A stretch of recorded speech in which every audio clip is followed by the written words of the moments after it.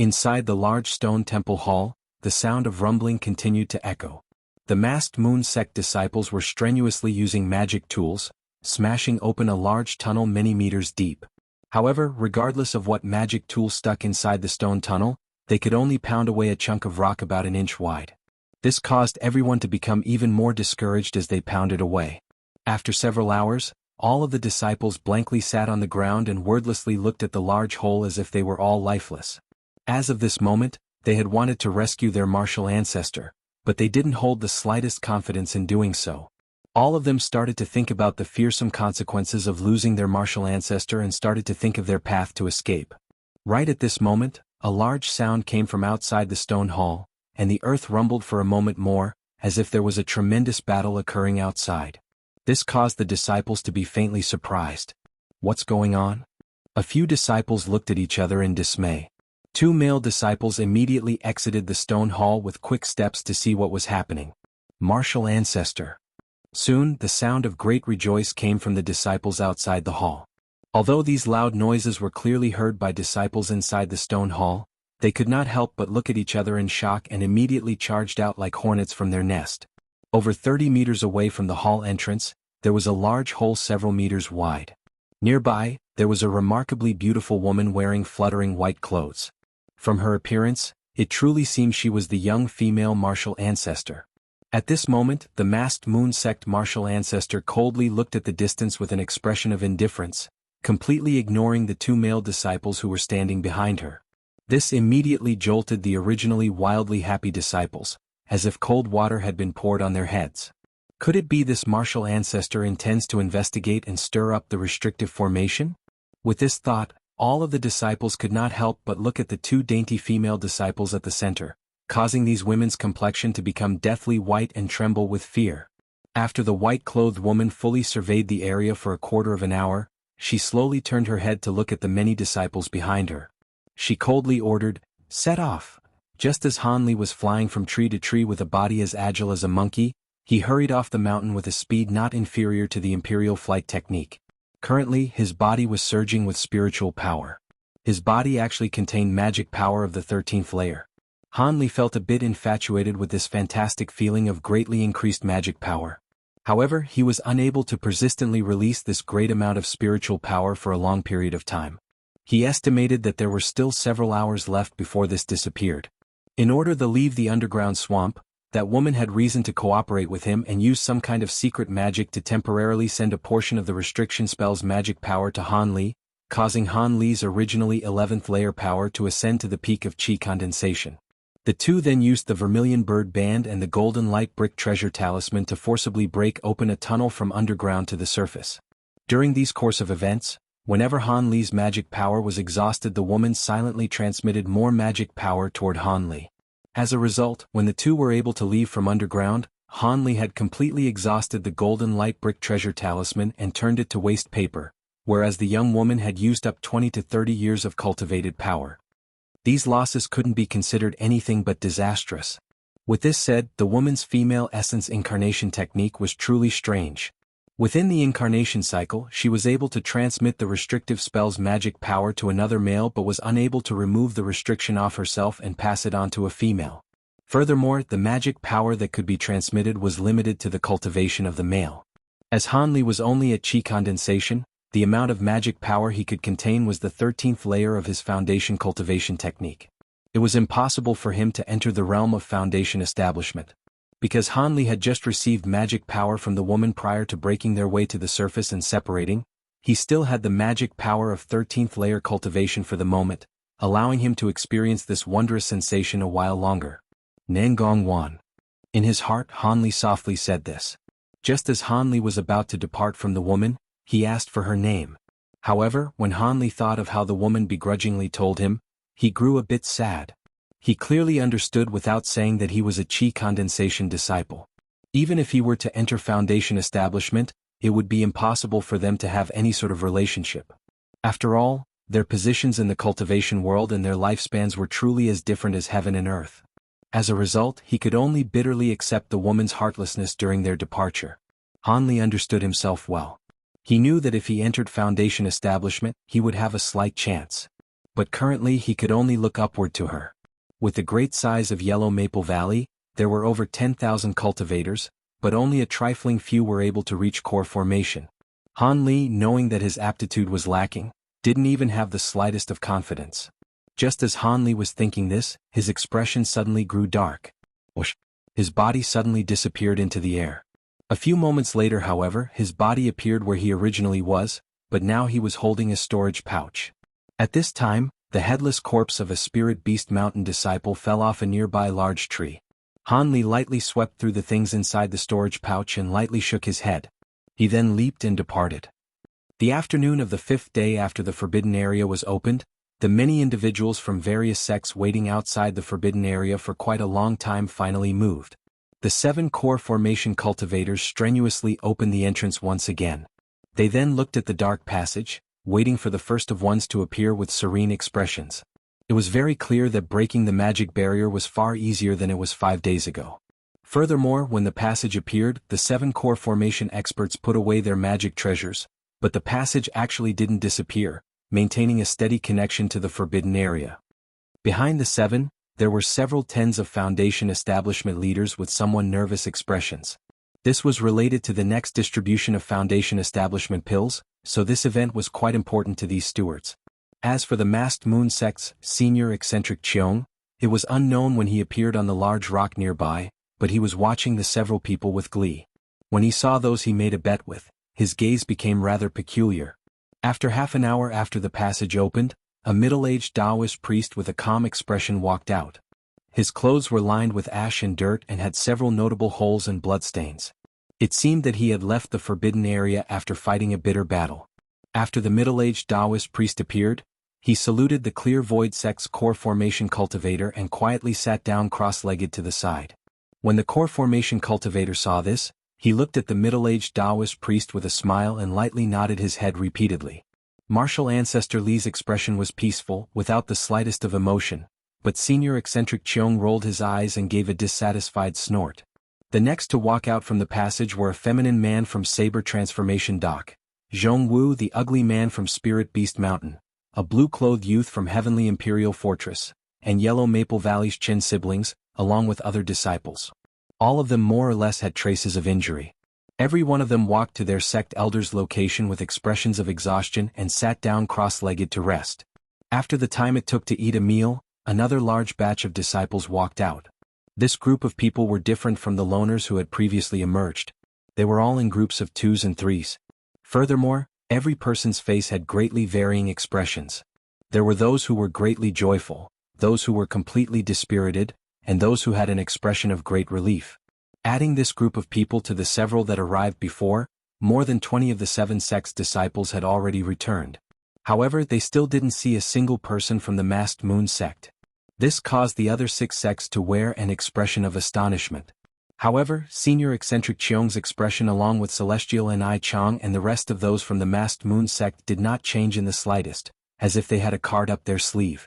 After another hour passed by, aside from 2 disciples who appeared, there were no other traces of those from the Masked Moon sect. There were still only 2 hours left before the passage closed.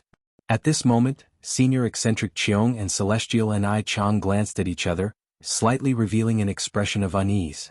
The appearance of a person suddenly flashed at the passage entrance. A youth from Yellow Maple Valley appeared. This person had a common appearance with neat clothes and hurried on his way, having the appearance of an unstoppable thunderbolt killing several people in succession. This person was Han Li. When the Masked Moon sect members saw the image of a person at the passage entrance, their faces wore an expression of joy. But when they clearly saw that it was someone from Yellow Maple Valley, they immediately became greatly disappointed. At this moment, Han Li took a look at the surrounding situation and slowly walked to his sect's position. He copied the others and sat in formation. Coincidentally, he happened to sit next to the Chen siblings. It appeared that compared to the other 6 sects, Yellow Maple Valley disciples numbered the greatest among those who left the forbidden area alive. Apart from brother and sister Chin, there were also the old man as well as the youth. With the addition of Han Li, there were actually 5. Compared to the 3 to 4 survivors from the other sects, especially the trifling 2 from the Giant Sword sect, it could be considered much greater in number. This caused Martial Ancestor Li to be unable to conceal the joy in his heart as he wore a spring wind on his face. When the Chun siblings and the other two saw that Han Li, an 11th layer disciple, was actually able to leave the forbidden area completely intact and without injury, they could not help but show an expression of amazement. However, as if they immediately thought of something, they looked at Han Li with a gaze of contempt and did not pay further attention to him. Obviously they all believed that Han Li was a coward, concealing himself and hiding from battle. He certainly harvested nothing. As the time for the passage to close grew closer, those from Masked Moon sect appeared one by one. This caused Senior Eccentric Cheong and Celestial and I Chang to be unable to sit still with an expression of unmistakable worry on their faces. This caused Martial Ancestor Li and the Taoist priest at the side to become secretly delighted. It seemed the Masked Moon sect truly had a mishap. Han Li, who saw all of this, wrinkled his brow and felt a bit of surprise. He definitely escaped from the underground swamp with Nangong Wan. Why did the others from the Masked Moon sect not yet appear? He could not help but be a bit worried about that woman. Chapter 210. The gamble. Han Li suddenly thought of the other young woman that he had encountered inside the forbidden area and couldn't help but glance in the direction of Spirit Beast Mountain. In the end, he discovered that Han Yunji was cutely sitting cross-legged on the ground, her expression very even. There did not seem to be anything unexpected, causing Han Li to let out a sigh of relief. Near the closed tunnel entrance, those from the Masked Moon sect appeared increasingly unsightly from worry. As for the people from the other sects, although they outwardly appeared to be anxious for the Masked Moon sect disciples, flower of happiness had contrarily bloomed in their hearts. After all, the Masked Moon sect was State of Yu's strongest sect and had long attracted the jealousy of others. These few were naturally happy to see an opportunity to weaken its power. Perhaps because their wishes had gone awry, the opposite of their desires occurred. When the passageway was only a quarter-hour away from closing, a white shadow flashed within the passageway, and a group of 10 or so Masked Moon sect disciples walked out in an orderly fashion. Their leader was the extremely alluring beauty Nangong. Seeing them walk out, the Senior Eccentric Cheong's reaction was acceptable, only letting out a long sigh.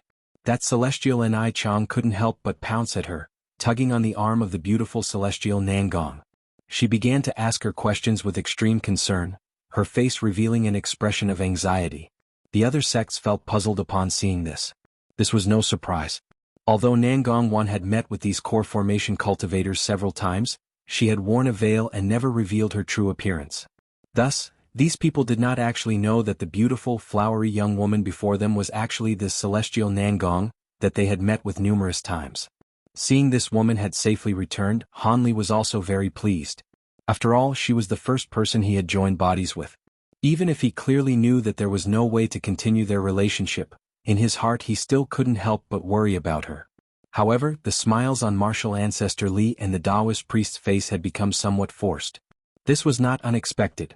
Ignoring how many spiritual medicines the Masked Moon sect had harvested, even the number of people that had walked out of Forbidden Area alive had surpassed the combined numbers of the people from their two sections. How could this not cause the two of them to be extremely depressed? All of the disciples should have emerged by now. The ones who didn't appear, muttered the leader of the Spirit Beast Mountain, clearing his throat. But before he had finished his sentence, a person came scrambling out of the tunnel that was just about to close. It was actually that old, crafty Xiang Zhili from Yellow Maple Valley.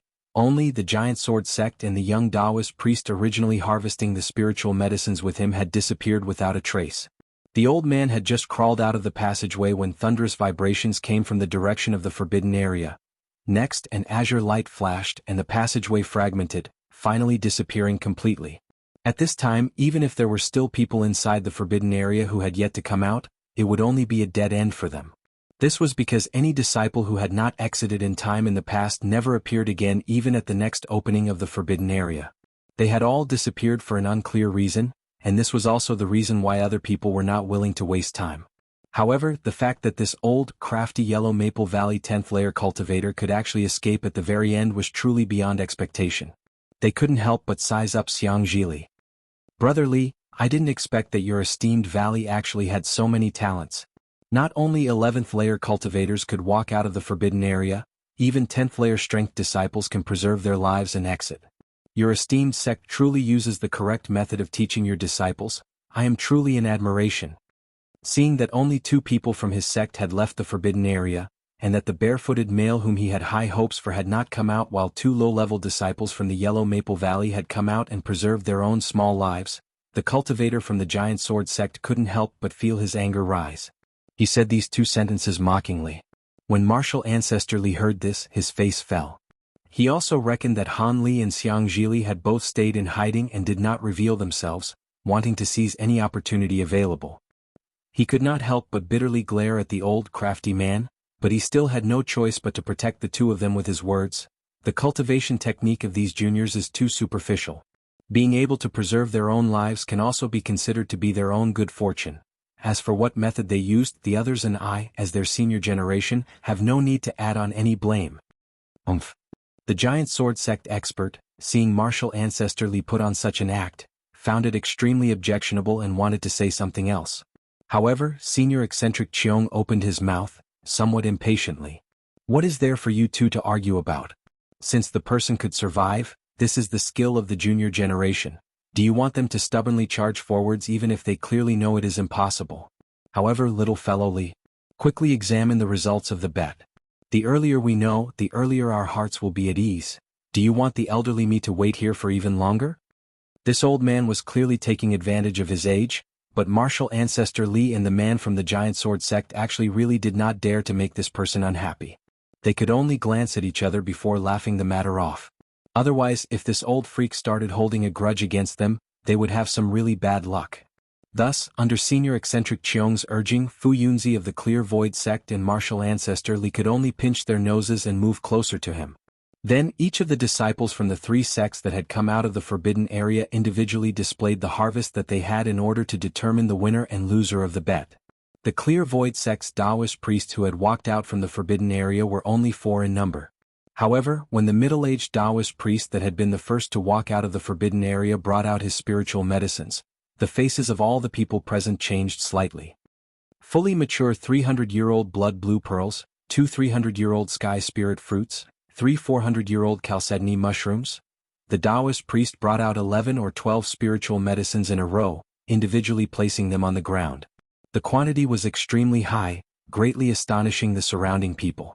Only Fu Yunzi, who had made the bet, was lightly smiling with content, as if he was very satisfied by the stunned looks of the others.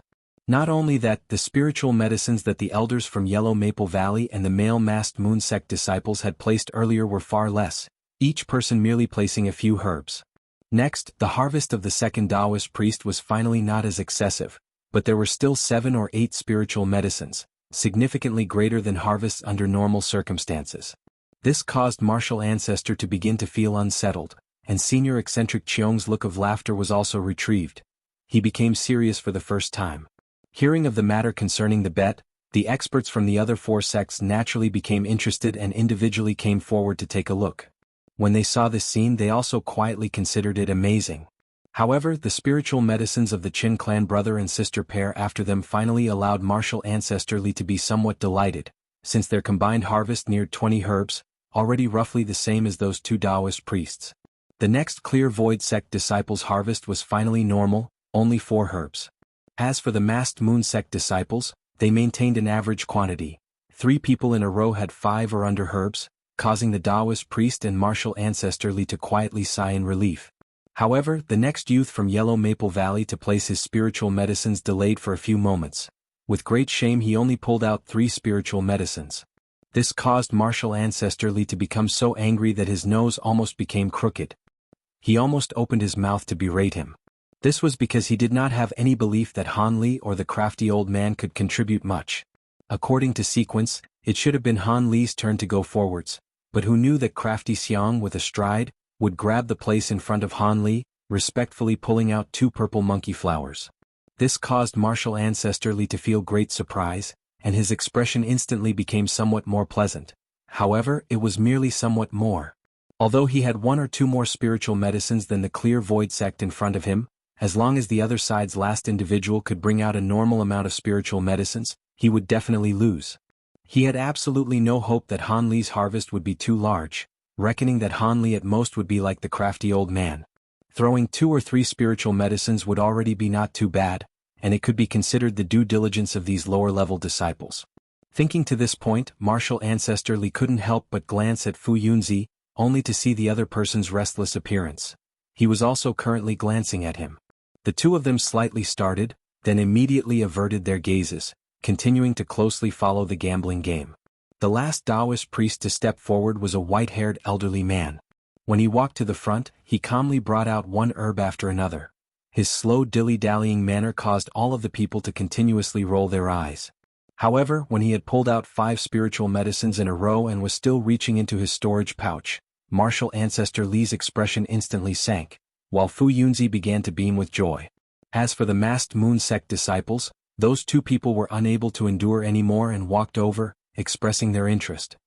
Greatly beyond any expectations, this last white-haired Taoist priest actually pulled out 7 spiritual medicines in a row, causing all of the onlookers to feel greatly surprised. When martial ancestor Li saw this, his expression had already become incredibly ashen, while the Taoist priest excitedly turned his attention to the other masked moon sect disciples, reckoning that his victory over the Yellow Maple Valley was already secure. At this time Han Li stepped forward. Other people only indifferently glanced at him before returning their gazes to the masked moon sect, completely ignoring him. Martial ancestor Li also saw this scene, but he similarly did not glance at Han Li at all, reckoning that he had already lost his opportunity to make a comeback. This 11th layer disciple's appearance would only be to make a fool of himself. Thus he naturally would not give Han Li any face. Han Li did not pay attention to the movements of other people, and even more didn't have the idea of saving some ripe spiritual medicines and bringing out less. This was because each sect's ranks contained 2 other stewards, who had 1 or 2 smelling spiritual beasts by their sides. These kinds of squirrel-like strange beasts could smell out any hidden 100-year-old or above spiritual medicines from a distance of 30 feet. Even if they were inside a storage pouch, they could not escape notice. Thus, every disciple that exited the forbidden area, after voluntarily turning in all of their spiritual medicines, also had to be smelled by these small beasts once over before being allowed to leave. This was to prevent against disciples with malicious plans to smuggle a secret stash of spiritual medicines. Arriving at the location, Han Li held a storage pouch in his hand that he had prepared a long time ago. Then he rudely flipped his hand, dropping it on the table. After a burst of white light, a huge pile of roughly 20 or so multicolored spiritual medicines formed a huge pile on the ground. Chapter 211, The Winner. Quick, look over there. This is. I don't dare to believe it. When this pile of spiritual medicines suddenly appeared on the ground, a few sharp-eyed individuals began to cry out in surprise. These few yells immediately attracted the gazes of other people. Of course, martial ancestor Li and Fu Yunzi were included in this group. However, when the 2 people saw clearly the spiritual medicines at Han Li's feet, the Taoist priest's grin immediately froze, while martial ancestor Li, after staring blankly for a moment, began to laugh loudly with pleasant surprise. This big pie that fell from the sky caused his heart to burst with joy. After martial ancestor Li had realized his own loss of self-control and stopped laughing, he stared at Han Li with a beaming gaze, assessing him constantly. How come when he looked at Han Li, he felt that Han Li was very pleasing? On the other hand, the Taoist priest's face had become ashen, still unable to believe that he had lost just like that. Naturally, his gaze towards Han Li held great unhappiness. Taoist brother, this is done. Do you still want to trouble a member of the junior generation? Martial ancestor Li humphed after glancing at Fu Yunzi's expression. He took a stride and blocked in front of Han Li, saying this with a straight face. Today Han Li had just helped him with a great service. He naturally could not allow this member of the junior generation to be frightened by Fu Yunzi in front of this many people. Otherwise his face would be entirely gone. The Taoist priest, being scolded by martial ancestor Li like this, realized that given his own identity, glaring at a Qi condensation disciple in this way was incredibly wrong. Other people would mistakenly believe he was trying to secretly retaliate against a member of the junior generation, so he hurriedly averted his gaze towards martial ancestor Li and forced a laugh. Martial ancestor Li, it's a misunderstanding. This Taoist priest was only thinking that based on this young man's cultivation base, it is truly inconceivable that he would be able to harvest so many spiritual medicines. I was only taking a few extra glances at him. The Taoist priest made a huge effort to put on a nonchalant appearance, but as soon as he thought about that flood dragon inner Dan, he felt his heart bleed incessantly, and his expression had no way of returning to normal. Martial ancestor Li coldly laughed twice and non-committally did not continue to speak. After all, he had achieved a great victory in today's bet and was unwilling to continue to provoke the other person. However, he was also somewhat suspicious of Han Li's ability to obtain so many spiritual medicines, but in front of so many people from other sects, Martial Ancestor Li was unwilling to interrogate Han Li now and could only turn a blind eye to it. Not to mention, at this moment his heart was on fire.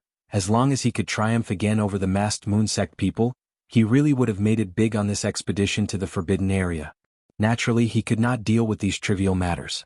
As long as he could win this gambling game, he couldn't care less about what stealing methods Han Li used to get the spiritual medicines. The Taoist priest, seeing Martial Ancestor Li's appearance, naturally realized the other person's thoughts. Could he, as the eliminated participant, only continue to observe who won between Senior Eccentric Cheong and the other person with an angry heartache? But Senior Eccentric Cheong's expression was not much better than that of the Taoist priest. The spiritual medicines that the few masked moon sect disciples had turned in were all common, truly causing him to be unable to laugh. Just as Martial Ancestor Li was in high spirits, the situation suddenly took a rapid turn. The quantities of spiritual medicines that the last few masked moon sect disciples turned in suddenly all reached 10 or so in number, in an instant surpassing even the sum of the Yellow Maple Valleys and Clear Void sects' harvest by 5 or 6 herbs, winning the last round of the bet. This turn of events immediately knocked Martial Ancestor Li into a stupor, while Senior Eccentric Cheong let out a long sigh of relief and began to laugh strangely. Bring it, turn over that demonic flood dragon inner Dan. I was just wanting to refine a furnace of good pills, and this inner Dan is the best medicinal catalyst. Senior Eccentric Cheong impolitely demanded his betting spoils from Fu Yunzi on the spot. Upon hearing this, the Taoist priest Fu Yunzi forced a smile and opened his mouth, as if he wanted to say something, but nothing came out of his mouth. Seeing this, Senior Eccentric Cheong glared unhappily. What, the well-renowned Clear Void sect's Fu Yunzi, could it be that you want to renege on this debt? Renege on this debt? Do I dare to renege on a debt with Senior Eccentric Cheong? Fu Yunzi naturally did not really mean to renege on the inner Dan. It was only that the loss of this kind of precious item hurt him greatly, and he was instinctively reluctant to part with it. But today, now that Senior Eccentric Cheong said it like that, his face alternated between red and white. After fiercely stomping his foot, he tossed a white sphere to the other person, then turned away with an expression of physical pain written on his face, unwilling to look. That sphere was the inner Dan of a demonic flood dragon. Senior Eccentric Cheong grabbed the inner Dan with a raise of his hand. After closely inspecting it, he beamed with joy, but he still muttered, "It seems that its quality is not too good, and its spiritual chi is not really sufficient. It looks like it's just passable, I'll have to make do with it." This sentence caused the Taoist priest's face to turn red when he heard it. He almost vomited blood and died with anger, and he hurriedly departed from this individual to a faraway place, lest his Tao heart die from depression. Taoist friend Li will send representatives with 2 chunks of iron essence within 20 years. He is still Taoist friendly, that is straightforward. I have nothing else to say. Senior Eccentric Cheong nodded his head with satisfaction, then returned to the masked moon sect's side, very pleased with himself. This round of gambling had many twists and turns, truly causing the various bystanders from different sects to feel very amazed. In the end, seeing Martial Ancestor Li and Fu Yunzi's attempts to try to steal a chicken only to end up losing the rice used to lure it, everyone gloated. Who told them to gamble with this Senior Eccentric Cheong anyways? No matter what, this time's expedition to the forbidden area had ended. The leaders of the various sects, having received all of their own disciples' spiritual medicines and letting them be checked by the spiritual beasts once, all said their goodbyes one by one and left, bringing their followers with them. Those from the masked moon sect were the first to leave, and so after they had said goodbye and stepped onto the heavenly moon divine boat one after the other, Han Li couldn't help but glance at the celestial Nangong in their midst. However, that woman, from boarding the boat to its eventual departure, never did glance back at him, causing Han Li to feel wronged in his heart. However, Han Li could also be considered a person with a strong state of mind, and in no time he had recovered to normal and continued to watch the other sects leave. When she was leaving with the Spirit Beast Mountain disciples, Han Yunji glanced at Han Li and gave him a benevolent smile. This actually caused Han Li to feel somewhat warm in his heart. Yellow Maple Valley, as the host of the forbidden area, naturally would have to be the last to leave. Thus, when the other 6 sects all left, only the Yellow Maple Valley sect remained all alone outside of the forbidden area. However, Martial Ancestor Li didn't just take his followers and leave. Instead, he raised his head and gazed in the direction of the forbidden area silently. However, all the other people knew that this martial ancestor, having just lost a bet, could not be happy in his heart.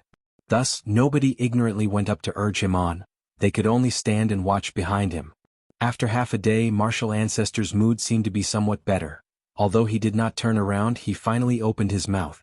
His first sentence was directed at Han Li, the disciple that turned in the most spiritual medicines. What is your name and how many years has it been since you entered the valley? When the other people heard this, they couldn't help but reveal an expression of envy. To have one's name known by this high-ranking martial ancestor meant that in the future one would definitely have great benefits. Han Li started slightly and, not daring to delay, immediately said with respect, "Named Han Li, this disciple entered the valley nearly 3 years ago." Han Li? Martial ancestor Li slowly repeated Han Li's name, as if he were considering something. He didn't actually reply immediately. Instead, he caused all the people behind him to turn and look at each other. They didn't know what this martial ancestor elder's intention was. But martial ancestor Li's next sentence caused Han Li's heart to shiver, and he raised 120% of his attention. "Han Li, tell me the process that you went through to obtain these spiritual medicines. I want to hear it," asked martial ancestor Li seemingly arbitrarily. Although Han Li was alert in his heart, he had long before made preparations for being interrogated by others concerning this matter. Thus he was not panicked. He calmly said, "Yes, martial ancestor. This matter is actually very much due to a fluke. On that day, although disciple had hidden in the ring-shaped mountain, regrettably no real rewards were to be had. However, on the afternoon on the 4th day, disciple actually found 2 people fighting over a few sprigs of chalcedony within a very remote cave.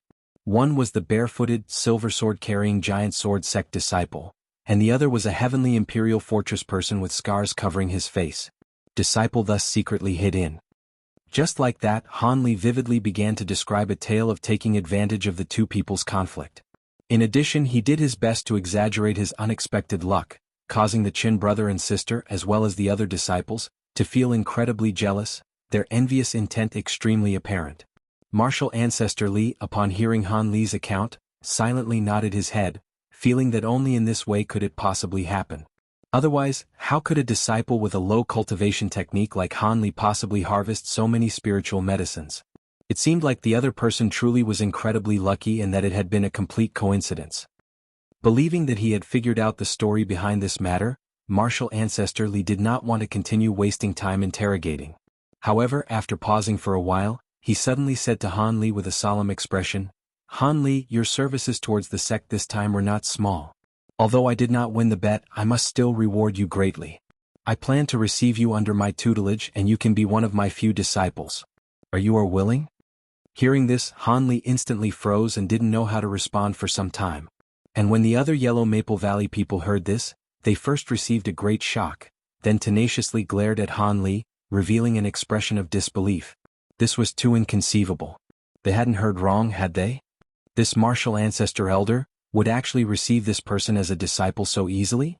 This person, whether discussing qualifications or cultivation technique, was extremely average.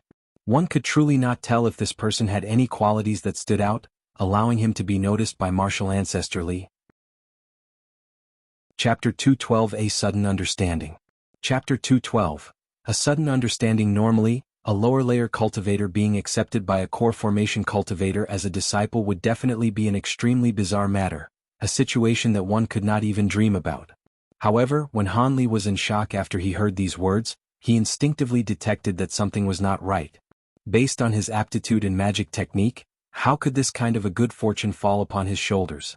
As for the explanation that it was a great reward for his supposed great services to Yellow Maple Valley, Han Li believed it even less. If this martial ancestor had won the bet and, in a moment of excitement, accepted him because of this success, it might have actually been somewhat sincere. But even though he had clearly lost in a total mess, he still wanted to accept him as a disciple. This was enough to make Han Li think. While Han Li was running through all these mental gymnastics, martial ancestor Li began to become displeased. When he had said that he would accept Han Li as his disciple, he originally thought that the other person would definitely be incomparably ecstatic and immediately agree readily. But who expected that Han Li actually stood blankly in the same spot, his expression one of amazement. He actually didn't immediately respond, which caused martial ancestor Li to feel somewhat resentful. However, on the outside, martial ancestor Li naturally still had to maintain the poise of a martial ancestor, so he indifferently said, "Han Li, if you aren't willing to take me as your master, you only need to clearly say it. I will not force you."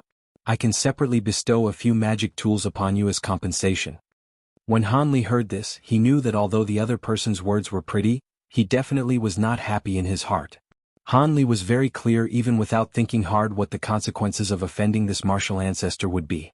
In addition, for a Qi condensation disciple like him to refuse a core formation cultivator's acceptance of a disciple excessively defied common sense.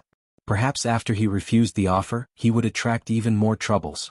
Thinking to this point, he gritted his teeth. No matter what the other person's attempts towards him were, he would first deal with the situation in front of him.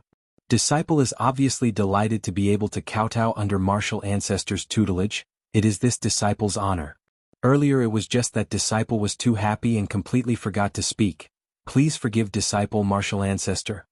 Han Li said with a hurried tone, his face blushing strongly as he pretended to regain his focus after being exhilarated. Then Han Li very tactfully kowtowed a few times to martial ancestor Li, immediately performing the ritual of formally becoming a disciple. Very good. From today onwards you are my Li Huayuan's disciple. This jade lightsaber magic tool can be regarded as a greeting present. A smiling, exuberant expression appeared on Li Huayuan's face, and he reached his hand out to support Han Li. Then he handed him a long greenish jade saber. Judging from the spiritual light flickering on it, it definitely was a top-grade magic tool. Han Li solemnly received the long saber with his two hands, then kowtowed again to express his respect before standing up again, pretending to be unable to contain his joy. The other disciples watched dumbstruck, fires burning in their eyes. Their gazes towards Han Li were extremely peculiar, wishing that the person to receive the magic tool was themselves instead of Han Li, whom they had long considered to be unpleasant to their sight.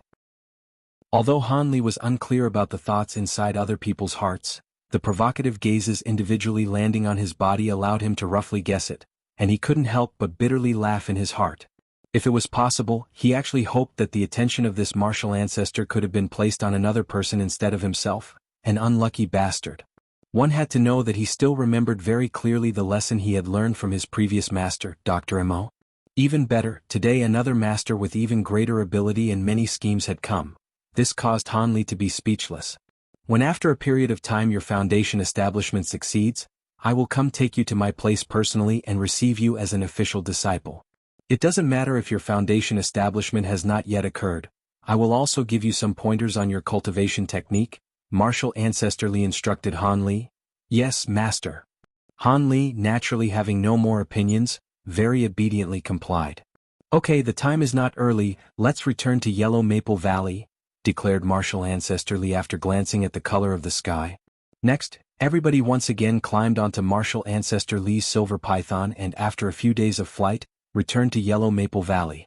As soon as they had entered the valley, martial ancestor Li Huayuan brought two stewards with him and went ahead to the official hall. The other people dissipated one by one, returning to their own homes, awaiting the prizes that would be awarded a few days later. Within a small cottage in the Yellow Maple Valley's 100 Medicine Garden, the little senior martial uncle Ma opened his eyes wide, staring at Han Li as if he had seen a ghost. He muttered in his mouth non-stop, "This is impossible. Not only did you not die, you also picked up a fortune in the forbidden area, turning in 20 or so spiritual medicines in an instant, and you were accepted by martial ancestor Li as an in-name disciple. Yes, senior martial uncle Ma. Isn't my good fortune deep and my good luck stunning?" Han Li said, smiling yet not smiling as he sat opposite the little old man as if he were very pleased. The little old man's facial expression returned to normal upon hearing Han Li's words, but he began to gaze at Han Li with a strange expression in his eyes. His gaze caused Han Li to feel somewhat apprehensive, unsure of what the other person's intentions were. "Little fellow Han, your harvest from this time's expedition to the forbidden area truly is not small. It has far exceeded all of my expectations," said the little old man with a long sigh. "I also did not expect it," Han Li leisurely responded. "But do you know the real purpose for why Junior Martial Uncle Li accepted you as an in-name disciple? TL, the change in Martial Ancestor Li's title here is mostly due to Senior Martial Uncle Ma's seniority and status as compared to Martial Ancestor Li." The somewhat sympathetic tone revealed in the little old man's next sentence caused Han Li to jolt, but immediately after he began to rejoice. However, he was still strongly resisting the movements in his heart. He pretended to be confused and asked in astonishment, "Senior Martial Uncle Ma, could it be that Martial Ancestor Li's accepting of disciples has another reason?" Senior Martial Uncle? Yee. Since Junior Martial Brother Han Li has already kowtowed to Junior Martial Uncle, you can just call me Senior Martial Brother Ma. I no longer dare to respond to the title Senior Martial Uncle, said the little old man slowly and methodically, gently shaking his head. Cough. Why does Senior Martial Uncle Ma laugh at Junior Martial Nephew, who doesn't know that seniority in the cultivation world is assigned by cultivation technique? As long as I have not yet entered the foundation establishment stage for one day, Senior Martial Uncle Ma is naturally still my senior, said Han Li very sincerely, and immediately poured a cup of medicine flower tea for the little old man, handing it to the other person. Not bad, not bad. You indeed can be taught. It seems like you have not yet lost your wits because of this matter, so I will tell you now beforehand. In reality, even if I don't say it, you will know in 3 to 4 more days, said the little old man faintly, nodding his head in satisfaction. Hearing this, Han Li was slightly startled, but he concentrated his attention on hearing the other person's next utterance. One had to know that he had always been on edge with regards to the matter of martial ancestor Li's sudden acceptance of him as a disciple. Thus, he naturally would not pass up an opportunity to get the inside story beforehand. What rewards do you think you can get having turned in this many spiritual medicines? The little old man suddenly asked, changing the subject. It should be exchangeable for 2 foundation establishment pills. I had asked around earlier. If one turns in around 10 spiritual medicines, one can exchange them for 1 foundation establishment pill, Han Li responded obediently. He knew that the other person would definitely have a reason for asking this kind of a question. In a few days, when the rewards are granted, you will only have the portion of 1 foundation establishment pill. You can stop dreaming about getting 2, said the little old man somewhat mockingly. What? How could it be this way? Could there be people who embezzle the rewards? Han Li almost bounced up, an expression of disbelief on his face. There isn't any embezzlement, no one dares to do that. Only your rewards have decreased. All the others should be receiving their entire reward. Otherwise, who would be willing to participate in the next trial by blood and fire? The little old man explained with a slanted mouth. Could the reason be due to martial ancestor Li? Han Li asked seriously after tilting his head and thinking for a moment. You can't be considered to be too stupid, since you found the heart of the matter so quickly. It really is because martial ancestor Li accepted you as a disciple that it would be this way. The little old man nodded, admiration flashing through his eyes. This sect has an unwritten practice. If there is any clear master-disciple relationship, the master has the right to take half of the disciple's tribute to the sect as a gift to thank the master. Of course, this is limited to the first time and cannot be repeated. The spiritual medicines you harvested in the forbidden area can be considered to be a kind of tribute to the sect. Thus, I reckon that the reason why martial ancestor Li so zealously accepted you as a disciple is most likely because he wanted your 10 or so herbs as a gift. The spiritual medicines that are passed on are halved, and so your rewards are naturally also halved, so you should not hope for 2 foundation establishment pills anymore, the little old man explained thoroughly to Han Li. Han Li knitted his eyebrows, but he revealed no traces of anger or dissatisfaction, only lowering his head soundlessly. This caused the little old man to feel somewhat shocked and sense that something was off. He naturally did not know that not only was Han Li not angry, he actually let out a long sigh and relaxed the heart that had always been tight. It turned out that this new master had wanted his spiritual medicines. This had really been outside of his expectations, but it also caused Han Li to begin to relax. To Han Li, who was about to refine these pills, 1 foundation establishment pill could not amount to much. As long as he could succeed in refining these pills, he couldn't care less about the loss of merely 1. The little old man didn't know Han Li's attitude. Seeing that Han Li didn't make a sound, he thought that Han Li was holding in a stomach of stuffiness but was good at controlling it and didn't let it leak out. Thus, he lightly laughed and began to comfort Han Li.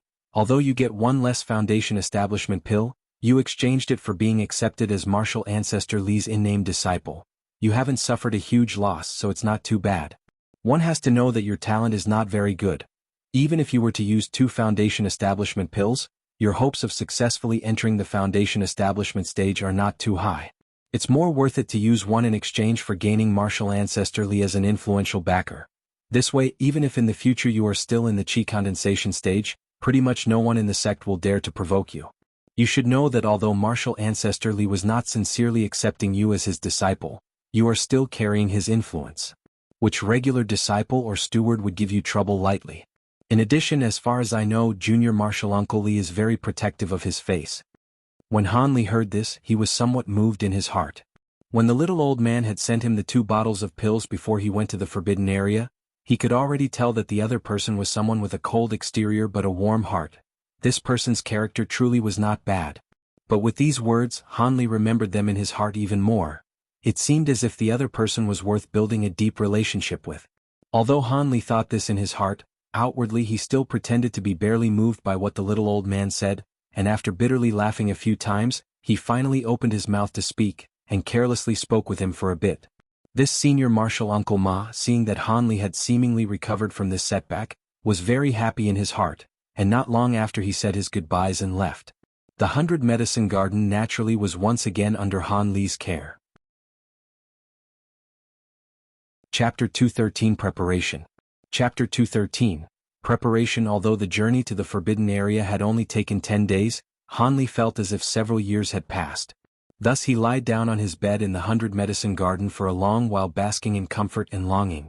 Not only did he finally return with his life intact from this trip he gambled his life with, he had also perfectly accomplished his goals. Now he could indulge in a truly worry-free and sound sleep. It seemed that all of the struggles from the mortal world were far away from him in a flash as he slept. Han Li slept until the afternoon of the 2nd day before awakening. After Han Li woke up, he quivered with excitement. He immediately started to set up his plans for the future. His first matter of business would naturally be to mature the 3 main medicines as soon as possible and properly preserve them. As for the other auxiliary medicine ingredients, he would naturally leave them for last. However, complete preparation for all of this was not a matter of 10 days or half a month. According to Han Li's estimates, at the very minimum, he would need several years before being completely ready to start refining the pills. As a result, Han Li wasn't in a hurry with his spiritual medicines. Instead, he arranged his harvest from the forbidden area. The result was that he obtained over 10 mid-grade spirit stones, several hundreds of low-grade spirit stones, a large pile of magic tools of all grades, several chunks of the centipede demonic beast's outer shell, several materials from the inky flood dragon, and a bunch of rubbish. However, apart from these items, there were 2 items that Han Li were most interested in: a figurine holding a bow and arrow and a lustrous silver book page. This figurine was mainly carved from wood, with complete ears, nose, mouth and eyes. It seemed gentle, as if it were alive. Furthermore, it was dressed from head to toe in an extremely realistic metal armor suit with a bronze bow in hand. This was the magic tool that Han Li previously acquired from his elders. It was the high-grade magic tool, Puppet Bowman. After he obtained the magic tool, Han Li did not make use of it. That was because this magic tool required a secret soul-splitting technique. The puppet required a sliver of spiritual sense to enter it in order to control it. This soul-splitting technique was not possible until one reached Foundation Establishment. It should be known that only cultivators at Foundation Establishment or higher have the sufficient spiritual sense to endure the pain of dividing one's soul. With the mere spiritual sense of a chi condensation cultivator, before even completing the soul splitting, the person would have already fallen into demise and gone mad. It is often said that an immortal spiritual sense could be used to look in all directions and to scan through items. However, this isn't the true significance of splitting one's soul. Originally, spiritual sense was nothing more than a small external technique. However, after cultivating the secret technique to split one's soul, it would be equivalent to having one, even several separate individual divine senses, with each divine sense capable of controlling several tools. The more times one divided their soul, the more magic tools they could control simultaneously. It should be known that when chi condensation disciples normally confronted an enemy, at most they could use 2 magic tools at the same time. If they used any more, they would no longer be able to control them with ease. After all, who didn't have 5 or 6 magic tools on hand? If they were to throw them all at their opponent, it would definitely be ineffective and would cause the opponent to be baffled for a moment. After Han Li fiddled with the figurine for a good while, he placed it down and took a look at the silver book page. This silver book page was from the spoils Han Li obtained from the barefoot man of the giant sword sect. The top was bumpy, textured with many peculiar decorative designs. It seemed very mysterious. Han Li pondered over it for the majority of the day without even a clue and could only set it aside for the time being. Like that, in the following days, Han Li studied the silver book page while waiting for news from the upper echelon. He was seeing whether or not what the old man had said was true, that his reward had been reduced. On the afternoon of the 4th day, Marshal Uncle Wang and an unfamiliar steward went to find Han Li and only brought a single Foundation Establishment pill as a reward. What they said was basically the same as what the small old man had said. Martial ancestor Li had taken away the spiritual medicines under the pretext of his disciples' filial tribute to his master. After Han Li heard this, he coldly chuckled to himself, but his exterior appearance didn't reveal the slightest complaint.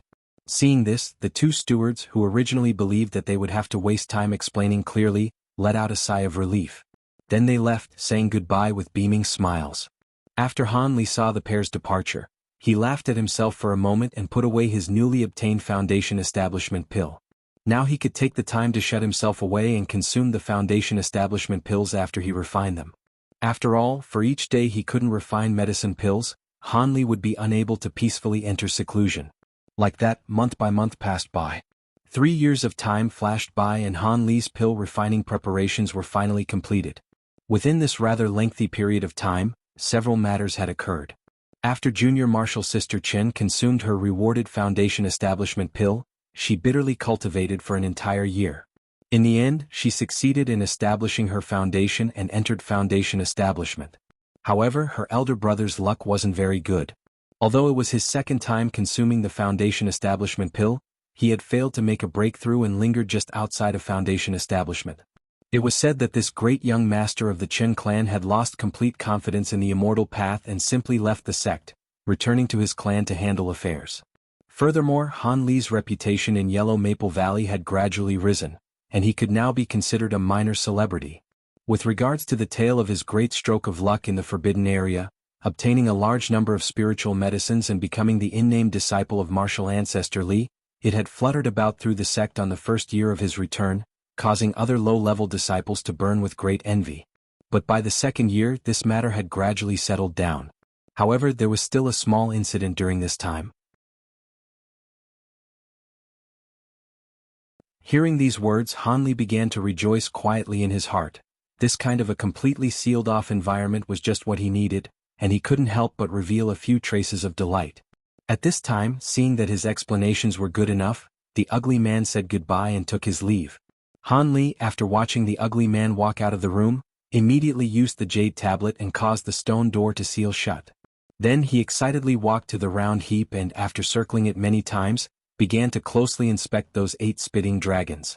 In the past few years, Han Li had purposefully spent a huge amount of time researching techniques for refining pills, all for the sake of refining this Foundation Establishment pill. Thus, he could not be considered a stranger to the Tao of alchemy. He knew that whether or not refining a pill succeeded was related mainly to the control of the fire, as well as opening the furnace to retrieve the pill at the right timing. As for the composition of the ingredients and their quantities, after being put into practice countless times by former generations, they had already been clearly described on the recipe, so one did not have to consider it. Of course, appropriately increasing or decreasing the quantities needed to form a pill once was acceptable. As long as one followed the fixed scale, both increasing or decreasing the quantities of the ingredients was permitted. However, while it was easy to say, actually doing it would be extremely difficult. After accurately controlling the pill furnace's fire, one also had to grasp how to open the furnace at the right time. Who knew how many prospective alchemists these two great problems had confounded? Even the current, most well-known masters of alchemy could not help but admit that even if they were to personally attempt it, the success rate of forming a pill would still not be too high, only roughly a 50-50 chance of success, and this was for refining the pills they were the most proficient at. Thus, one did not even have to mention any regular alchemist.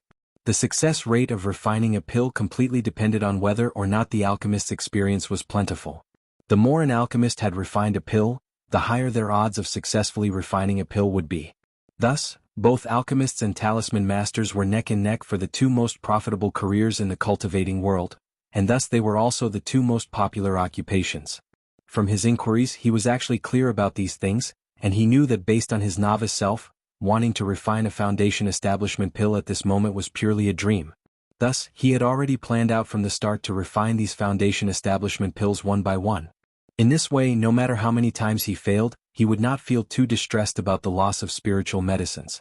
And the amount of spiritual medicines he had prepared was enough to refine more than 100 pills. He trusted that this many ingredients would be sufficient for him to accumulate enough experience early on. Having made a decision, Han Li committed the method of how to use the dragons to memory. Then he began to form the appropriate hand seals, and shot out 8 streaks of red light towards the dragons in a row. The dragons immediately absorbed red light, and their mouths opened. A purple flame as thick as a chopstick spurted out from each of their mouths separately.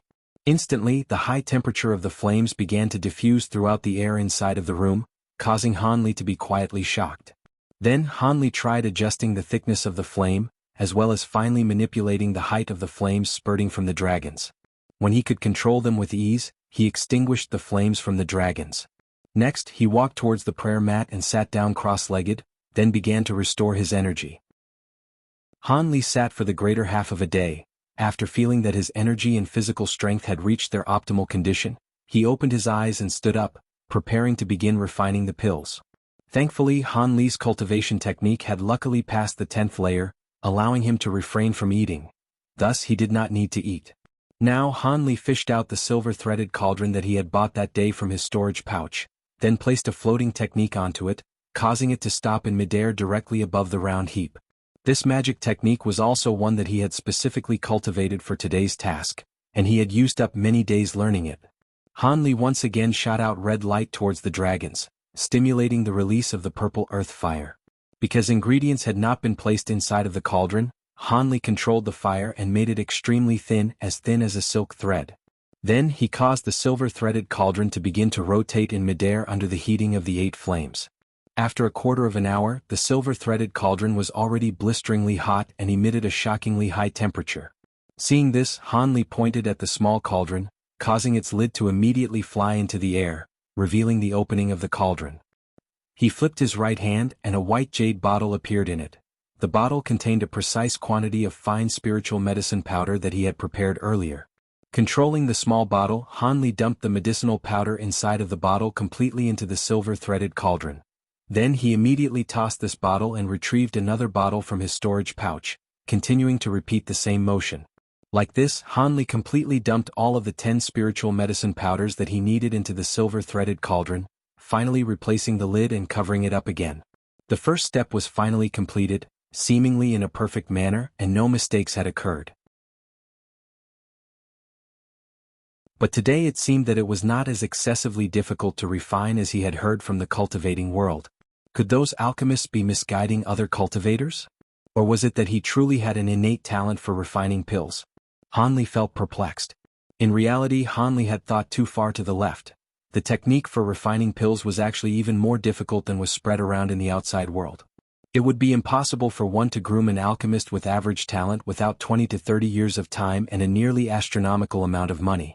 And the Hanli of today, with respect to his skill in refining foundation establishment pills, could already be considered part of the upper echelon when compared with other average alchemists. The reason why such an inconceivable phenomenon could occur was completely due to Hanli's nearly half a year of refining the same pill. One had to know that even the most rich and imposing sects would have no way of having an adequate supply of precious ingredients to allow an alchemist to refine the same pill for half of a year's time. This kind of thing was somewhat possible if one were to consider the lowest grade medicinal pills. However, if it were low-grade medicinal pills, what need was there for one to purposefully refine and accumulate experience? In any case, the ingredients were cheap, and if it was not refined successfully, one could just start again. Hanli did not understand this, and so naturally he did not figure it out. However, after briefly mulling over it, he let it go. This was because he had suddenly had the idea of immediately swallowing the foundation establishment pill and attempt to break through the foundation establishment bottleneck. This thought was extremely strong, causing Hanli to consider very seriously the possibility of undergoing closed-door cultivation in this earth fire room. After 11 months, the stone door to the earth fire room that Hanli was in remained tightly shut with no sign of opening. On this day, the ugly man was numbly gazing at the 19th stone door with an anxious expression. He was certain that something had definitely occurred to Hanli inside. Otherwise, even foundation establishment cultivators should have already come out. He was not actually worried for Hanli as a person. Rather, he was seriously afraid that martial ancestor Li would, after discovering his disciple's mishap, would take out his anger on him. In addition, although he was a close relative of sect leader Zhong, which was the reason why he could watch over this area, the ugly man was very clear that if martial ancestor Li really became angry over this, his supporter would definitely not get him out of this predicament. Just as the ugly man's stomach was filled with anxiety, the stone door in front of him suddenly flashed with a white light, then it opened soundlessly. Next, a person walked out, flushed with success. This was Han Li, who had been inside of the room for close to a year. The ugly man reacted after a long time and was instantly both surprised and happy. He hurriedly took a few steps forward with a mouthful of complaints. "Junior Marshal brother, why have you only come out now? If you hadn't come out, I would've." "You." The ugly man had just spoken a few sentences when his eyes suddenly became round, as if he had seen a ghost. He pointed at Han Li, his mouth open and his tongue tied. He was unable to say anything. "What, is there something wrong with me?" Han Li asked with a slight smile, glancing at the light that suddenly flashed across the person's face. Your cultivation. Am I? Could you be in the foundation establishment stage?" The ugly man regained his focus after a long time and asked while stammering with a confused and alarmed expression. Chapter 216 Medicinal Power. Chapter 216 Medicinal Power. Seeing how careful the ugly man was, Han Li felt embarrassed from trying to find an opportunity from him. He had no better option than to revoke his original intention of teaching him a lesson. After all, apart from the ugly man's previous rudeness to him, he had made no other great offenses toward him. With this thought, Han Li's expression relaxed as he insipidly said, "Since there's nothing else, I will take my leave." With that said, Han Li departed, light as a feather. For a very long moment, the ugly man looked at Han Li's departing figure and finally gave a long sigh. He then mumbled to himself, "This is truly against reason."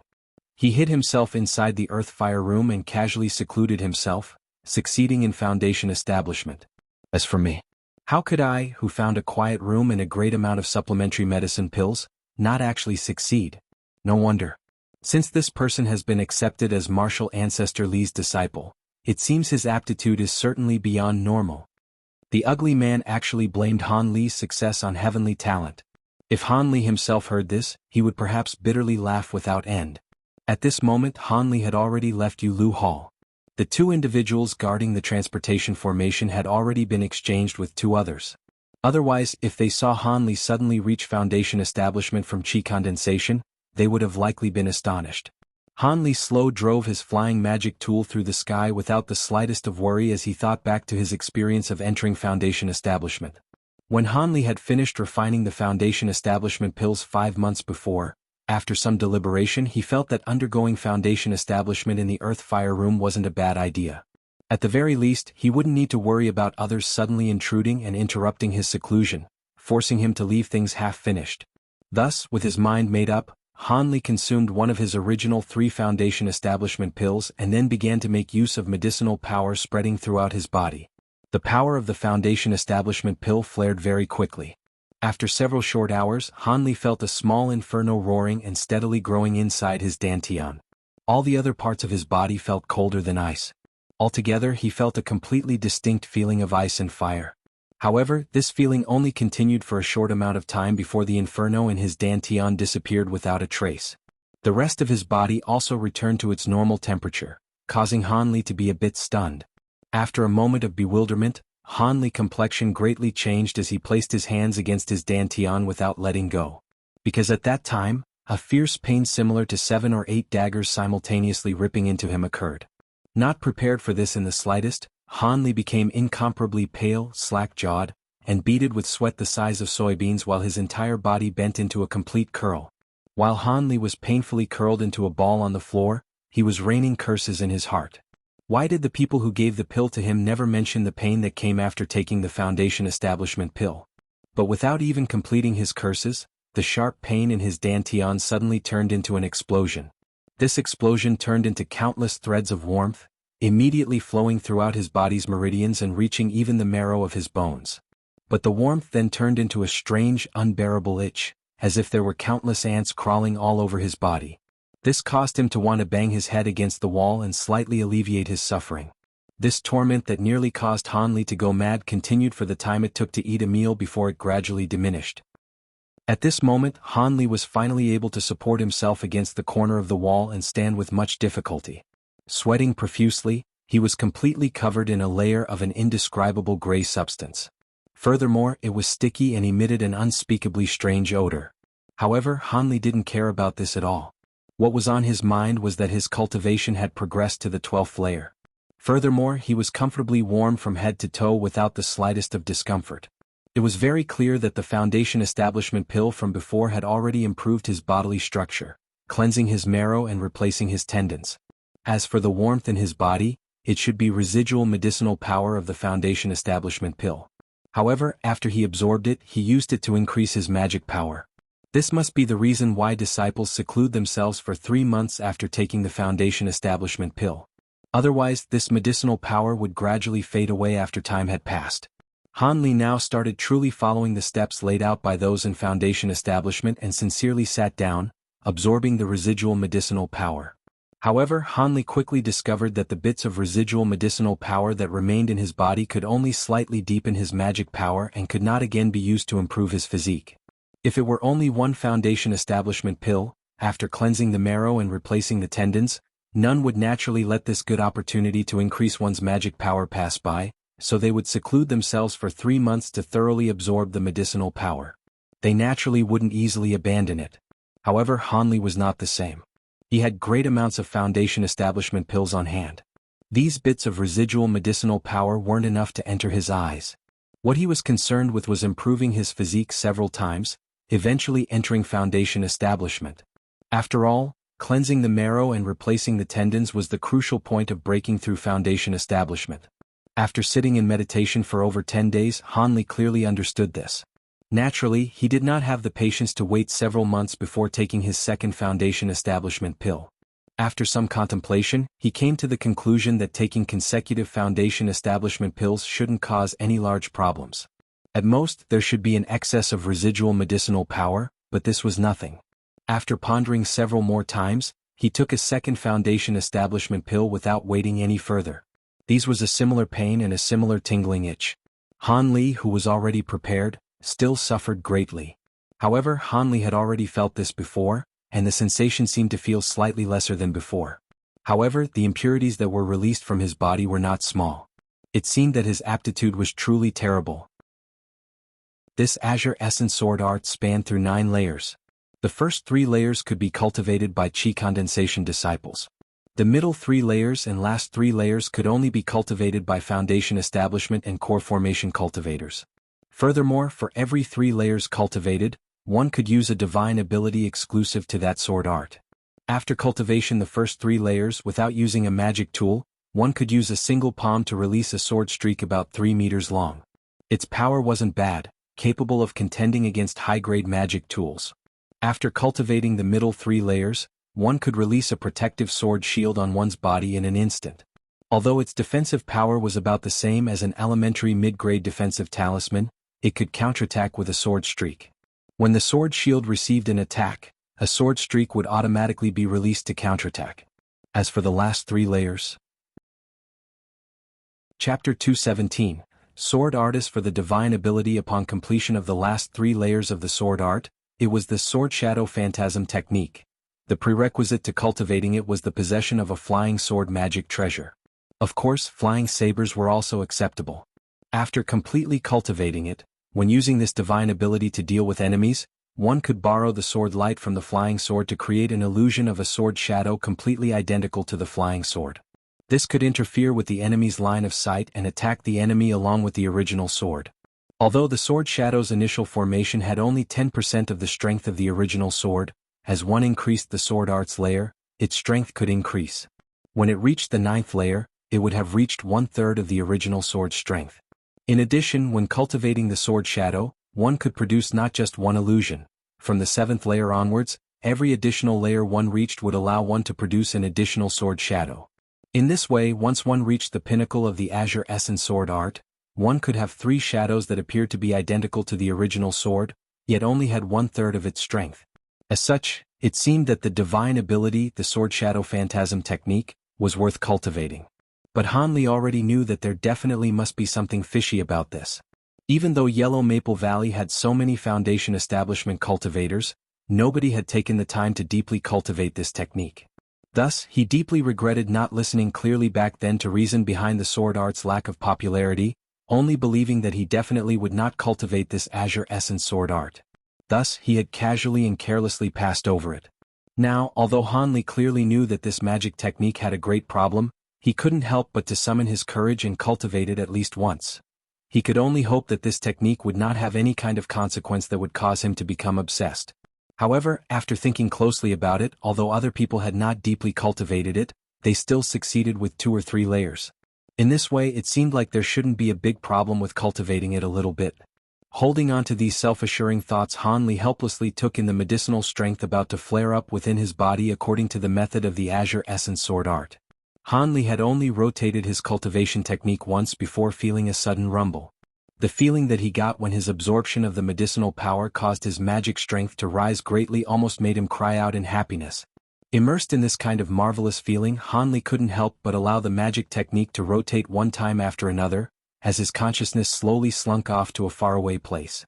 After sitting there for an unknown length of time and having cleaned out the last bits of medicinal strength in his body, Hanli finally regained consciousness from his wonderful experience.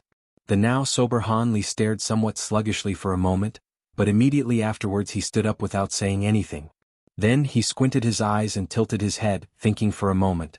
He suddenly raised his arm and gestured in front of his body, and an azure, misty sword streak a few feet long instantly shot out of his finger. Its chilly aura was incredibly threatening, and it appeared to be incomparably sharp. Seeing this cold light, Hanli actually did not feel happy. Instead, he began to laugh bitterly. Then, with a sudden shake of his hand, the azure light actually expanded ferociously, in an instant becoming roughly 10 feet long, almost piercing the rock wall on the other side. Chapter 218 Pros and Cons. Chapter 218 Pros and Cons. When Senior Marshal Brother Ma spoke up to hear, he stopped for a moment. An expression of regret surfaced on his face and he continued to say, "Unfortunately, after one cultivates this sword art to a deep layer, there is an intolerable flaw. Starting from the 4th layer, when using the Azure Essence Sword Art to absorb spiritual chi from the environment, every few days the strange phenomenon of one's cultivation scattering will occur. A small portion of the magic power that one gained from cultivating this magic art will bafflingly dissipate on its own a few days later. This has truly stumped many people. The speed of loss at the 4th layer of this sword art is not too frightening. Only 1/10 of the newly cultivated magic power will dissipate. If one were to spend even a little effort, common cultivators would still be able to make up for it. But if one steps into the 5th or 6th layer, the rate of loss of spiritual power would be frightening.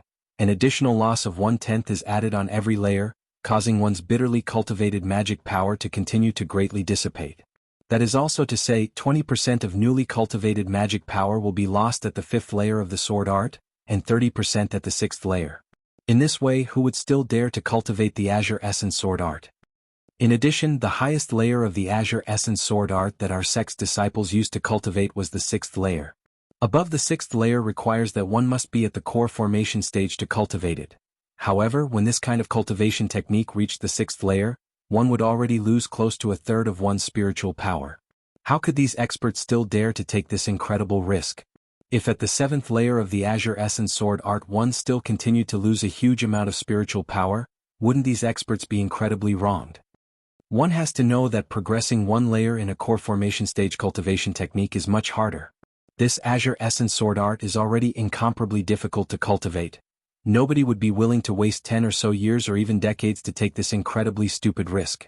Even more, this Azure Essence Sword Art is fragmented and incomplete, and it isn't some kind of divine technique. There simply isn't enough motivation for them to take this risk. However, this sword art's sword streak divine ability is truly very practical. Simply giving up on it like this is somewhat of a pity. Thus, some people will only cultivate the first 3 layers of the Azure Essence Sword Art, and it has since become a very successful supporting technique. Thus, one doesn't need to worry about losing one's cultivation and can still continue to use the sword streak divine ability. Of course, even if one only cultivated the sword streak divine ability, it would require these disciples to spend 4 to 5 years of solitary cultivation to achieve it. After hearing the little old man's lengthy explanation, Hanli could only stare with his mouth open. When he finally regained consciousness, he only felt a bad taste in his stomach. It couldn't be. He had already cultivated to the 4th layer of the sword art. According to what the little old man said, if in the future he wanted to continue cultivating the Azure Essence Sword Art, 1/10 of the magic power he cultivated would dissipate for no reason. In addition, the deeper the layers, the more the loss of magic power would accumulate. How could he continue to cultivate like this? However, since everything had become very clear, no matter what he would not behave foolishly and continue to cultivate. Cultivation of the Azure Essence sword art would end here. After all, once he had his own patch of ground, he wouldn't need to be stealthy anymore no matter what he did, and he could do whatever he wanted in his own area. The more Hanli thought about it, the more excited got. In no time he had unconsciously arrived at the council hall. The two young disciples guarding the big door obviously didn't recognize Hanli. However, they had clearly seen with a glance Hanli's identity as a Foundation establishment cultivator. Thus, they naturally did not dare to delay Hanli just because he was young. The two people stepped forward simultaneously and immediately bowed to Hanli, showing their respect. "This Martial Uncle, is there something that you need us to help you with?" Martial Uncle? When Hanli heard this, he thought it was somewhat funny.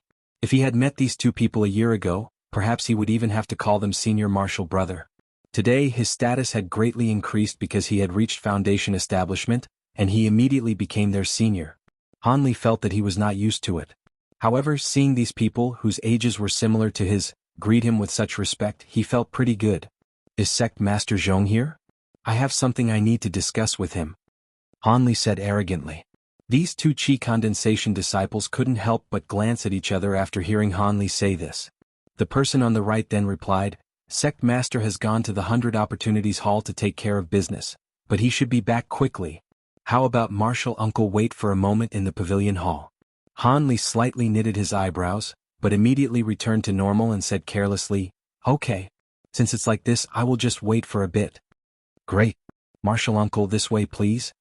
The other person was also very clever, and he took 2 steps backwards, then led Hanli there. Following this person, Hanli passed through the large lobby and was brought to a slightly larger room in the hall. Not only was this room extremely clean and tidy, a few pen and ink drawings were hung on the 4 walls, creating an elegant, scholarly atmosphere.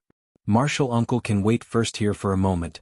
When the sect master returns, this disciple will immediately report to him." The youth skillfully poured a pot of fragrant tea for Hanli, then retreated.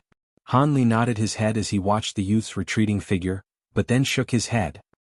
He first nodded because he felt that whether it was this youth's eyes or his bearing, both caused Hanli to feel great satisfaction. It was as if he had no flaws, and that he had undergone a special training to get this kind of a face. But when he shook his head, it was because he felt grieved for these low-level disciples. For a cultivator to be forced to behave like a common servant instead of undergoing closed-door cultivation, taking turns watching the door and pouring tea, it truly was highly regretful. Thinking about it now, if he hadn't used a Foundation establishment pill to buy out Elder Yi, perhaps his circumstances would not be much better than this person. He would similarly be required to bow and serve them cups of tea. Perhaps he would be even more restricted. Just as Hanli was sitting in the room, tasting the fragrant tea as many thoughts raced in his heart, Sect Master Zhong returned after a brief period. When he heard from his manservant disciple that a young Foundation establishment cultivator was looking for him, he couldn't help but feel astonished. This was because he could not remember this person based on the description given to him by manservant disciple. Out of the hundreds of Foundation establishment disciples, he had not found a person similar to this. 25 or 26 years old with somewhat dark skin and a plain appearance. It seemed as if they weren't ordinary magic tools. How strange. Without waiting for Hanli to ask, Zhong Lingdao held out his hand, handing over a jade slip to Hanli. He then explained, "These spirit stones are a one-time reward that is given to all new Foundation establishment disciples. Every year from now on, you will receive a mid-grade spirit stone without having to do any menial labor. As for these several trace bewildering flags, they are an essential item for establishing your immortal's cave. Although they are used to arrange a trace bewildering magic formation, it is the most simple of small-scale formation spells. However, it is enough to prevent mortal people and animals from trespassing. Naturally, if Junior Martial Brother is proficient in formation spells, he will not need to use these small flags. Furthermore, the jade slip contains formation establishing arts and controlling techniques. Naturally, a few other matters a Foundation establishment disciple should be aware of are included within. After Junior Martial Brother leaves, please take a look at them. Thank you for your trouble, Senior Martial Brother Sect Master." Hanli accepted the jade slip with both hands and expressed his thanks continuously. These items were what Hanli currently required the most, hence he was unable to contain his joy. After these matters were finished, Hanli chatted with Sect Master Zhong for the time it took an incense stick to burn before taking his leave and departing from the main hall. After departing the stone hall, Han Li thought to fly out of Yellow Maple Valley and look for a place to establish his Immortal's Cave. On his way, however, he looked through the jade slip that Zhong Lingdao had given him and immediately changed his mind. He then turned his flying magic tool to a different area. Pavilion, a rather grand and resounding name. It was one of Yellow Maple Valley's most important locations. That was because it was the sect's specialized area for raising and taming spirit beasts.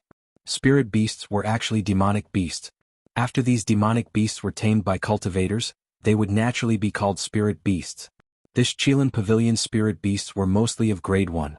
Although there were a few individual grade 2 spirit beasts, they were left there by others and could not be ordered at will. However, although there were only grade 1 spirit beasts, they provided numerous convenient services to the sect's many disciples. For example, transporting people, guarding households, seeking spiritual medicines, aiding in attacking enemies and so on. Han Li had charged over there asking for a spirit beast by the name of Twin Pupil Mouse. It resembled a common mouse, but it had the innate divine eyes of a spirit beast. This was what Zhong Lingdao's jade slip had recommended he use as an assistant for finding the optimal place to establish his Immortal's Cave. This intermediate grade 1 spirit beast's twin pupils were able to easily see through dense fog, rivers, trees and other obstacles hindering a cultivator's line of sight. Furthermore, it was innately fond of burrowing its nest in areas with dense spiritual qi. With some slight training, this twin pupil mouse was an optimal scout for finding spirit eye areas. They were a favorite among the sect's disciples. This was not the first time Han Li came to Qilin Pavilion. He had previously come several times to handle affairs. He hurried past the front gates, not finding this place to be all that unfamiliar. He suddenly appeared from the sky, dropping at the base of a small jade-green mountain belonging to the Qilin Pavilion, the Wondrous Beast Mountain's guest welcoming station. A low-level female cultivator immediately walked out to greet Han Li. "Martial uncle, are you here to rent a spirit beast?" These words were sharp and clear. This 16 to 17-year-old female disciple could not help but look at Han Li with an expectant expression. Chapter 220 Spirit Well Spring. Chapter 220 Spirit Well Spring. After the female disciple went to retrieve the spirit beast, Han Li quietly waited at the welcoming station, occasionally glancing at the spell restrictions surrounding him. Apart from the mountaintop that Han Li was at, the other areas on this Spirit Beast Mountain were all contained by individual multicolored restrictive magic spells. These divided it up into differently sized resting places for spirit beasts. Every area sealed by the restrictive spells had a domestication place for one kind of spirit beast. Apart from the disciples on duty at the Qilin Pavilion, other people were not allowed to enter. This was because they were afraid that others would startle the spirit beasts, or that the beasts that were not yet domesticated would harm outsiders. Thus, although the entire Spirit Beast Mountain seemed to be very quiet and peaceful, in reality at least nearly 1,000 different spirit beasts lived there. The scale was not so surprising. That female disciple did not make Han Li wait for long. After the time it took to eat a meal, she walked out of some restricted area with a fist-sized small beast in her bosom, hurrying directly towards Han Li. "This is the twin pupil mouse. The price of renting it is 1 low-grade spirit stone every day," said the female disciple to Han Li respectfully while using a hand to gently stroke the soft fur of the little beast. "Okay, here are 3 spirit stones. I will use it for 3 days, said Han Li indifferently to the female. After 3 days, Junior Martial Uncle only needs to release this twin pupil mouse, and it will return to the Qilin Pavilion by itself. During this period of time, I hope that Junior Martial Uncle will treat this beast well. This pouch contains its favorite earth pear fruit. Should Junior Martial Uncle find the time, he can feed it a few." The young woman received the spirit stones, then handed the spirit beast to Han Li and took out a small white pouch as she said to Han Li. Han Li nodded his head, then freely received it. Then, under the young woman's respectful gaze, he flew away on his flying magic tool. Han Li flew directly northwest. As Han Li hurried there, he couldn't help but size up the lovable twin pupil mouse in his bosom. At a glance, this yellow little beast really seems like a normal earth mouse. The two species both had similar body proportions, the same yellow fur and a slim, long tail. The only difference was that its face sported a pair of large eyes, very different from those of normal mice. Despite this being the only difference, however, it immediately caused this beast to become extremely cute. The fact that a trace of 5-colored light could be seen flashing across its eyes simply served to accentuate this beast's mystique. Even someone as indifferent as Han Li couldn't help but stroke it a few times when he saw this beast's cute appearance. The idea of whether or not he should also raise a twin pupil mouse emerged in his mind. However, Hanli was also clear that, despite this small beast's docile nature, it was nonetheless a genuine intermediate grade 1 demonic beast. Thinking to this point, Hanli fiddled with the beast's little ear one more time. After gazing at it shaking about amusingly for a while, he couldn't help but let out a laugh. It was as if the child that had been buried inside of his heart for so long had broken out once again. Hanli flew in this manner for a day straight before finally stopping at the most northwestern part of the Taiyu mountain range. Another 50 kilometers north from this location, one would have entered the state of Yuanwu. That place was the territory of the state of Yuanwu's great sect, the Heavenly Star sect. In addition, they had established a market city which rivaled that of the Yellow Maple Valley. 100 kilometers west was the smallest administrative district in the Jian province and state of Yuanwu, the boundary of the Shi province. This province was also the only place where the 7 great sects had not stationed a single garrison. This was because apart from incredibly tall, sandy slopes, the Shi province consisted of a boundless desert that took up greater than 3/4 of its area. The entire combined population of the province was only 100,000 people or so. Thus, it had no resources or people to use. Naturally, this place would not enter the eyes of the 7 great sects. There were 2 reasons why Hanli chose to open up a cave near this place. The first reason was that this desolate location of the Taiyu mountain range bordered the state of Yuanwu on one side and was near the Shi province on another side. They were both locations where very few disciples from his sect would pass through. In this way he wouldn't have anyone to disturb his cultivation. Second was that this was not far from the Heavenly Star sect's market city. If he wanted to sell some medicinal ingredients or buy something, he could easily make exchanges here without worrying about being recognized by others. It was with this train of thought that Hanli picked a location where the spiritual qi was not the best, unlike the caves of other Foundation establishment disciples, which were all densely packed into locations where the spiritual qi was the densest. Upon descending, Hanli wrapped a slim rope that he had prepared beforehand around the twin pupil mouse's neck to prevent it from running too fast and thus keep him from losing the small thing. Then he pulled out a yellow round fruit from the small storage pouch and tossed it to the small beast, allowing it to gnaw on it. After a moment, the twin pupil beast became energized, having demolished the pair. After gently calling out "Su Su" twice, it shot into a nearby patch of grass with a whiz, disappearing without a trace. Hanli leisurely followed the rope. Hanli stood on one side of the arduously steep mountaintop, gazing at the 300 or so feet tall mountain wall opposite him. He stared at the sight blankly. This was because the rope on his hand, passing through a narrow hole in the rock, directly extended into the mountain wall facing him. It was currently the afternoon of the second day. Having gone through 2 days of bitter searching, the twin pupil mouse suddenly began to frantically rush forwards the moment it drew near the mountain wall. After rushing Hanli to this location, it slipped into the mountain through the small crack. Hanli looked at the taut, thin rope in his hand, and his curiosity was greatly piqued. He thought for a moment, then instantly patted his storage pouch, and that huge silver sword appeared in Hanli's hands. Hanli grasped the rope tightly with one hand and swung the silver sword with the other. In an instant, as if he were cutting tofu, the narrow crack in front of him widened to a rough entrance that a person could crawl through. After crawling in headfirst, he immediately activated a protective barrier around his body. Then he followed the string, cutting open the mountain rock with each step, slowly progressing. All of the falling pieces of rock and dust were blocked by his water attribute barrier, keeping his entire body neat and tidy. This kind of physical work continued for more than an hour, and a 30-foot-long simple, crude stone tunnel slowly formed. When Hanli hacked again with his sword, a sudden crash sounded, and the stone wall was finally broken open.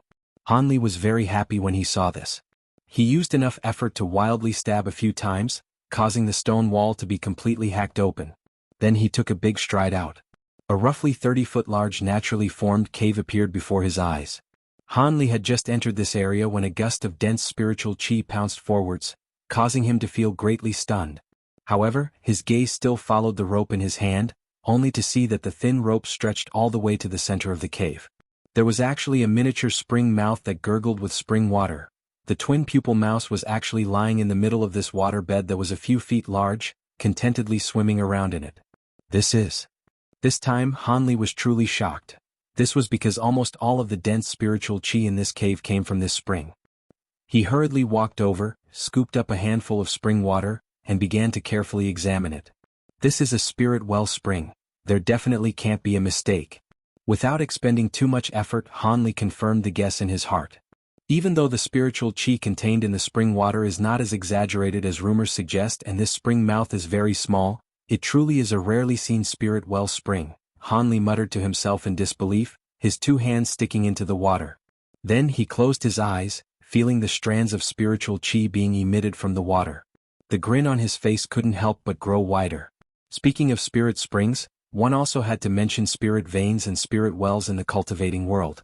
The spiritual qi in the world was not actually evenly distributed. Some places were denser in spiritual qi while others were more sparse. Thus, after a long period of time, spirit veins of varying sizes would usually form in areas with dense spiritual qi. Large spirit veins could be tens of thousands of kilometers long, while small ones could be as small as a few kilometers, truly pitifully small.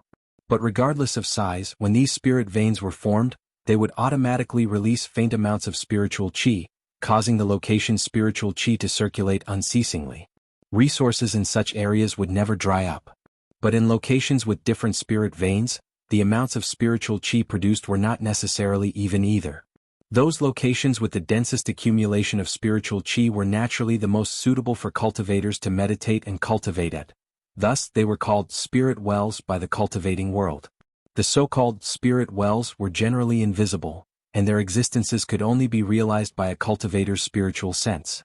However, when a location was designated as a spirit well, it was the location in the spirit vein where spiritual qi was at its greatest. This was undoubtable.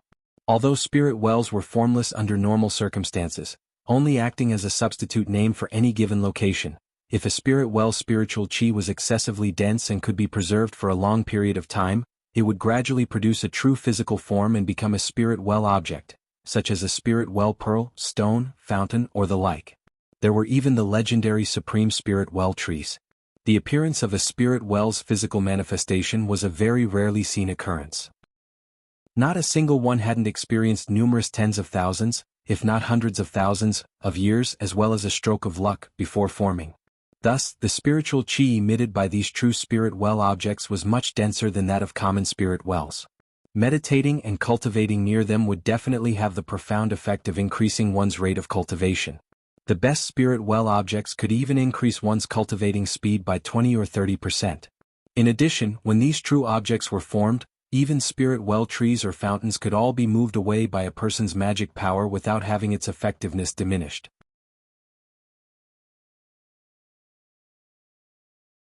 Thus in the days ahead, after Han Li's several medicinal plants budded, he immediately used the green liquid to expedite their maturation. He planned to use 1,000-year-old medicine ingredients to exchange for the necessary items at the Heavenly Star Sect's Market City. This time he would only reveal 1,000-year-old herb to avoid having others provoke or suspect him, thereby preventing unnecessary troubles. After a short 2 months, Han Li matured his medicinal herb by 1,000 years. Then he flew northward with the medicine herb along with some other items he wished to exchange, such as the materials from the inky flood dragon, the hard shell of the centipede as well as other rare materials. If the price was suitable, be it spirit stones or magic tools, he wouldn't mind exchanging them. In any case, he also wouldn't half-heartedly learn how to refine magic tools. As Han Li flew, he wore a cloak to guard against anything unexpected. With Han Li's greatly increased magic power, he was able to cover over 50 kilometers in less than half a day. Entering the state of Yuanwu, Han Li looked from east to west from up above. He did this not only to look for the Heavenly Star Sect's Market City, but also because he felt rather curious about the state of Yuanwu. But after looking at the scenery, it didn't seem any different from the state of Yu. The state of Yuanwu and the state of Yu were similar. They were both medium-sized nations nearby one another. Although these two nations were only a third of the size of the great states of Tianluo and Fengdu, they were still much larger than the small nearby states of Jiang and Chaiyun. Tiao, state of Tianluo, can mean heaven gathering. State of Fengdu can mean wind capital. Jiang and Chaiyun are just names. Although these two were the largest nations in the area, they were surrounded by 10 other minor nations. As for the smallest nations, there were several tens of those nearby that were densely scattered. Furthermore, rumors had it that in a land far away, there existed a great supreme nation that was large beyond belief. In the cultivation world of Yuanwu, the righteous and demonic sects were equal in strength and were in a state of deadlock. The Heavenly Star sect was one of the core figures of the righteous sects, possessing no less strength than Yellow Maple Valley. TL, reminder: most states are in a war between righteousness and evil. The state of you was taken over by neutral powers. While Hanli was thinking about the matters of the Heavenly Star sect, the leaf magic tool below his feet suddenly sunk, slowly descending to the earth as if it suddenly lost its flight ability. Seeing these unfavorable circumstances, Hanli not only felt no fear, but he also felt a sliver of happiness. It seemed he had already arrived near the Heavenly Star sect's market city.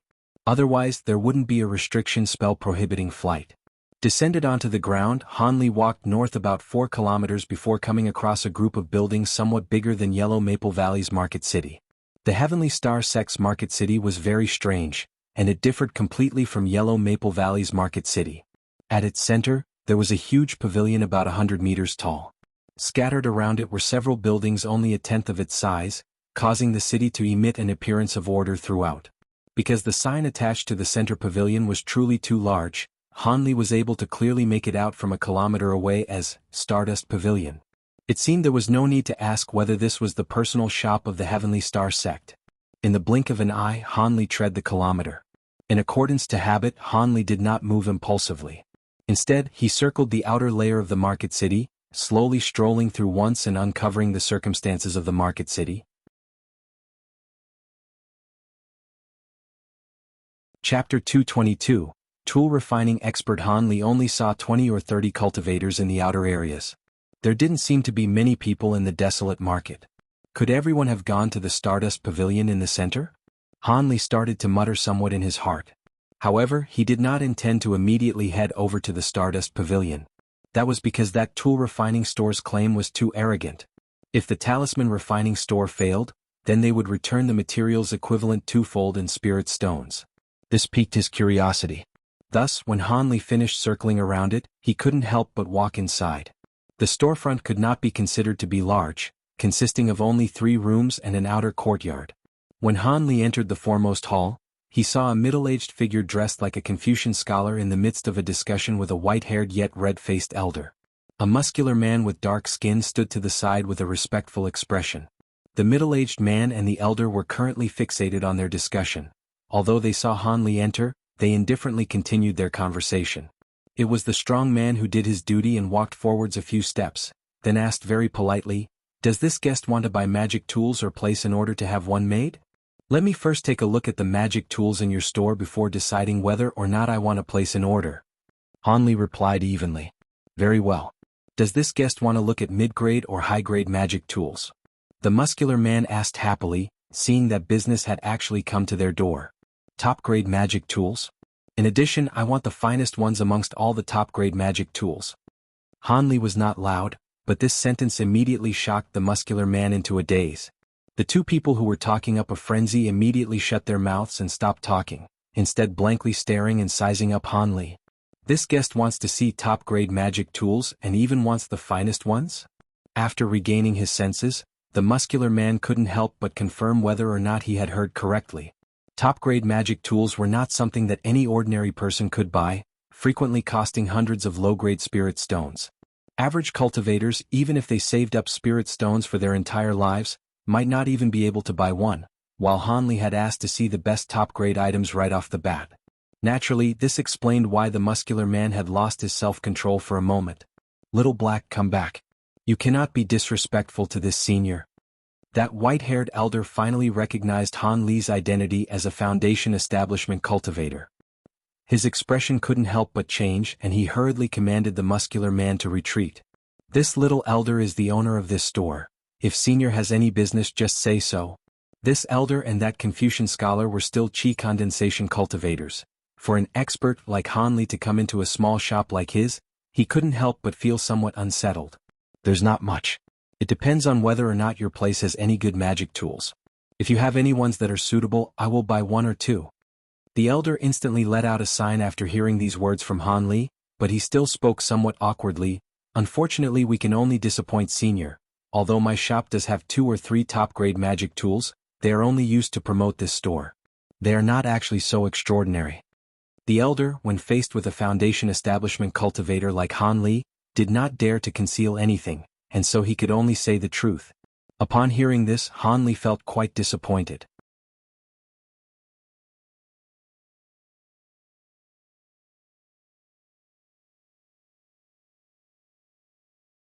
But after she took a clear look and saw that this customer was a foundation establishment cultivator, her expression changed to a slight smile. This time, you've brought a proper customer rather than the trash you previously brought. A foundation establishment senior. Senior, please come in. Although this woman's cultivation was very low, she didn't look at Han Li with any reverence. Instead, she seemed to consider Han Li an ordinary customer. Senior, this one can only bring you to this location. He will first take his leave. Wang Xiling blushed from the woman's words and hurried to say his farewell to Han Li. After seeing the Confucian scholar's figure disappear into the distance, the woman stepped to the side, signaling Han Li to enter. After he entered, he saw that all sorts of shoddy materials for pill and tool refinement were arranged out for display like an ordinary raw materials shop. Han Li carefully observed the woman, who closed the door and then respectfully said, "Please follow me, sir." With that said, the woman took a few steps to the corner of the room. She then pressed her hand against the ground.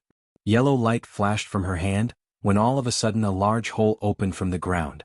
The woman called out to Han Li, indicating that he was to follow her lead. After a moment of slight hesitation, Han Li walked into the tunnel and cautiously followed. However, the ever-cautious Han Li naturally stayed on guard. The tunnel was very short. After about 30 meters there was a somewhat small stone door. Two black-clothed men stood in front of either side of the door, each wearing a devil's mask. After Han Li took a look at the two black-clothed men, his expression immediately grew heavy. They were actually foundation establishment cultivators like him. Furthermore, one of them was mid-stage foundation establishment. Han Li could not help but be wary of this store's strength. The woman pushed through the stone door as if she hadn't seen the black-clothed men and brought Han Li inside. The two black-clothed men also turned a blind eye, neither speaking nor obstructing them. After Han Li entered the room, he grew distracted. A large, majestic hall appeared before his eyes. Vermilion fur rugs, snow-white jade walls, palace lanterns hanging from the ceiling. All of this gave off an appearance of the greatest wealth from the mortal world. It seemed the owner of this room was quite wondrous. The large hall was shaped as an oval with a diameter of about 100 meters. 7 or 8 lines of chairs were arranged in the hall with several tens of uniquely dressed cultivators seated upon them. Across from them was a lone, empty table, not far from which were 3 sandalwood chairs. Seeing Han Li and the woman enter, the people sitting could not help but look in their direction.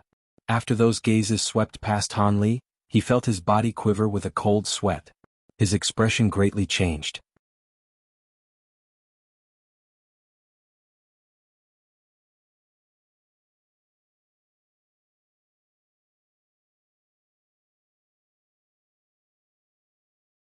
Chapter 225, Iron Essence, Spirit Medicine. Seeing that the situation was about to get out of hand, the skinny tall male had quickly retrieved the pair of puppet beasts into his storage pouch.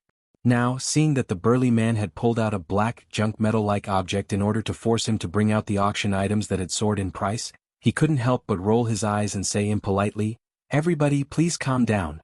You there, we will appraise the items worth ourselves, but for now it is more appropriate for you to return to your seat and sit down. Otherwise, this store will assume that you are purposefully creating trouble, and we won't be polite to you anymore." Upon hearing the thin, tall man's threatening words, the burly man grew very angry at first. In his own sect, he was a person with a great identity. When faced with this kind of annoyance, tens of thousands of people would respond to his call. He immediately raised his fists and was about to break out in anger. However, when that person glanced at the strange figure wearing a hood on his head, he discovered that the other person was watching him like a statue. A trace of gloating flitted across his eyes, causing the burly man's heart to quiver. After thinking better of it, he actually forcefully restrained the anger in his heart, suddenly turning around and returning to his seat. Some cultivators who had thought that they would see an entertaining scene play out couldn't help but feel somewhat disappointed. The auction of the puppet beast was going to continue. However, that black item had already been handed to the trio sitting on the sandalwood chairs. At that time they were discussing the item in low tones. Although their exact expressions were unclear because they were wearing masks, their solemn attitude was clearly seen by all of the cultivators. That palm-sized black piece of foundry iron was examined thoroughly multiple times by the 3 figures before they finally reached a unanimous decision. Then a black-clothed person stood up in their midst and loudly declared, "1 piece of high-quality iron essence, worth 2,000 spirit stones." Then that person returned to his seat without saying another word. Iron essence? The cultivators who heard these 2 words couldn't help but feel shock in their hearts. The person who had wanted to call out another price immediately shut his mouth tight, unwilling to say another word. Everybody thought with consternation, could this fellow actually be a core formation expert? Otherwise, where did he obtain the iron essence? This was a magic treasure material that could only be refined by a core formation expert's Dan fire. Under normal circumstances, cultivators who finished refining this ingredient would immediately assimilate it into their own magic treasures to raise its strength. They would not allow this kind of material to be easily spread out. If even a tiny bit of this iron essence magic treasure ingredient were to be mixed into a regular magic tool, its strength would greatly increase. Even raising a grade was not an impossibility. Thus, the value of this ingredient was outrageous. The burly man from earlier, could he be a core formation cultivator who had purposefully suppressed his aura and pretended to be at the foundation establishment stage? Low-level cultivators could not tell the depth of a core formation cultivator. Just when all of the cultivators were frightened in their hearts and had many suspicions, the skinny, tall man, under the prompting of the three people behind him, finally opened his mouth again and shouted, "Is there anyone else who is willing to place a bid above 2,900? If not, this pair of puppet beasts will all belong to this brother." The skinny, tall man seemingly still wanted to pull the price slightly higher. Thus, he purposefully uttered these words leisurely, obviously intending to stall for time. This was because he had personally raised this spiritual medicine, so how could he not recognize it? However, since the spiritual medicine was already in the hands of the Myriad Treasures store, Hanli wouldn't worry himself about the matter anymore. Thus, after slightly blanking out for a while, Hanli regained consciousness, watching the many cultivators fight with one another as if nothing had happened. Hearing the rapid auctioning noises from these cultivators, Hanli felt somewhat self-satisfied in his heart. After all, to have an item that one previously possessed cause other people to be so frantic could also be considered a source of pride. Chapter 226 5 Elements Reversal Formation. Chapter 226 5 Elements Reversal Formation. A few cultivators quickly ran out of spirit stones on hand, and one by one, they started to put up a few rare goods as collateral. In addition, each item became increasingly expensive and rare, causing Hanli to feel overwhelmed. "I'll use my 5 Elements Reversal Formation establishment set in exchange for that spiritual herb." It was unknown who suddenly said those nervous words that caused the rowdy and disorderly cultivators to become quiet. It wasn't because this person's voice was loud, but because he uttered the truly famous name of Reversal 5 Elements Formation. It was a name known to nearly everyone that there were few who did not know. In a few aspects, this formation was absolutely more valuable to a few cultivator clans and cultivator sects than the 1,000-year-old spiritual medicine. Apart from covering a small area and having no offensive power, this reputed restrictive formation spell could transform and conceal a sect mountain, confusing and trapping enemies. It wasn't weaker than the large protective formations of those great sects in the slightest. If their own clan or sect had such a wondrous formation, they would have no reason not to use it. However, it was said that if one were not a great formation spell master experienced with this kind of impressive restrictive spell, one would have to spend about a year of hard work and a great amount of labor and resources and still not be able to set it up, not to mention turning such a wondrous formation into a magic tool. If this were true, this auction would be a truly wondrous matter that would greatly broaden one's horizons. When Hanli heard this, a lively expression flashed through his eyes, and his spirit was moved. He then turned his head to look at the person who spoke those words. It was an extremely unremarkable chi condensation disciple with a short and thick stature wearing a tiger mask. It was truly not the person one would expect of someone that would possess such a wondrous item. However, a bit of anxiety could be seen from his eye. "Your esteemed self possesses a 5 Elements Reversal Formation establishment set?" After a moment of surprise, the tall and thin man asked this calmly as he sized up the youth with a gaze full of suspicion. Although he didn't seem very convinced, if the other party truly possessed this formation spell magic tool, the 1,000-year-old medicine herb would naturally go uncontested to this person. When the other cultivators heard this, they all waited to hear the youth's reply. "I have it, but as of now it is incomplete. It can only bring out 1/10 of the spell formation strength. But if you were to agree to give this one the medicine herb, this one will guarantee that within several years, he will be able to multiply the might of the formation establishment tools to at least half of its proper strength." When the youth saw so many people look at him, he could not help but panic a bit. As a result, he stuttered out the true matter with regards to the 1,000-year-old medicine herb. So it wasn't true and was instead a defective experiment. When the many cultivators heard this, they were greatly disappointed. Originally, if he truly had this magic tool, they would have bid even greater amounts of spirit stones for it. But now that it was known to be defective, there was naturally no interest. The formation masters of the cultivation world were far rarer than pill and tool refining experts. This was because one must decide to deeply study formations to the point where one would even abandon the great Tao. After all, a person had limited energy. Within a finite amount of time, it was impossible to simultaneously cultivate and delve into the profoundness of formation spells. Thus, there were people who decided to find the spell formation master backing the youth after the termination of the trade fair. After all, a spell formation master capable of researching such a wondrous formation spell magic tool would certainly be capable of laying out a spell formation on site.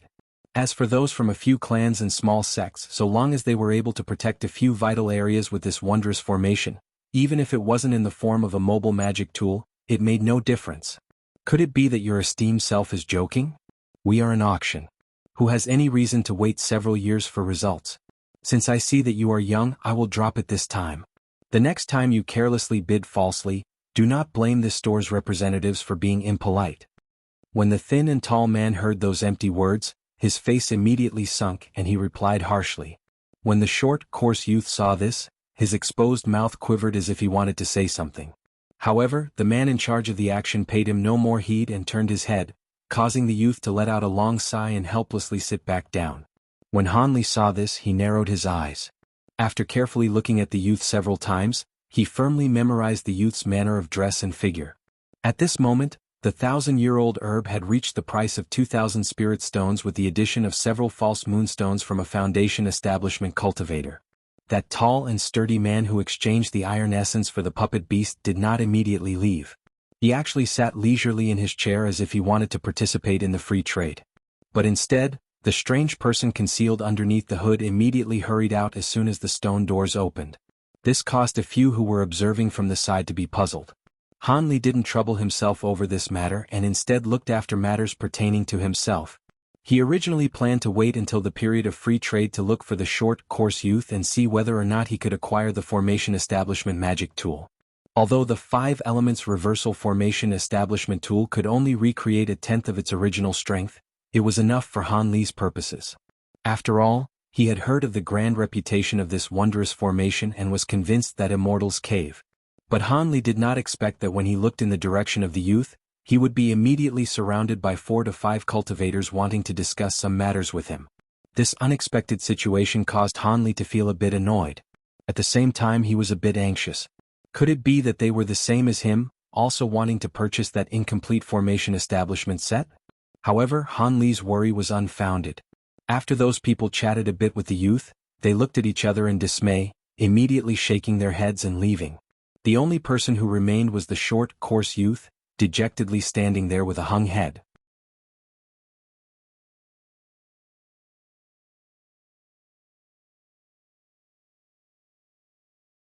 However, when he grabbed a corner of the box wanting to take it away, it seemed that this box containing the spiritual medicine had grown roots on Hanli's hand and did not budge at all. This caused the youth to stare blankly, and a surprised expression was revealed on his face. Hanli, seeing the other person raise his head and look at him at a loss, couldn't help but sigh. It seemed like this individual truly was an influential family's young master who had not experienced many trials and hardships. He still did not recognize such an obvious hint from Hanli? Helplessly, Hanli could only use his mouth to clarify for the other person. Shouldn't you also take out that set of magic tool and your tool refining insights? That way we can exchange the goods at the same time. Isn't doing it this way somewhat more appropriate? Oh, Senior spoke correctly, Junior forgot this matter in my excitement.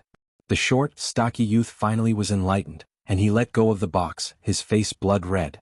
He clumsily pulled out a stack of items from his storage pouch. Here are 18 formation plates and 36 formation flags. These are the complete set of the 5 elements reversal formation establishment magic tools. As long as you follow the instructions on this piece of jade and set them up exactly as described, the formation will immediately take effect. Also, this Yunxiao technique insight manual was compiled from 20 years of my tool refining experience. I hope that Senior can avoid spreading it around in the future to prevent the divine weapons sect from coming to your door. This is because many of the tool refining techniques in here are all secrets of the Divine Weapons sect. The youth explained in great detail. In addition, he also gave Han Li a significant piece of advice. When Han Li heard these words, his impression of this youth became even more favorable. Another idea suddenly emerged in his heart. After hesitating for a moment, Han Li stuffed the box in his hand into the bosom of the other person, then received the stack of item from the other person's hand. Han Li's sudden movements, which were contrary to his usual behavior, actually caused the short, stocky youth to feel at a loss, as if he didn't know what he had done wrong. Yunxiao Technique Insight. Yunxiao is your name, right? What is your surname? Han Li changed the indifferent expression he had used earlier. He received the items and gave them a few cursory glances before amiably asking the youth. Junior's surname is Ji Chi Yunxiao. Does Senior have any more instructions? The youth hesitated for a moment, but he still ended up speaking. However, he did not know what Han Li's intentions were. Nothing really. I just wanted to tell you that although I have received your collection of insights, I will use a sealing technique to seal it and will not touch it for 5 years. If in these 5 years, you can truly successfully improve this spell formation set for me, I will return the manual to you without having looked at a single page. What do you think? Really? Then Junior can't thank you enough. Senior can rest assured concerning this matter of improving the 5 elements reversal formation establishment magic tools. Even if Junior's friend does not successfully improve it, I will still try to persuade him to make a truly great formation for Senior. After hearing Han Li say this, the youth was overjoyed and hurriedly assured him. Han Li gently smiled and picked up the Yunxiao Experience Manual, holding it in his hands. Following Han Li's muttered incantations, a row of silver runes suddenly appeared on his hands. After circling in his palms for a while, they entered the book and vanished. At the same time, a silver light flashed across the Yunxiao Experience Manual, and a faint silver light dissipated from it. This caused the entire book to suddenly become a chunk of silver, with no way of opening it even a tiny bit. Okay, I finished sealing it. Now, circulate your spiritual chi through the seal. In this way, when we make the exchange in the future, you will know whether or not I've broken the seal. Han Li sealed the book, then threw it over. The youth caught the book with surprise and happiness. The youth stared at it slack-jawed for a moment, but with a stomp of his foot, he left some spiritual chi on the seal. Then, with an expression both of doubt and gratitude, he returned the book to Han Li. At this time, Han Li had pretty much figured out the other person's state of mind. He knew that immediately gaining the other person's trust was an impossible task. But when he returned the sealed book to the other person after a number of years, he would presumably be able to secure the friendship of both the youth and that magic formation master, building up a relationship with them. Of course, determining whether or not the other person was really worth building a relationship with still required them to interact for a long period of time before it would become clear. Thus Han Li stowed the book away. After asking for a method to communicate with the youth, he floated away without another superfluous sentence and left the area. The youth was left in the same location with an expression of disbelief. He had obtained this 1,000-year-old spiritual medicine just like that? He fiercely squeezed the hard medicine box, and an expression of both confusion and excitement was revealed in his eyes. Han Li naturally was in a very good mood, and he headed towards the tool refining store.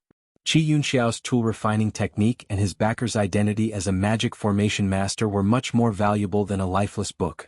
If he could build up relations with them, perhaps in the future it would be very helpful for his cultivation path. Han Li had no doubts about this. Han Li finally returned to the store that had received his contract. There, the white-haired elder was waiting anxiously for his arrival. When he saw that Han Li really had kept his promise and returned, the store owner immediately beamed with joy and had the dark-skinned man quickly bring tea and rare fruits. He personally accompanied Han Li to sit down at the table and incessantly addressed him as senior. Although Han Li was a thick-skinned person, his face still faintly blushed. Next, Han Li took out the centipede's back shell out in front of the elder. This caused the elder's expression to change, and he immediately picked up a small piece, carefully caressing it and identifying it. This is the shell of an advanced grade 1 poisonous insect demonic beast. It truly is a very good tool refining ingredient. Especially since the demonic beasts in the outside world are decreasing in number, encountering a poisonous insect demonic beast is an especially rare circumstance, the elder said with a smile. The wrinkles on his face seemed to have smoothed out. The materials the other person possessed were all within his expectations. They weren't junk metal or any kind of miscellaneous garbage. Instead, they were actually the outer shell of a poisonous insect demonic beast. They were extremely good materials, highly suited for crafting armor or shield-like magic tools.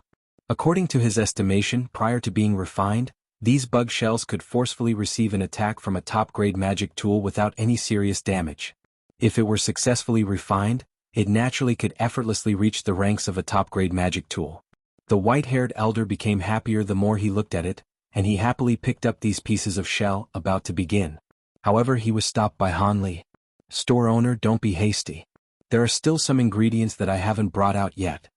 Seeing the elder's frazzled behavior, Han Li couldn't help but knit his eyebrows together and wonder if he had found himself the wrong tool refining master.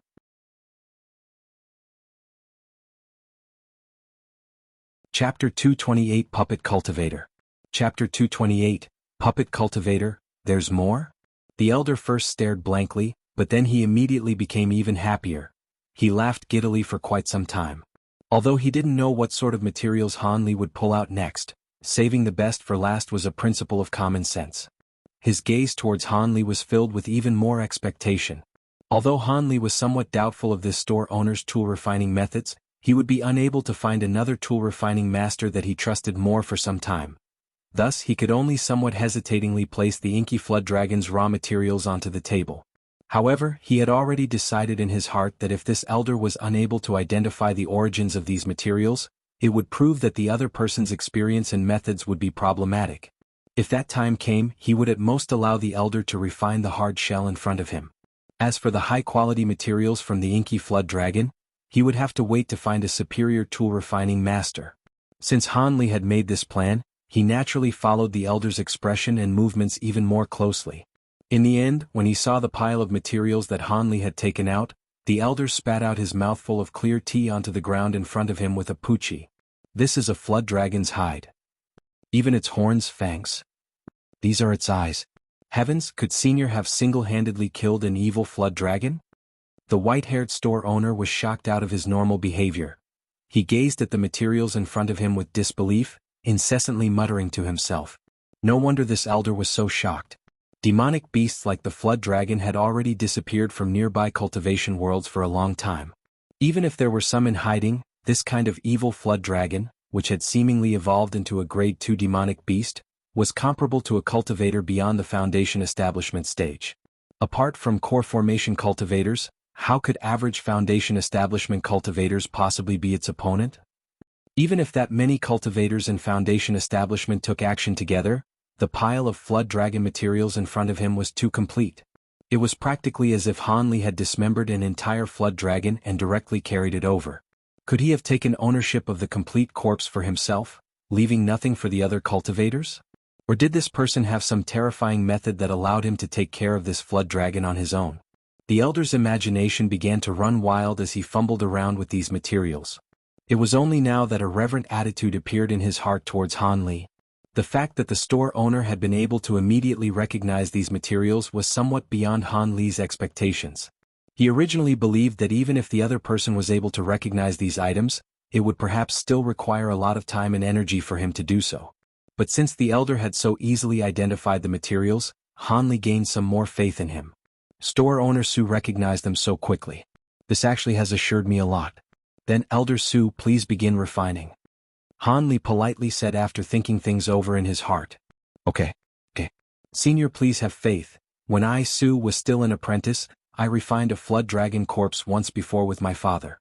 My grasp of it will definitely not be small. The elder replied, nodding his head repeatedly. He held one of the inky flood dragon's talons in his hand, unwilling to put it down. Seeing this scene, Han Li felt that it was somewhat comical. However, he also understood that this elder most likely was a person who was obsessed with refining tools. Otherwise, even if the materials were better, he would not have lost his self-control like this. In this way, however, Han Li felt even more at peace, since this meant that this person's mastery of tool refining should be pretty exceptional. Thus, the elder led Han Li to the rear courtyard, bringing the materials with him. After half a month, Han Li finally walked out of the store's front door. He slowly left with a light smile on his face after turning around and gazing at the store. When he was outside of the market's prohibited flying zone, Han Li lifted his hand, and a small, exquisite white boat shot out from his sleeve. It floated in front of him a few feet off the ground and began to gently shake. Han Li gazed at it lovingly for a moment before flicking his finger. An azure streak of magic power hit the boat. Instantly, the small boat slowly expanded in size. After a brief moment, it had become a small canoe that could fit several people. Han Li's figure gently shook when he saw this scene and he got on the boot. Then, in a flash of white light, Han Li disappeared along with the boat, appearing 30 feet or so in the air. This divine wind boat that was refined using the inky flood dragon's fins and tail is really an incredibly flying magic tool. Although it is far from being able to contain as many people as the masked moon sect's heavenly divine moon boat and has no defensive abilities, based on speed alone it should be a very rarely seen flying magic tool. In this way I will never have to use the leaf-shaped magic tool that travels as slowly as a turtle. Han Li said to himself as he stood on the bow of the ship. A trace of happiness was revealed on his face. Han Li suddenly sent his spiritual power into the small boat's frame. In an explosion of bright white light, the divine wind boat immediately became a streak of white and shot forwards. Its speed was extremely fast, more than enough to cause regular cultivators to stare tongue-tied. Han Li sat at the front of the ship, gently closing his eyes and reveling in the sensation of speed that he had never before experienced. He reckoned that even if he were to fly at half the speed of the divine wind boat, he could return to his cave in little more than an hour. Then he would prepare to set up the weakened 5 elements reversal formation. Once he finished, he could cultivate in peace. Just as Han Li was thinking this, he suddenly felt a strong burst of spiritual chi flying speedily towards his divine wind boat from a location below him. Although he didn't know what was attacking him, based on the immense spiritual chi that he felt, if it were to hit the small boat, the outcome would be the destruction of the boat and his death. Han Li was both surprised and furious, and he abruptly opened his eyes wide. Then the small boat below him suddenly doubled in speed, whizzing numerous tens of feet away. At the same time, a huge column of yellow light passed through the location where Han Li was just in a moment ago, flying into the distance without scattering. This caused Han Li's expression to become gloomy. Could there be people who knew I would pass through this place and set up an ambush for me ahead of time? Han Li could not help but think this in his surprise and fury. Then he immediately pulled out 2 azure-red dual-colored spheres, gently touching them together. A ping sounded out. Instantly, a surge of dense, azure-red fog simultaneously shot out of the 2 spheres, rapidly enveloping Han Li. In addition, it continued to expand. In the blink of an eye, it had become a huge azure-red cloud roughly 100 feet in size. Han Li's figure completely disappeared in the cloud of fog. With the protection of this azure-red cloud, Han Li slightly lowered his guard, coldly gazing at the earth below. When he saw clearly the circumstance below, Han Li's jaw dropped wide open, and he had no way of closing it for quite some time. This was because there was a gang war going on below him. 4 or 5 Foundation establishment cultivators were at a disadvantage, confronting nearly 100 enemies that had completely surrounded them. In addition, their opponents were all expressionless and spiritless. They were actually all tiger and leopard mechanical puppet beasts. There were even a few humanoid mechanical puppets, very similar to the one in Han Li's storage pouch. Although the seemingly slow movements of the puppets made them seem easy to deal with, when one puppet was defeated or destroyed by these cultivators' magic tools, a few more puppets would walk out of the nearby forest and reinforce them, causing the numbers of puppets surrounding them to be constant and unchanging. In addition, these puppets' offensive abilities were very frightening. When these mechanical beasts occasionally opened their mouths, a huge column of light as big as a bowl, identical to the one that had almost hit Han Li, would shoot from their mouths. However, their columns of light were multicolored, representing their various attributes. It seemed as if Han Li had been accidentally shot at by them. As for those humanoid puppets, they were even stronger. There were puppet bowmen that were the same as the puppet bowmen in Han Li's possession. They directly shot out finger-wide multicolored light arrows from the long bow in their hands. Although their strength was not as great as the light columns shot by the mechanical beasts, they were superior because they formed an endless onslaught.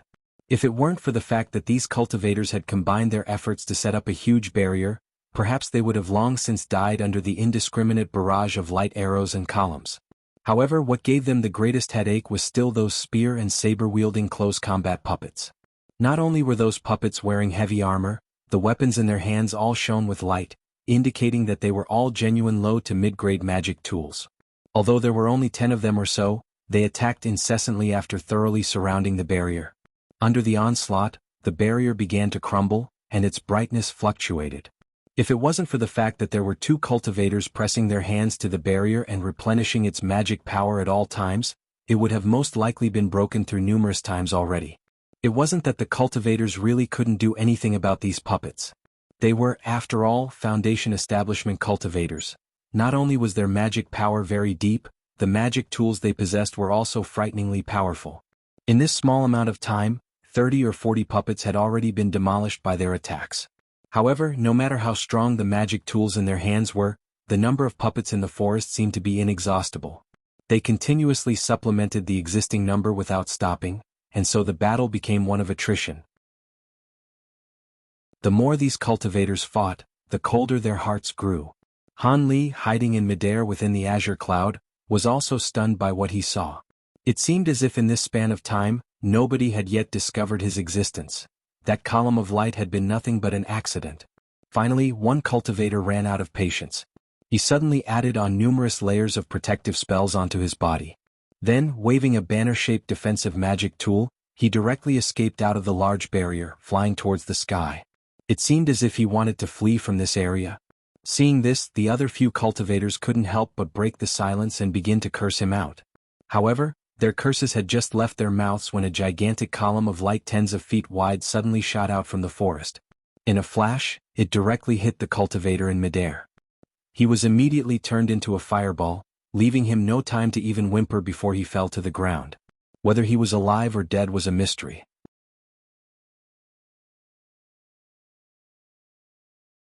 Chapter 229. Huge Tiger. The curses of the few cultivators who were furious after their companion left them without saying anything had already disappeared. They gazed at each other, seeing a trace of dread in each other's eyes. Just then, although they had been in an extremely disadvantageous position, they actually did not feel any worry in their hearts apart from a slight feeling of vexation.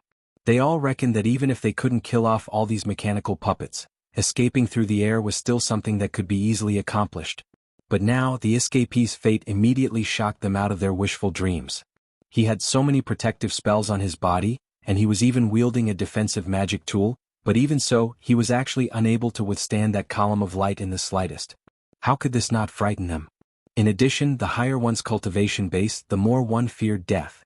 They had, with great difficulty, achieved a point where they could live slightly longer than regular people.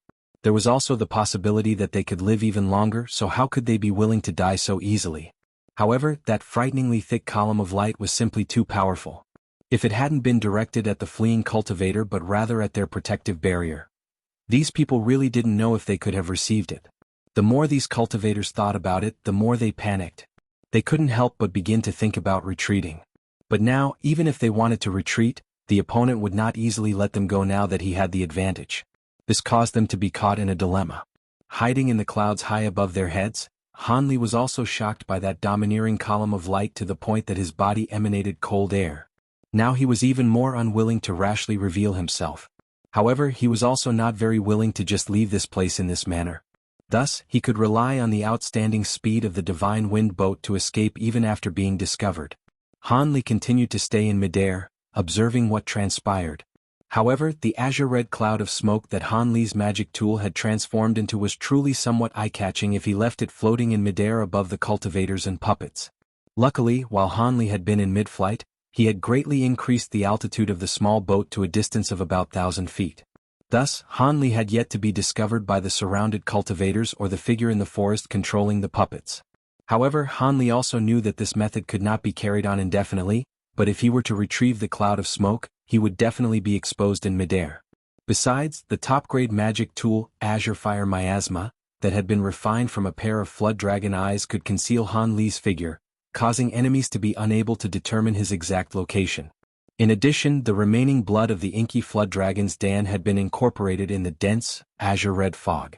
This would cause the people who unwittingly came into contact with the cloud to feel dizzy and lightheaded, slowly being poisoned without even knowing. With such an incredible defensive and stealthy magic tool at hand, how could Han Li not choose to use it?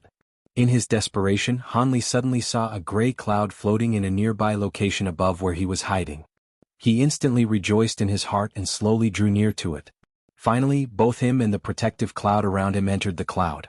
Now, any traces of Han Li had been completely covered up. Now that he didn't have to worry about being discovered, He continued to watch the battle down on the ground with reassurance. Evidently, that supreme beam of light earlier had dispelled the self-confidence of these Foundation establishment cultivators. Thus, although they were still attacking with their various magic tools and the fight appeared to be very intense, Hanli could see that the strength of their attacks was far weaker than they were originally. This was obviously because everyone had their own ulterior motives and appeared to be unwilling to resist the enemy together anymore. Just as Hanli was quietly shaking his head, an elderly cultivator within the barrier seemingly also became aware that something was wrong. He suddenly yelled loudly towards the forest, "Does Sir really want to continue the slaughter? We are all disciples from various sects of the state of Yuan-Wu. If you kill us, you will have wronged the state of Yuan-Wu's entire cultivation world. Are you not afraid of incurring a fatal disaster?" Fatal disaster? If you had said so before I killed that cultivator who had wanted to fly away, perhaps I would have considered it. However, now that someone has already died, offending once is still an offense. It would be better to kill everybody off. Perhaps this way no one will know of this matter. We don't have any malicious intentions. As long as you are willing to make peace, we will swear an oath that we definitely will keep this matter a secret. A significantly younger cultivator hurriedly vowed. Swearing an oath? I don't believe in such trifles. You guys were stealthily following behind me for such a long time, yet you still say that you don't have any malicious intentions? Could it be that you want to invite me to a meal? Besides, I am not a person from the state of Yuan-Wu. Even if I did offend the cultivation world of your state, what can you do? Do you want to follow me back to the Thousand Bamboo School to demand justice? If that's really the case, I very much admire your sect's elders' boldness. An extremely harsh voice came from within the forest. Upon hearing this voice, Hanli thought that it sounded very familiar. It's him? Hanli quietly thought, somewhat surprised. Based on the sound of his voice, it was definitely the burly man who had bought the mechanical puppet beasts at the auction. Hearing their exchange, it was obvious that these cultivators had secretly followed this person right after the auction had ended. They probably wanted to use some dishonorable methods to discover the puppet beast's secrets. Who knew that this Thousand Bamboo School fellow became aware of their actions a long time ago and actually laid a trap for them, instantly trapping them here? Everybody, we have no choice but to go all out against him. He has already made it clear that he wants to silence us. The first cultivator to speak was not stupid. He immediately attempted to arouse the fighting spirit of the other cultivators, intending to fight to the death. Do you even have the qualifications to go all out against me? Don't talk about going all out if you can't even win against my puppet beast army. I have toyed around enough with you people. It's best if I hurry up and send you on your way. The burly man's tone was still just as harsh, but the killing intent in his words was undoubtedly revealed. Just as his words left his mouth, a loud, earth-shaking sound suddenly emerged from within the forest. Then booming heavy footsteps came charging out of the forest, causing the cultivators inside the barrier and Hanli, who was in midair, to glance around wildly, not knowing exactly what had occurred. Although the footsteps were very heavy, they were very quick. In the blink of an eye, they had arrived in an area nearby the forest. Now all of the people could see what was happening clearly. A roughly 50 or 60-foot tall puppet tiger leapt out of the forest. The burly cultivator, still wearing a cloak, was naturally sitting on the head of the giant tiger. Upon seeing that the puppet tiger was so enormous, the few cultivators were all secretly shocked and couldn't help but think of the huge column of light that they had seen earlier. It was likely that it had been shot by this beast. After it appeared, the burly man did not say anything superfluous and directly patted the tiger's head. Instantly, the puppet tiger beneath him slowly opened its lower jaw. Faint white light began to condense in its huge mouth. The other puppets that were attacking the barrier instantly stopped one by one, retreating a few steps in an orderly fashion. These cultivators obviously knew that the situation did not look good, so all of them reached out their hands and pressed them against the barrier. This was the only barrier that could save their lives. As for escaping the barrier and flying away, everybody had once harbored this idea but learned from the unfortunate cultivator's mistake. Nobody dared to lightly make such a move. The huge column of white light appeared once again. This time, the domineering light column was actually forcefully blocked by the cooperative efforts of the few cultivators with the help of the barrier, temporarily creating a stalemate. Although Hanli was very high up in the sky, by virtue of his extraordinary eyesight, he could still clearly see that these cultivators did not appear happy even though they had successfully blocked the column of light. Instead, Their faces became pale after pouring such large quantities of their spiritual energy into this barrier. However, Hanli believed that this destructive attack could not continue for long and would be over before long. The few cultivators inside the barrier also seemed to understand this principle, so they each continued to grit their teeth and bitterly hold on. As expected, the column of light was maintained for a brief moment before gradually thinning, then disappearing from the tiger's mouth. Having received a new lease on life, the cultivators revealed joyful expressions as they finally retrieved the hands that they had placed on the barrier, letting out a big sigh. However, the burly man coldly laughed upon seeing this. He suddenly uncovered a secret panel on the tiger's head, then flipped his hand and tossed a mid-grade fire attribute spirit stone into opening. Then, the originally extinguished white light in the tiger's mouth began to shine again, causing the other cultivators to become completely dazed when they saw this scene. Hanli gnawed on his lips even more, speechless at the extravagant expense. One mid-grade spirit stone for an all-out attack. How was this a battle tactic? It was clearly using piles of spirit stones to forcefully bash these cultivators. It seemed like the Thousand Bamboo School in his faraway country was extremely rich and had huge stores of spirit stones. Just as Han Li's imagination was running wild, the cultivators who were originally able to work together finally scattered under the extremely large threat facing them. This was because the magic power they had remaining was not very much. Continuing to forcefully resist would only bring them an earlier death. Thus, it would be better for them to each rely on their own luck and escape individually. As expected, the burly man willed the huge tiger to attack two of the cultivators one after the other with the huge column of light. Their fates were almost the same as the first individual. Their bodies were charred black and their remains were truly too horrible to look at.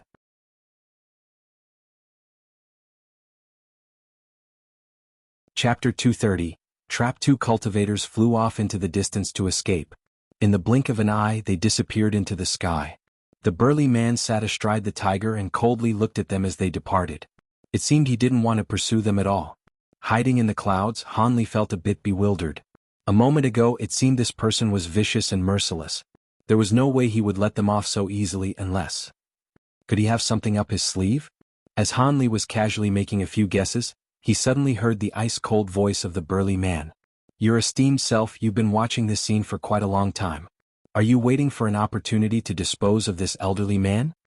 When Hanli heard this, he was greatly startled. Could it be that although I was hiding at such a high altitude, he was still able to see me? With this thought, Hanli couldn't help but gulp.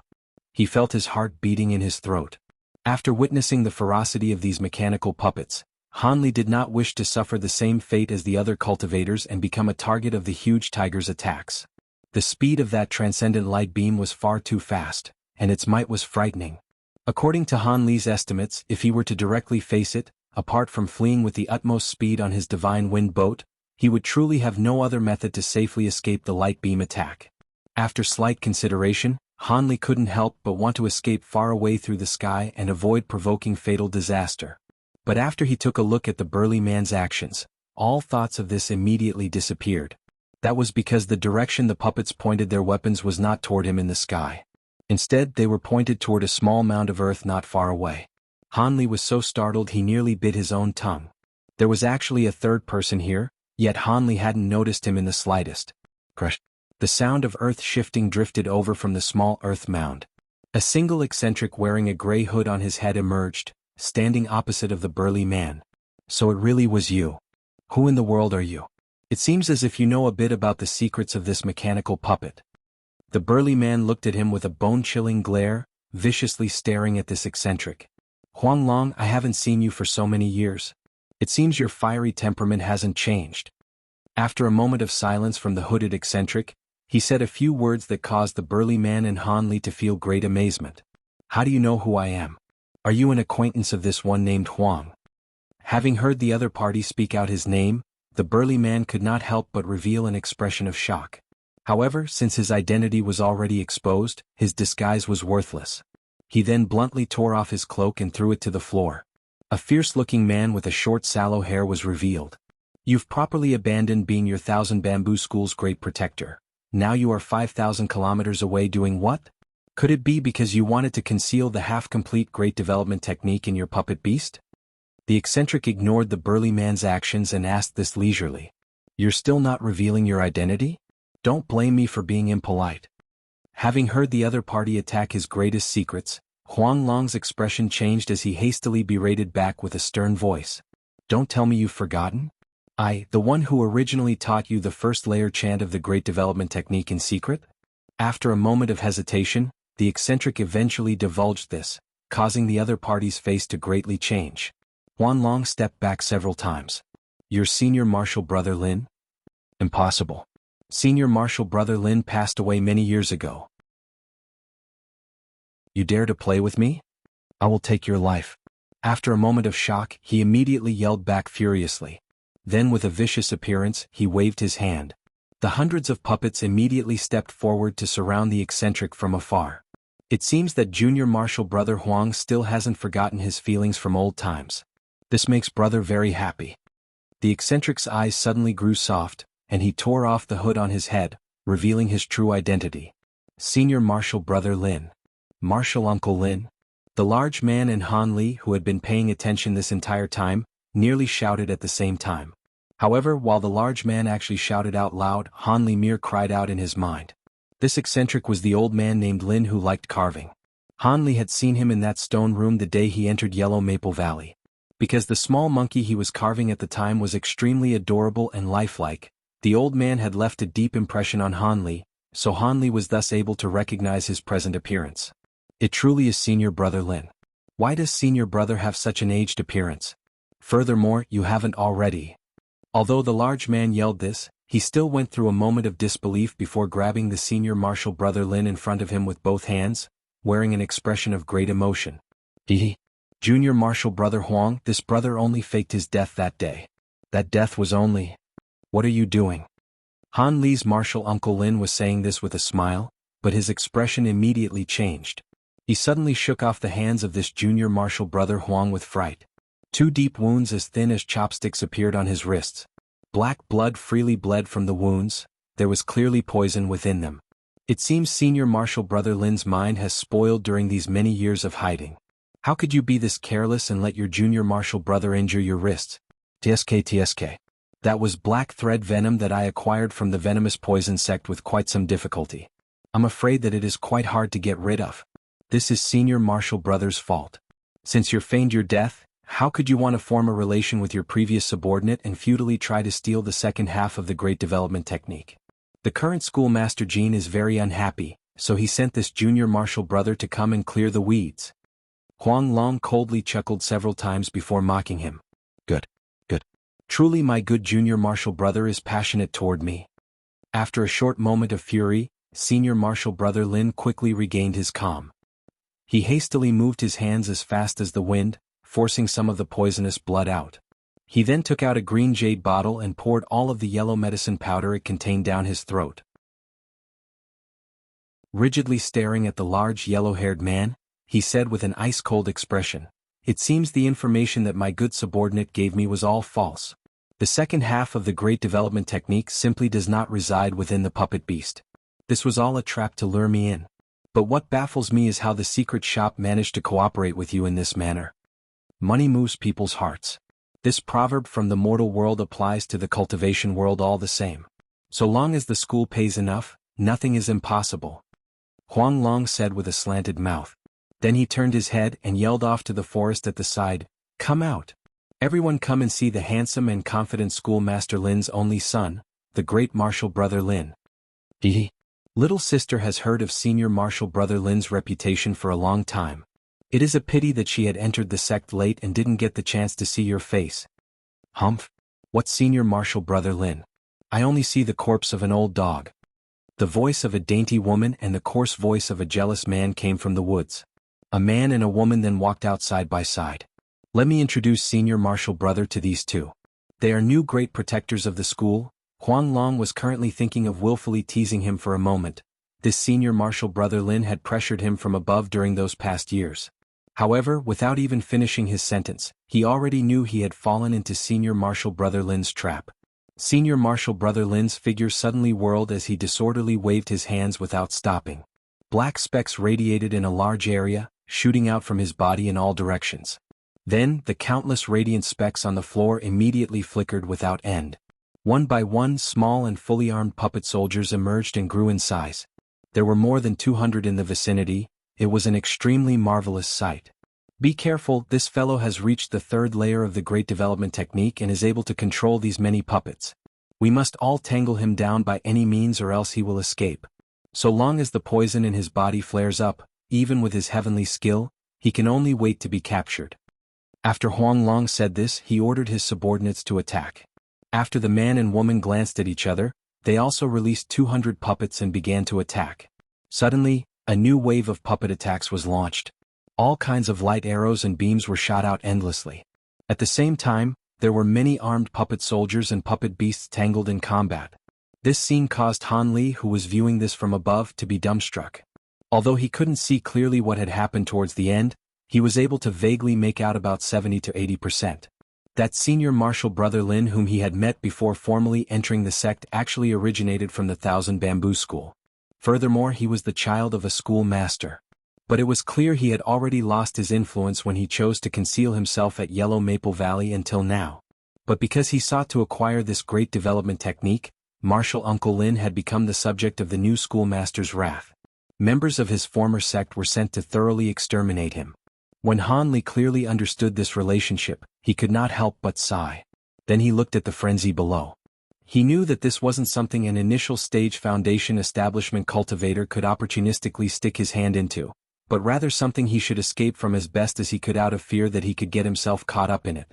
Clearly understanding his own interests, Han Li immediately put away the Azure Fire Miasma, and moved his Divine Wind boat with the greatest speed, immediately turning into a rainbow streak that cut through the sky.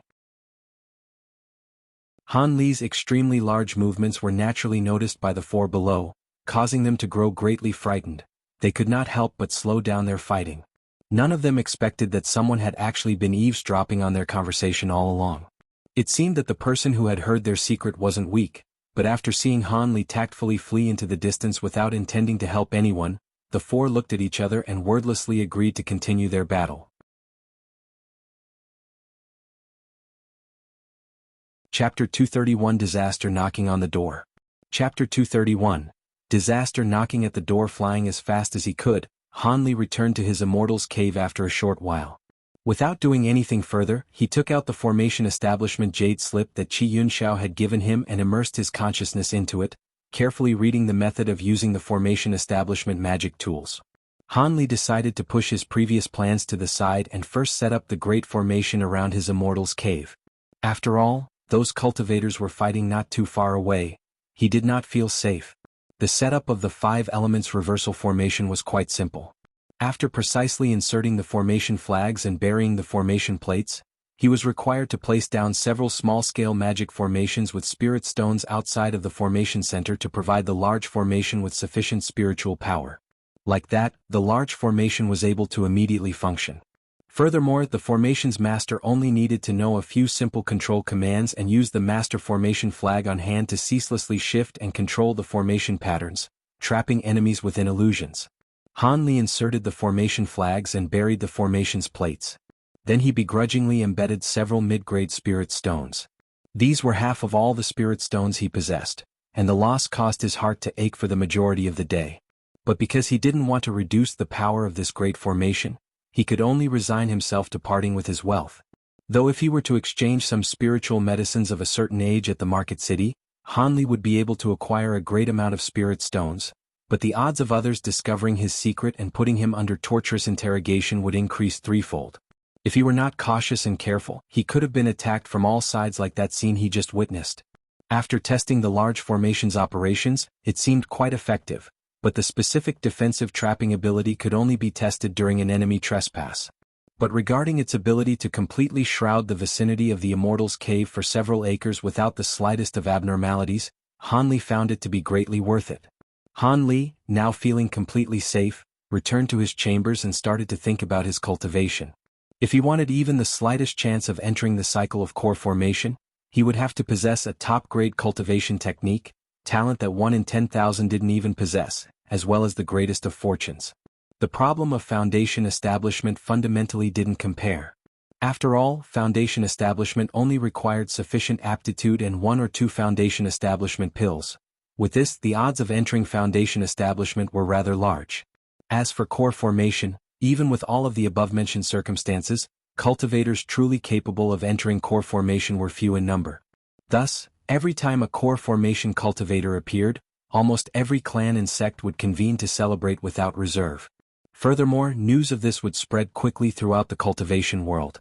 The reason why the Masked Moon sect had become the #1 cultivation sect in the state of U, apart from having over 1,000 Foundation establishment disciples, a number that far exceeded that of other sects, was because they had more than 10 core formation experts. This allowed them to look down upon the other 6 sects with disdain.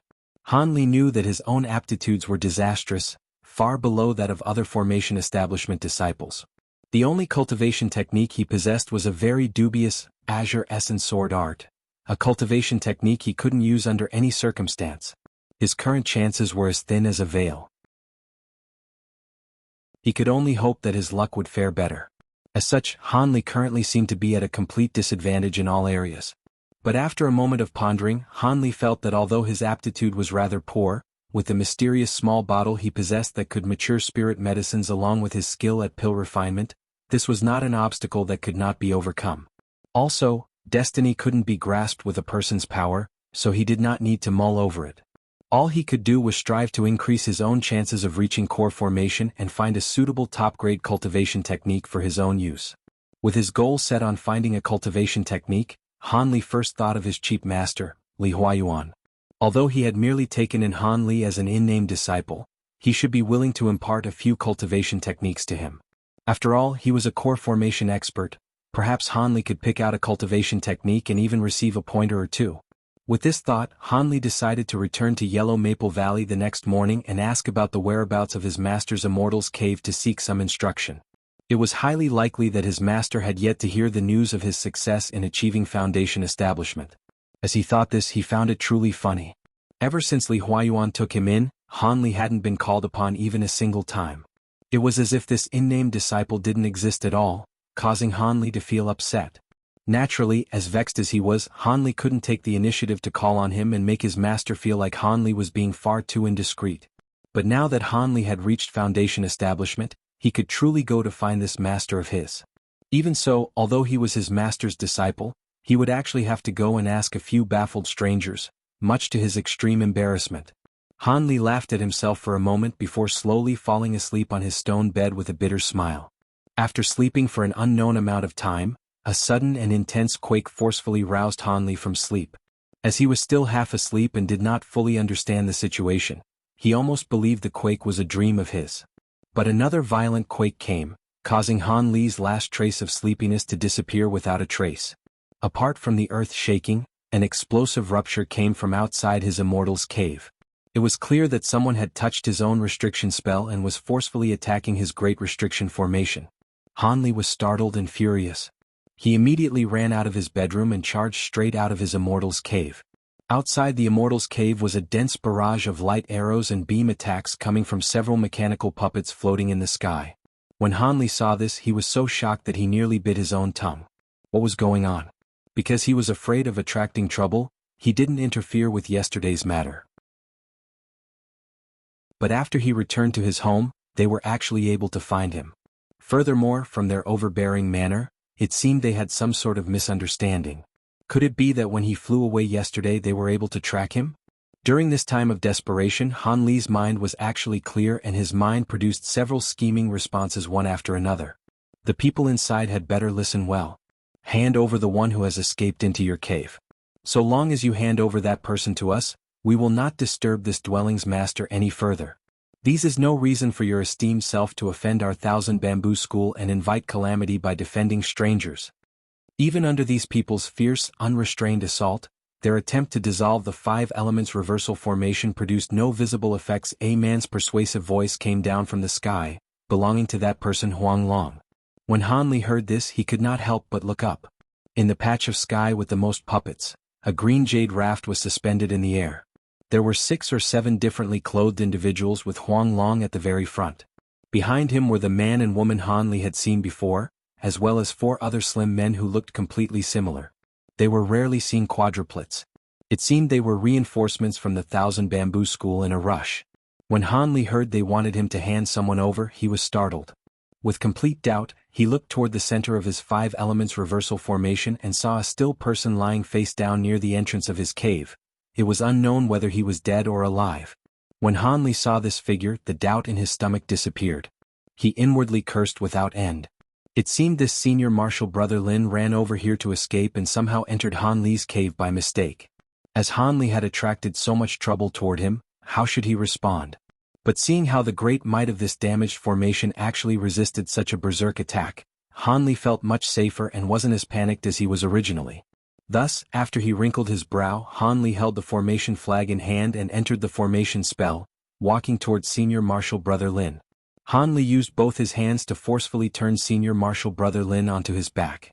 After carefully looking at his face, Han Li's expression immediately became unsightly, unable to say a single word. That was because he had no words to say to a dead man. With a jet-black face and trails of blood from his 7 orifices, this senior martial brother Lin had long since stopped breathing. Han Li let out a sigh. After a moment of hesitation, he reached out into the body's bosom. Han Li wanted to find the puppets in senior brother Lin's storage pouch as he was greatly interested in these types of unfair methods of combat. But just as Han Li's hand opened the corpse's jacket, a faint green ball of light seized the opportunity to suddenly fly out and throw itself toward Han Li's face like a shooting star. Han Li shouted "Aya!" with fright and his body fell backward. Just as the ball of light was heading toward Han Li's face, Han Li's right hand suddenly flashed with white light and shot forth like lightning, tightly grabbing hold of the green ball of light. The light ball that he grabbed seemed to moan in pain. "Junior martial brother, please spare my life. Junior martial brother, I was completely wronged by the Chiu clan and was forced without any other option. So long as junior martial brother is willing to release me, I guarantee that junior martial brother will receive enormous profit." Senior martial brother Lin's repentant voice entered Han Li's mind and promised great reward. "Did you try to possess my body just now?" Han Li ignored the enticement with a dark face. "This?" It was just as junior martial brother described it. However, I was confused during that time. I will certainly compensate junior martial brother for the fright. I wish that Sir Junior martial brother will be gracious and will not stoop down to senior martial brother's level. Han Li heard senior martial brother Li's embarrassed response along with repeated apologies.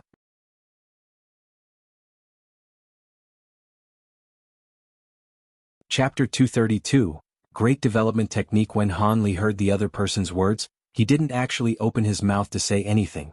Instead, he lowered his head and began to think while he tightly grasped the other person's primordial spirit with a single hand that glowed with white light. After a long while, Han Li lifted his head up and said coldly, "If your primordial spirit's invasion had taken me by surprise, would you have had mercy on me? Your magic power is much deeper than mine even though we're both at Foundation establishment. More likely than not, I would have been consumed by you." Han Li's words were overflowing with ill intent.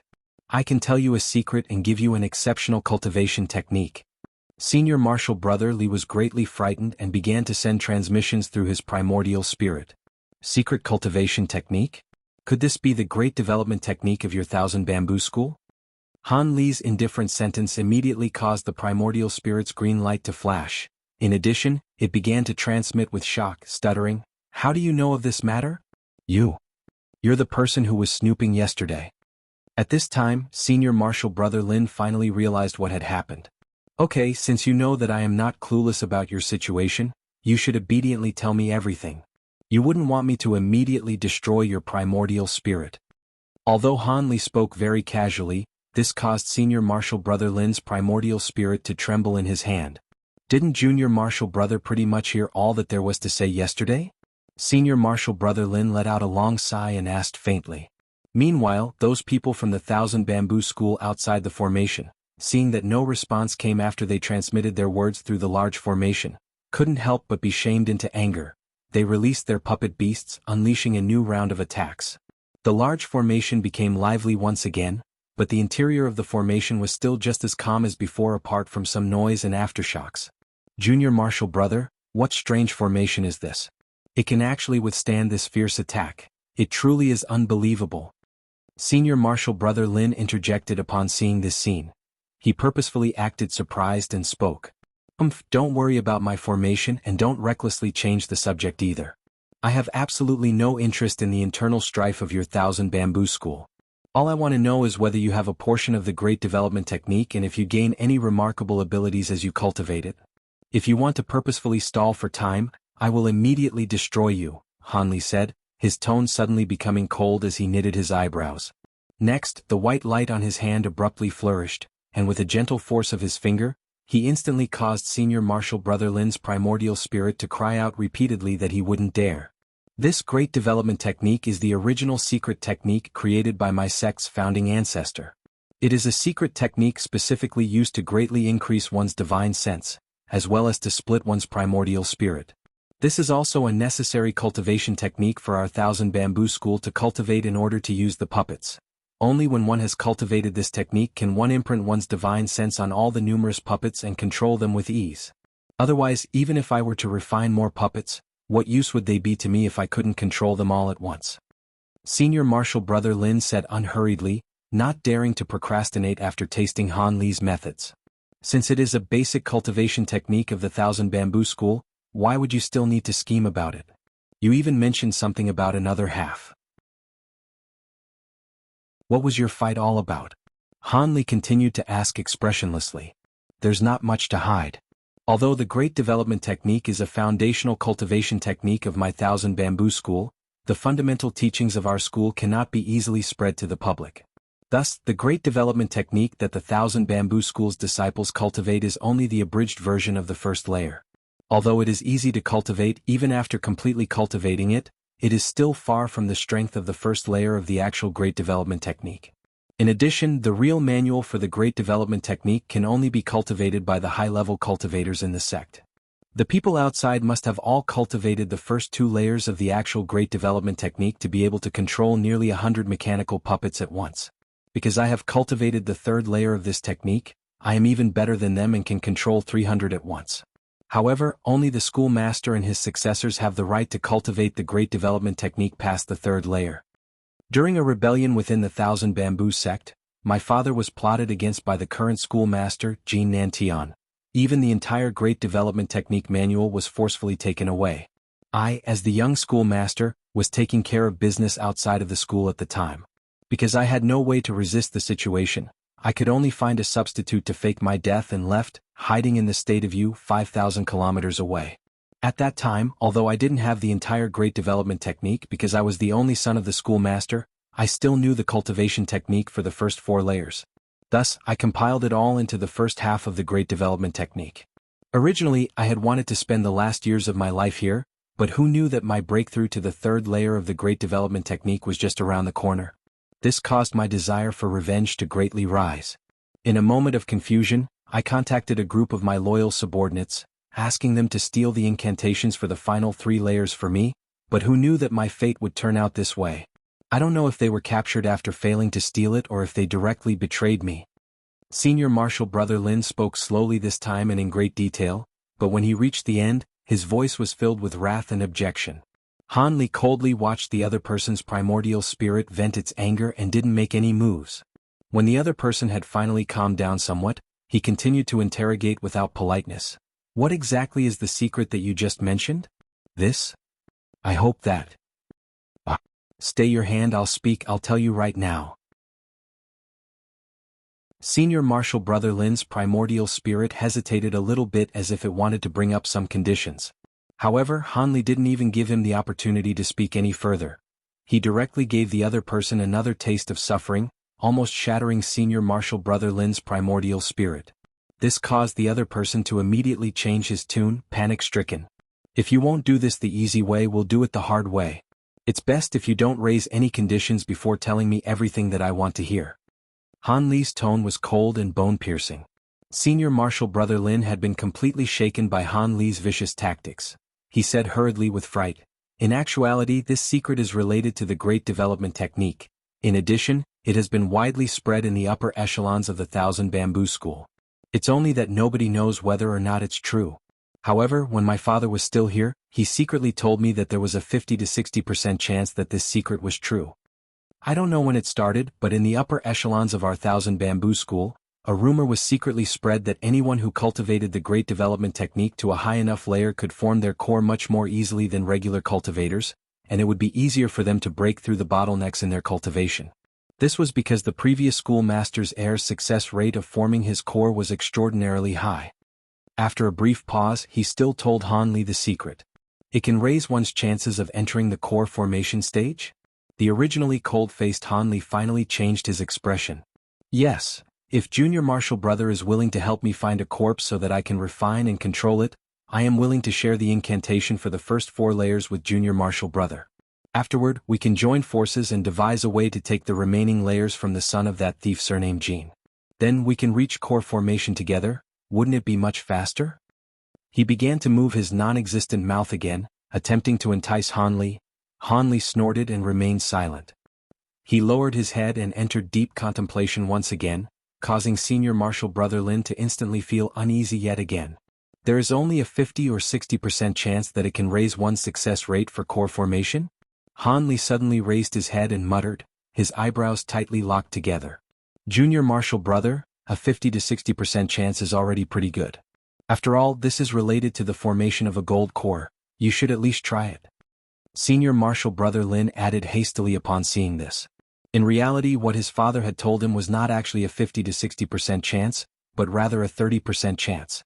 As his words were leaving his mouth, the success rate had been doubled. Is this great development technique easy to cultivate? Apart from increasing one's divine sense, can it increase one's cultivation base? In addition, how long has Senior Marshal Brother Lin been in the foundation establishment stage, and how long have you been cultivating this great development technique?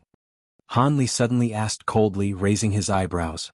Cultivating speed is decent and it can add ever so slightly to your cultivation base. I successfully reached foundation establishment over 100 years ago. At that time I was only 20 years old. I started cultivating the great development technique after reaching foundation establishment. Why does Junior Marshal Brother ask these questions? Senior Marshal Brother Lin had never thought that the other person would suddenly ask a train of questions. After staring blankly for a moment, he could only stammer and answer the first 2 questions because he had not had time to prepare his defenses. However, he answered the last 2 questions very clearly. Han Li's expression relaxed as if he were very satisfied with the other person's responses. However, the right hand that was holding onto Senior Marshal Brother Lin's primordial spirit suddenly flashed with bright white light. Then he tightly closed his fingers. The primordial spirit in his hand only had time to let out a tragic yell before it instantly became dots of starlight, forever disappearing from this world. What a terrible coincidence. The thing I hate the most is being possessed by other people. This reminded me of some unpleasant things. In addition, although I am truly piqued by the great development technique, it is difficult to cultivate and cannot increase one's magic power. How could I cultivate it as my primary cultivation technique? If my magic power hadn't even been cultivated to the peak of the foundation establishment stage, what use would the great development technique be to me even if I were to cultivate it diligently? This fellow's natural talent was pretty good, but after cultivating this great development technique for nearly 100 years, he was still only at the peak of the 3rd layer, and because he was distracted, his magic power hovered around that of the mid-foundation establishment stage. A fish and a bear's paw, how could they be so easily linked together? In addition, there is nothing strange about the Thousand Bamboo School's previous schoolmaster being able to balance the 2 and form a golden core. Since he could become a head of a school, he definitely would possess a peerless innate talent and could be considered a 1 in 10,000 genius. Thus, the credibility of the claim that the great development technique can increase one's chances of forming one's core is even lower. I am definitely not considered a genius, so I have no faith that I can cultivate both my own magic power and the great development technique to any deep point. TL, a fish in a bear's paw means you can't have your cake and eat it too. The worst is that he doesn't even possess the entire great development technique. He even wants me to become an enemy of a sect school. Isn't this just bringing about my own destruction? Even if I were to let you go, who could guarantee that you wouldn't bear a grudge about today's matters and use underhanded methods behind my back?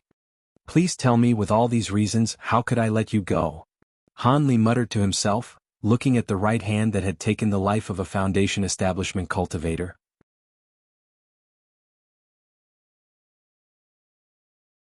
Chapter 233. Lei Wan. As it stood, this was the second cultivator whom Han Li had eliminated after his primordial spirit abandoned his body. Within battles, most cultivators wouldn't separate their primordial spirit from their body as it required a certain amount of time to perform. During this period of time, one could not move about freely. During a battle between cultivators, who would give their enemy enough time to escape? Long before one would have the time to separate their primordial spirit from their body, they would have already died more than 10 times. Furthermore, only those in the nascent soul stage or later would be able to separate their primordial spirit from their body in an instant with the help of their nascent soul. This senior martial brother Lin was just as unfortunate as that Yu Zhitong. Note, Yu Zhitong was the primordial spirit inside Dr. Mo. He originally thought to pass through the location of Han Li's Immortal's Cave and head straight to Yellow Maple Valley for treatment and protection. However, he accidentally burst into Han Li's Great Formation and was completely trapped in the shifting illusions of the formation, unable to escape in the slightest. He helplessly looked on as the poison spread through his body and could only detach his primordial spirit from its corporeal vessel. This also caused senior martial brother Lin to hold resentment towards the Great Formation's master. Because he required a flesh body to be revived and assumed Han Li to be his killer, he thought to seize Han Li's body regardless of the consequences.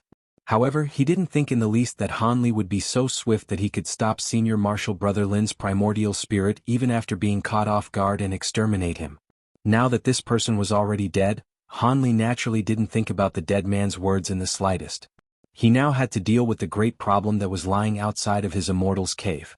Although the attacks of the Thousand Bamboo School were frightening, Han Li didn't see a single trace of damage on his Great Formation, putting him at great ease.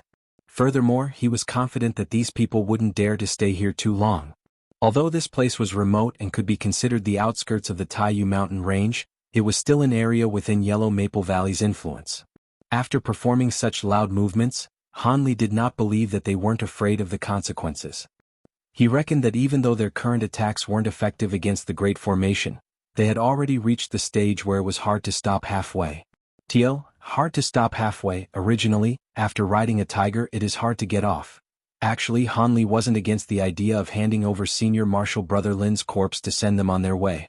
However, the trace of one's primordial spirit leaving their body was far too obvious. When they acquire the body, they would only pursue the matter even further. Thus it would be better to make like an ostrich and hide within the Great Formation. In any case, the other party couldn't break through this 5 elements reversal formation. With this said, Han Li could only praise himself. He actually had such foresight to set up his Great Formation at the very first chance. Otherwise, he would certainly have become their prisoner without the slightest of resistance. However, although there currently appeared to be no problem with the Great Formation, Han Li didn't dare to return to his Immortal's Cave and sleep. He simply took a stone chair out from his home and sat down and rested his eyes. Since these people used puppets to attack, Han Li was somewhat worried about a persistent attack. After a whole 2 hours of indiscriminate attacks, the Great Formation finally showed the first sign of change. The formation that was originally as peaceful as water began to flicker with dim azure light. The formation covering the sky began to ripple like water from the light arrow and light beam attacks coming from above. Seeing this, those from the Thousand Bamboo School began to grow excited. After all, seeing this kind of change meant that the formation could be destroyed by force. With more strength, it was possible to burst the formation open. In truth, if the barrier maintained its originally peaceful appearance, Huang Long and company would have decided to retreat. Just as the Thousand Bamboo School planned an even greater offensive and Han Li's expression slightly changed, a thunderous roar came from the distance. You dare to cause such ruckus in the Taiyu mountain range and even dare to attack our sect disciples' Immortal's Cave? Since you are tired of living, this old man will send you off. This roar left Han Li, who was protected by the Great Formation, with his ears ringing and with a pale complexion, not to mention those outside of the formation. Having directly heard the roar, they were swaying side to side, nearly falling off their boat. It's a core formation cultivator. Quickly retreat. Although Huang Long seemed to be the crude and ferocious sort, he was actually the shrewdest among them. Thus, after he heard this person's voice contain such power, his face lost color, and he immediately wanted to escape. But it was clear that Huang Long had underestimated the flight speed and the immeasurable magic power of a core formation cultivator. Just as though several people were putting away their puppets in a panic and intending to escape, thunder and lightning suddenly appeared on the horizon. White light flew across the sky, closely followed by a strand of silver light. In a blink of an eye, it arrived in front of them, scaring them so much that their spirits nearly left their body. They were unable to retrieve the remaining puppets and instead jumped up to escape individually. However, the huge streak of silver light that spanned over 30 meters simply didn't give Huang Long and company any chance. The streak of light suddenly separated into 6 or 7 smaller silver light streaks, surrounding those from the Thousand Bamboo School, all of whom were already in mid-flight. "Senior, please spare our lives. Huang Long grew terrified and he hastily wanted to say something. However, these silver lights didn't stop in the slightest. They lightly coiled around them. Then after several soft thunderclaps, these people who were vainly trying to escape had all turned to ash. Huang Long did not have the fortune to escape this end. At this moment, all of the silver lights converged into one, revealing a very large fatty. All that was seen of his eyes were 2 slits. His chins were folded with many layers. It was unknown how many there truly were. In addition, his waist was as thick as a barrel. This was undoubtedly the fattest person Han Li had seen in his lifetime. But it was this very person who was able to become a core formation cultivator. Furthermore, from the techniques he used, it seemed that he had lightning attribute mutated spiritual roots. This caused Han Li to be greatly shocked. Regardless of the newcomer's appearance, this person did break Han Li's encirclement. Furthermore, this person was an elder from Yellow Maple Valley. As a result, after Han Li witnessed the extermination of the fellows from Thousand Bamboo School, Han Li opened his great formation without the slightest of hesitation and hastily flew up on a magic tool to greet him. When he was in front of the fatty, Han Li respectfully saluted him. "Marshal nephew Han Li, pay his respects to Marshal Senior. Great thanks to this Marshal Senior's assistance. If it weren't for Marshal Senior, my life may not have been guaranteed." Ever since Han Li was flying up, the fatty had been sizing up Han Li with his eye slits. When he saw Han Li respectfully greet him, his huge face revealed a slight smile. It seemed he had a pretty good first impression toward Han Li. "I am your Marshal Senior, Lei Wanha. You can call me Marshal Senior Lei. How could these people from the Thousand Bamboo School attack you without cause? Could it be that you provoked them?" The fatty dove straight to the heart of the matter. It could clearly be seen that this Marshal Senior Lei was a shrewd person who wasn't easily fooled. "Tiel, Lei Wanha.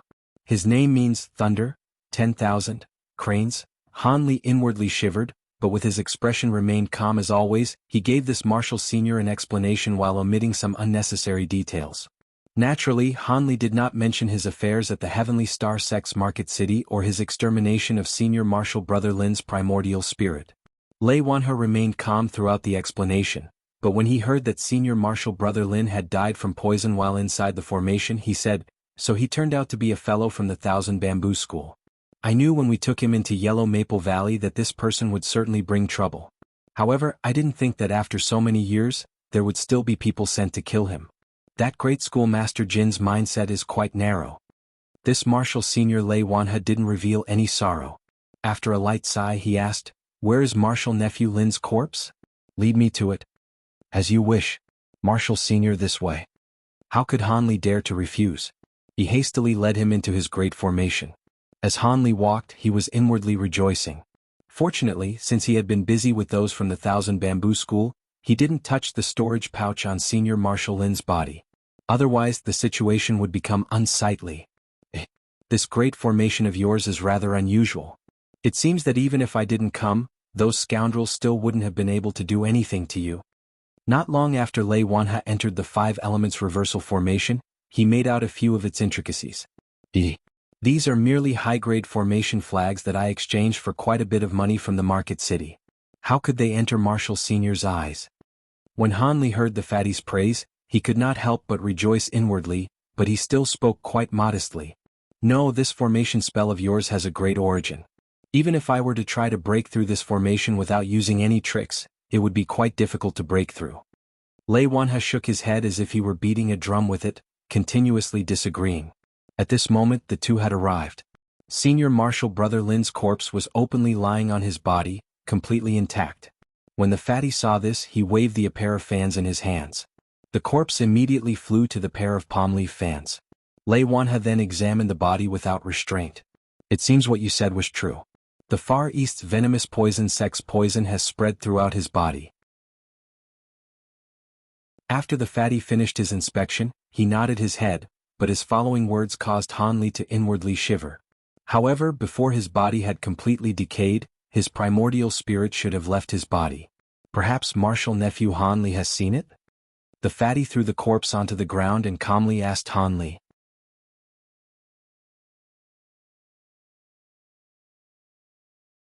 Chapter 234.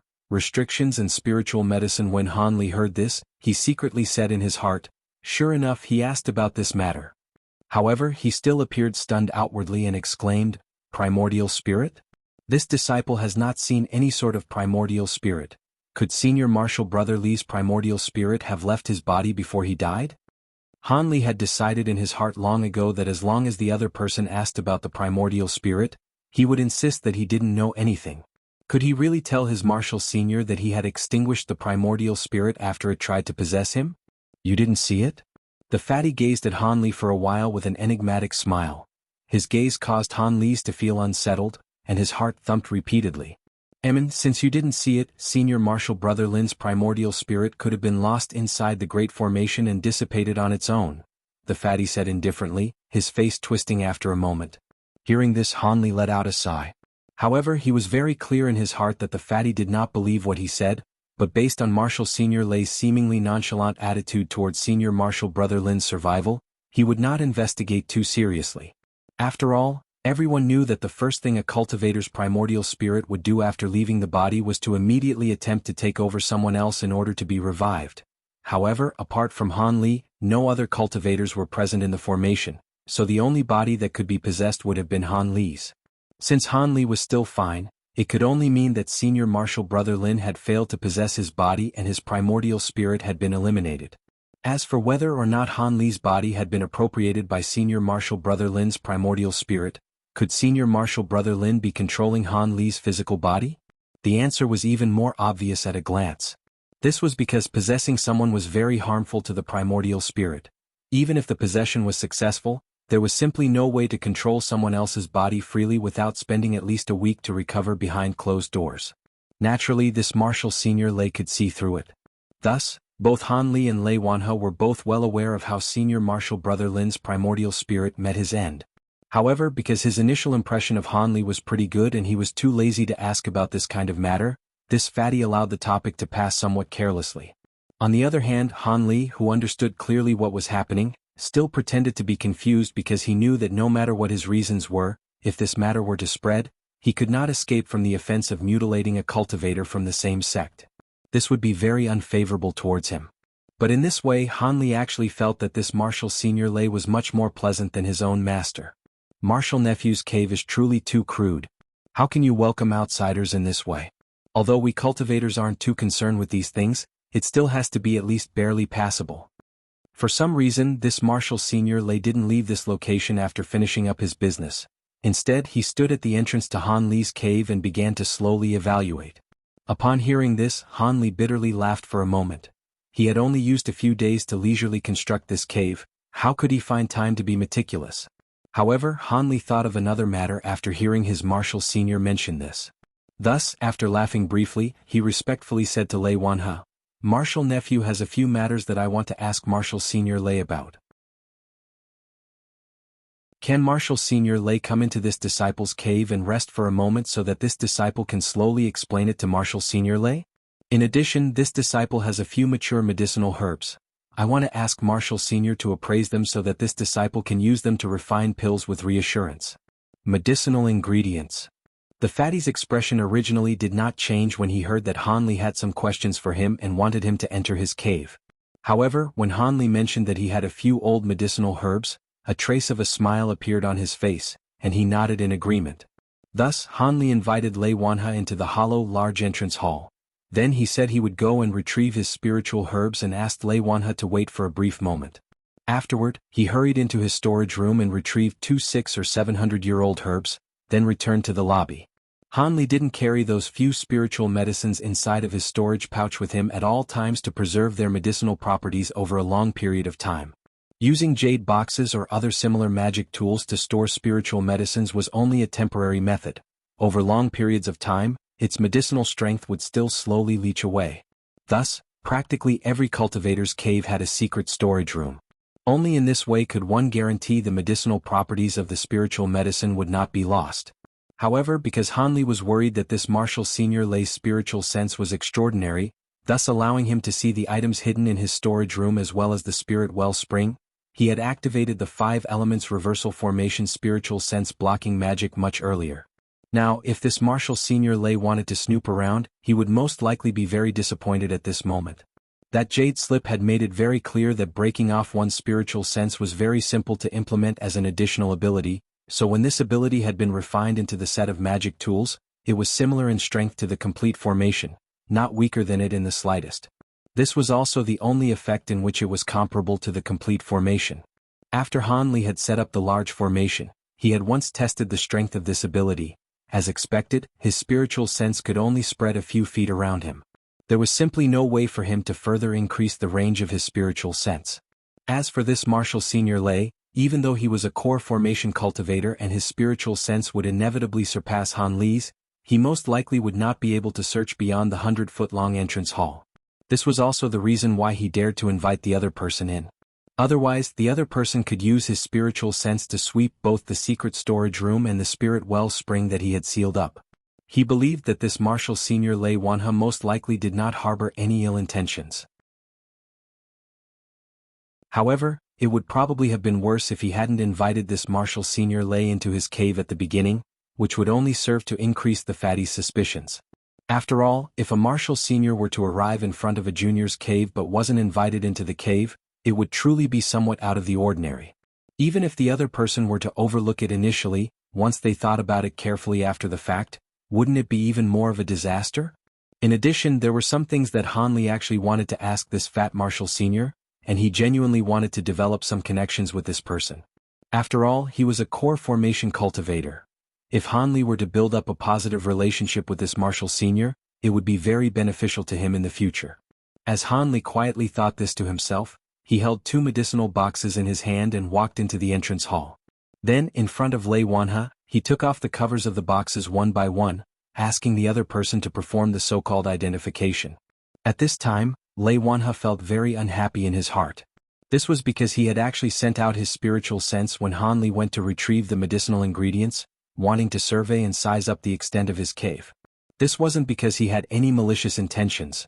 Rather, it was a subconscious action that he performed as a core formation cultivator. However, his spiritual sense had only left his body a distance of roughly 100 feet before it could not continue to disperse even an inch. It felt incredibly sluggish, as if 500 kilograms had been placed on his spiritual sense. This caused Lei Wanha's large face to immediately reveal an expression of shock. It wasn't that he had never been in circumstances where his spiritual sense was limited. He had experienced these circumstances many times in the caves of cultivators he had good relations with. This meant that there were some restrictions in place that could cut off one's spiritual sense. However, his friends were all core formation cultivators. The fact that their caves had these kinds of restrictions was not so strange. However, this Marshal nephew was clearly a foundation establishment cultivator, and this cave appeared to have been constructed not long ago.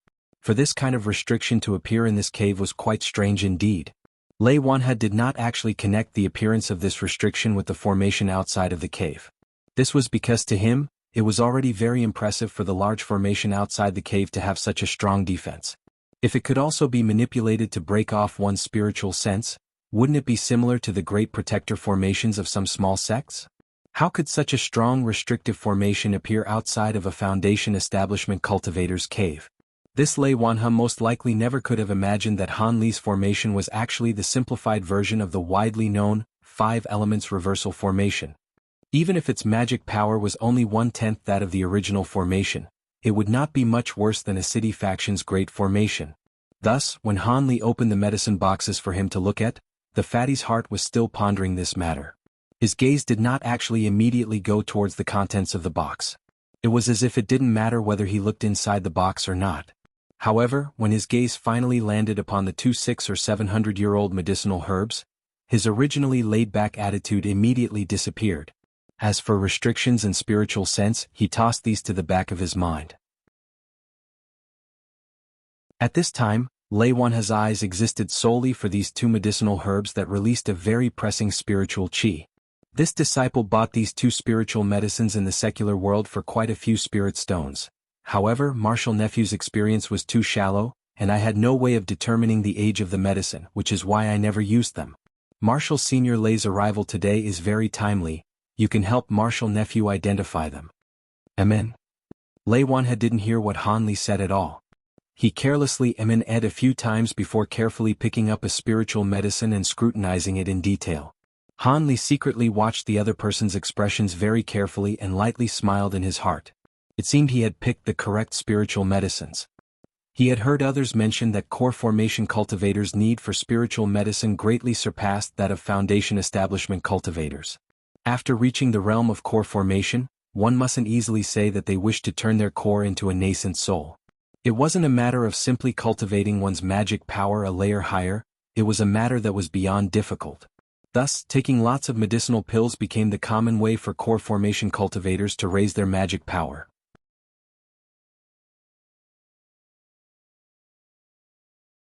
Chapter 235. Han Li's intentions. The common medicine pills of this world were of no use to a core formation cultivator. Only medicine pills refined with medicine ingredients that were aged over several hundred years and a few spiritual medicines that were born from heaven and earth could increase the speed of their cultivation. Thus, core formation cultivators would have to travel far and spend a majority of their time to search and scrape together extremely rare medicinal ingredients. This was also why when Li Huayuan saw the great amount of spiritual medicines Han Li took out from the forbidden area, he fundamentally thought of every means to immediately accept him as a disciple. He was truly too covetous toward these spiritual medicines of heaven and earth. Actually, even if Li Huayuan hadn't been the one to bring the group to the forbidden area and it was instead Lei Wanha or another core formation cultivator, it was unlikely they would have let a portion of Han Li's spiritual medicines slip by. In most cases they would have used a similar trick. Li Huayuan, on the other hand, was truly a bit stingy and only made Han Li an in-name disciple. However, taking medicine pills was only of assistance toward progressing one's magic power. They still had to seclude themselves in meditation and absorb spiritual qi for a time. Bitter and diligent cultivation was the true way to turn spiritual qi into one's own magic power. Otherwise, if one took medicine pills and didn't spend time to refine spiritual qi afterwards, it would be of no effect and wouldn't increase one's magic power in the slightest. After all, external spiritual qi and one's magic power were fundamentally two different things. There were also ancient records of people who took heaven-defying medicine pills, resulting in their bodies exploding. As a result, wanton use of medicine pill beyond one's limits could be extremely dangerous. In addition to increasing magic power, when one encountered a bottleneck, using the spiritual power of the medicine pill to break through was a common action taken by many cultivators. Its common use further proved its efficacy. Cultivators who could break through bottlenecks without drawing the support of medicinal power were far too few in number in the cultivation world. Furthermore, they were all geniuses who appeared only once every 100 years. Those possessing heavenly spiritual roots were the ones with the greatest aptitude, but when those possessing mutated spiritual roots came across a bottleneck, they had no method to break through without using medicine pills. They were similar to those possessing ordinary spiritual roots in this aspect. This cultivator Lei Wanha happened to have come across this sort of bottleneck. Thus, in order to refine supplementary medicine pills, he had gone on a search in the secular world and had just returned. However, on this trip he didn't have much luck at all. Apart from 2 medicinal herbs that were slightly older than 400 years old, he had ended up empty-handed. This caused him to hold a belly full of grievances. This was also the primary reason why he immediately killed the cultivators from the Thousand Bamboo School when he laid eyes on them. If he hadn't vented his feelings at that very moment, his mood would likely not have improved for quite a long time. It could only be said that Huang Long and his company were too unfortunate and happened to run into this foul mood demon. Up to this moment, Lei Wanha's mood was continuously fluctuating. In his 300-year-long experience as a cultivator, he had never seen such spiritual herbs before. When these 2 spiritual herbs entered his eyes, he immediately made an accurate judgment of their age. He couldn't help but become exalted after doing so. He was currently planning to refine soul-strengthening pills but was lacking medicinal herbs that had reached a maturity of 500 years. Thus, he went on this trip that had nearly taken a full year. However, after browsing everywhere, including the state of Yu's large and small market cities as well as the great medicine stores of the mortal world, he still hadn't found any medicinal ingredients that satisfied him. He could only reluctantly take the 2 mediocre 400-year-old herbs and make his preparations. However, he knew in his heart that using these spiritual herbs to refine the soul-strengthening pills wouldn't be enough. Perhaps their medicinal efficacy would be greatly reduced when he created them and wouldn't be of much assistance to him. However, he truly did not have any appropriate core medicines at hand. Could he even refine them? He continued his search, but he only ended up squandering his time. Even if a great medicinal ingredient had actually appeared somewhere, it would have long been hastily acquired by a cultivation sect or clan. By the time he arrived, there wouldn't be a single strand of medicine left. As for the cultivation worlds of nearby countries, looking there would be even more uncertain. That was why when he heard that this martial nephew had medicinal ingredients of a certain maturity, his heart beat. He decided to take a look, entering the incomparably crude and simple cave dwelling. Actually, Lei Wanha thought to himself, how could a foundation establishment disciple possibly stumble on good medicinal ingredients? It's most likely a 200- or 300-year-old medicinal herb. After all, he had searched for such a long time but could only acquire 400-year-old medicinal ingredients. This was also because he was a core formation expert. No one dared to compete with him over them. All of a sudden, this pair of 600- to 700-year-old medicinal herbs before him. This caused him to become absolutely baffled and overly joyous from the surprise. Thus, although it seemed that his eyes were staring at the two medicinal herbs, appraising it, he was actually already considering how he would ask this martial nephew to hand it over to him. After all, leaving such rare items in this martial nephew's hand would be far too much of a waste. They would reach their greatest potential in the hands of this great cultivator Lei if he refined them into pills. However, he was also an old fox of many years. He had already thought of a good excuse in the blink of an eye. He coughed 2 times, and after reluctantly returning the medicinal herbs to the case, he turned his nearly obscured neck toward Han Li and amiably said, "These 2 medicinal herbs are truly rarely seen items of value. They are over 600 and 700 years of age. Martial nephew must have spilled quite a bit of blood to acquire them." That's right. This disciple spent quite a bit of strength to acquire them from an action at a secret store. At that time, there was also a 1,000-year-old spiritual herb that appeared. Unfortunately, this disciple lacked the power to acquire it. He could only helplessly look on as others bought it. This caused disciple to feel rather regretful. Han Li replied with half-truths. A secret store even had 1,000-year-old herbs. When the fatty heard this, he nearly jumped up from his stone seat. Hearing Han Li speak of this regretful affair, he felt so much distress. It was as if his heart was being gouged out. To think that a core formation cultivator who racked his brain on how to find spiritual herbs and spiritual medicines and visited secret stores of all locations and even 7 or 8 clans, could miss such a fortuitous event such as this? If he had been there, no such treasure would be able to escape his grasp. Even if he had to spend more spirit stones, he absolutely would be willing to. As he thought of such an extremely rare and great opportunity, he looked at the brat before him who had let it go. Panting with rage, the fatty wanted to boldly hold Han Li's neck in his hands and interrogate him. He would do this despite clearly knowing that the other party was a foundation establishment disciple who couldn't afford such an extremely expensive item. Fine. A miss is a miss. Perhaps there will be another opportunity in the future. The fatty eventually calmed himself down and had no choice but to reluctantly say a few words of comfort toward Han Li. After all, he still planned to acquire his 2 spiritual herbs. He couldn't let these herbs slip from his fingers. "Martial nephew Han, how do you intend to use these 2 spiritual herbs? Could it be that you're thinking of handing it over to the sect's pill refining experts? But as your martial senior, I must warn you that the pill refining experts in our Yellow Maple Valley are truly terrible. If you were to deliver such precious items to them, they would absolutely extort you.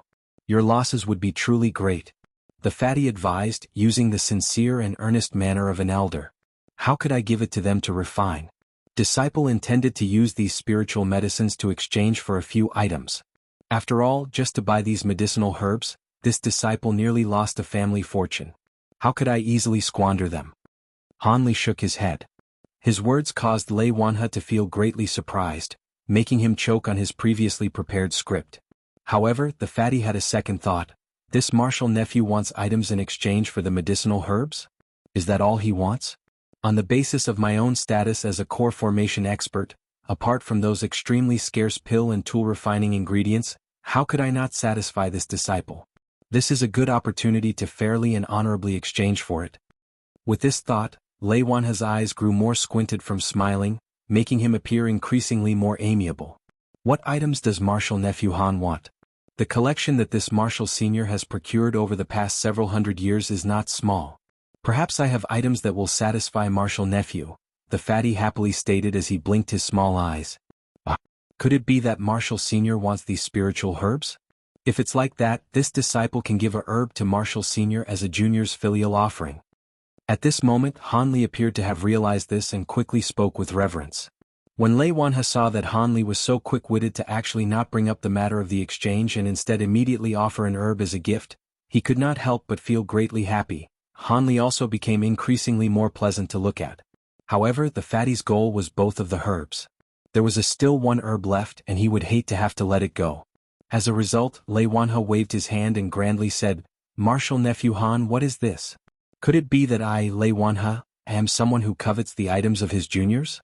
Do not hesitate to say what you need. Marshall Sr. will immediately find it and exchange with you fairly." "I absolutely won't let Marshall Nephew suffer any losses. Do you want to exchange it for a top-grade magic tool? Or any medicinal pills that you currently need?" When Hanli heard the other party's grand words, he grew greatly happy. He had maneuvered in such a large circle, waiting for these words to be spoken out loud. However, with his outward appearance hesitant, he said in embarrassment, "I will not hide this from Marshall Sr. Lei. Disciple is very interesting in the Tao of pill refinement. However, the storage room in Yulu Hall doesn't have any practical pill refining recipes." Disciple later found out that the pill refining skills of ancient times has nearly died out. The current pill refining skills of my fellow Marshall disciples and seniors were all either bitterly researched for several tens of generations or happen to be discovered from ancient ruins. Each are as precious as one's own life and are not easily acquired. Thus, Disciple intended to use these two spiritual herbs to exchange for pill formulas that he could use for himself.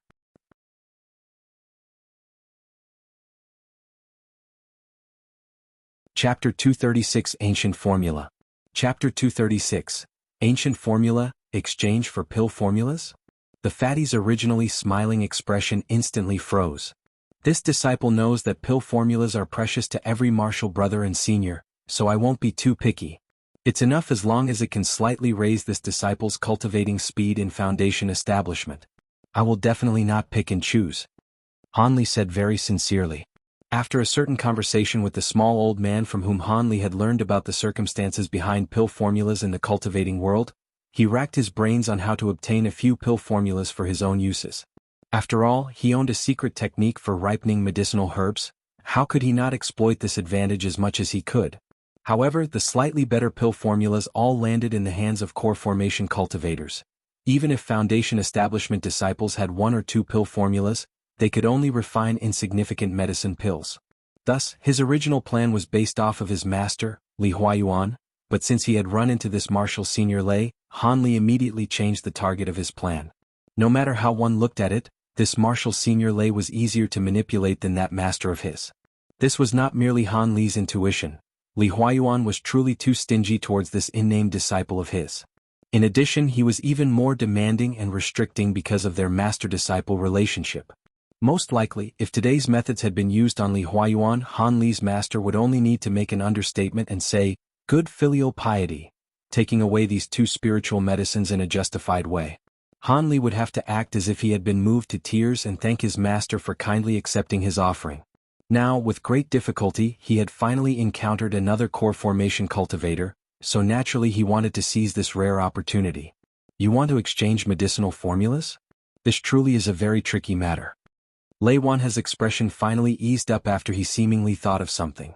Then, his eyebrows became tightly knit, as if he were uncertain about it.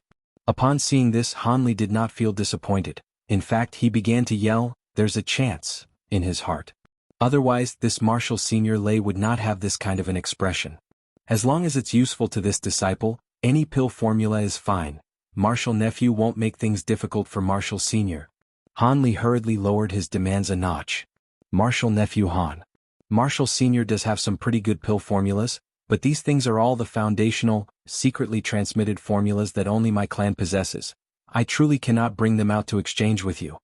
Lei Wanha said with regret, shaking his head. Hanli was incredibly disappointed after hearing this. He didn't attempt to cover up any of his emotions, so when the fatty noticed this he began to laugh and said, "Although I cannot exchange my clan's pill formulas with you, I still have a few ancient formulas on hand.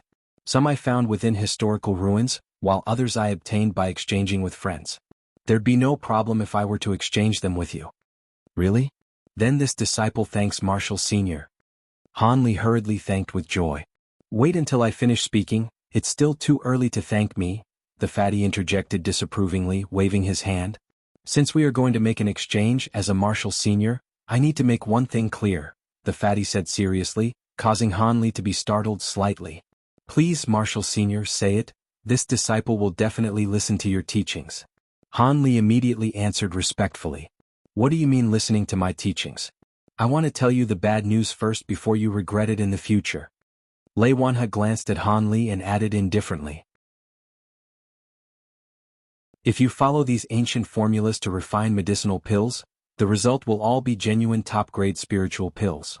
But most importantly, the ingredients of these pill formulas are truly too difficult to find. I don't know if you will be able to obtain these items. Of course, although these ingredients are difficult to find, they definitely do exist in this realm. It's not the same as some other ancient formulas, where the ingredients have already gone extinct for an unknown number of years. In reality, many of the newly researched pill formulas are only the results of testing many ancient formulas with substitute ingredients, so although the ingredients for refining pills are there, the pill's effectiveness decreased significantly. This is truly something that the cultivation world can do nothing about. The fatty's words shocked Hanley multiple times upon hearing them. However, he still understood the other person's meaning. Marshall Sr.'s meaning is? It's very easy. After you obtain the pill formulas, if you truly can't find all the ingredients to refine the pills, look for a substitute and try it out. Who knows, there might be a chance you'll succeed. The fatty solemnly said to Hanley. When Hanley heard this, he was speechless. However, he was clear in his heart that this Marshall Sr. probably felt that the ingredients for the pill formulas he was about to exchange for were truly too difficult to obtain. Most likely he felt somewhat sorry, thus he gave Hanley a reminder. It seemed in this way that Marshall Sr. Lei's integrity was not too bad. Hanley secretly thought this, but he nonetheless put on a lovable outward appearance, repeatedly saying okay, demonstrating that he was not considering backing out from the exchange. Seeing this, Lei Wanha was extremely happy in his heart. He still felt that he had taken advantage of this Marshall nephew too much and felt somewhat sorry.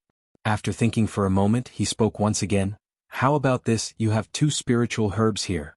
We'll exchange 1 herb for 1 formula. This Marshall Sr. can't let you take too much of a loss. When Hanley heard this, he stared blankly for a moment. However, immediately afterward he began to exult with joy, and his positive feeling for this Marshall Sr. Lei instantly increased greatly. He repeatedly thanked Lei Wanha. This time Hanley said it out of complete sincerity without any pretense. Enough. This is the list of pill formulas. B2. All of the medicinal pill attributes and the necessary ingredients are listed in there. When you have finished picking, I will give you the actual pill formulas. Saying this, the fatty pulled out a jade slip and tossed it towards Hanley.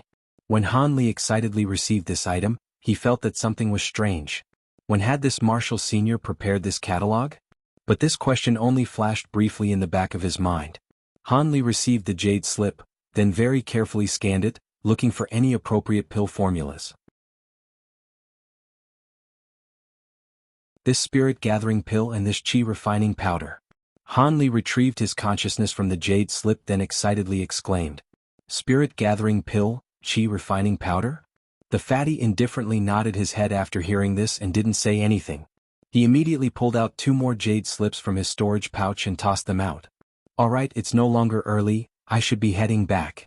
The fatty happily stored the spiritual herbs on the table, then immediately said his goodbyes and left. Now that he had gathered all his ingredients, he hurried back to refine his own soul-strengthening pill. Upon hearing this, Hanley hurriedly stood up to escort him out.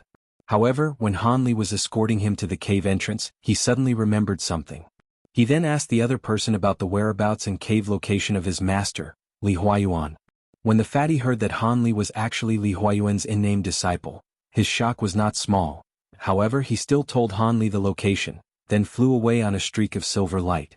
Hanley watched Lei Wanha completely disappear before happily pulling out the jade slips with the pill formulas on them, playing around with them for a while.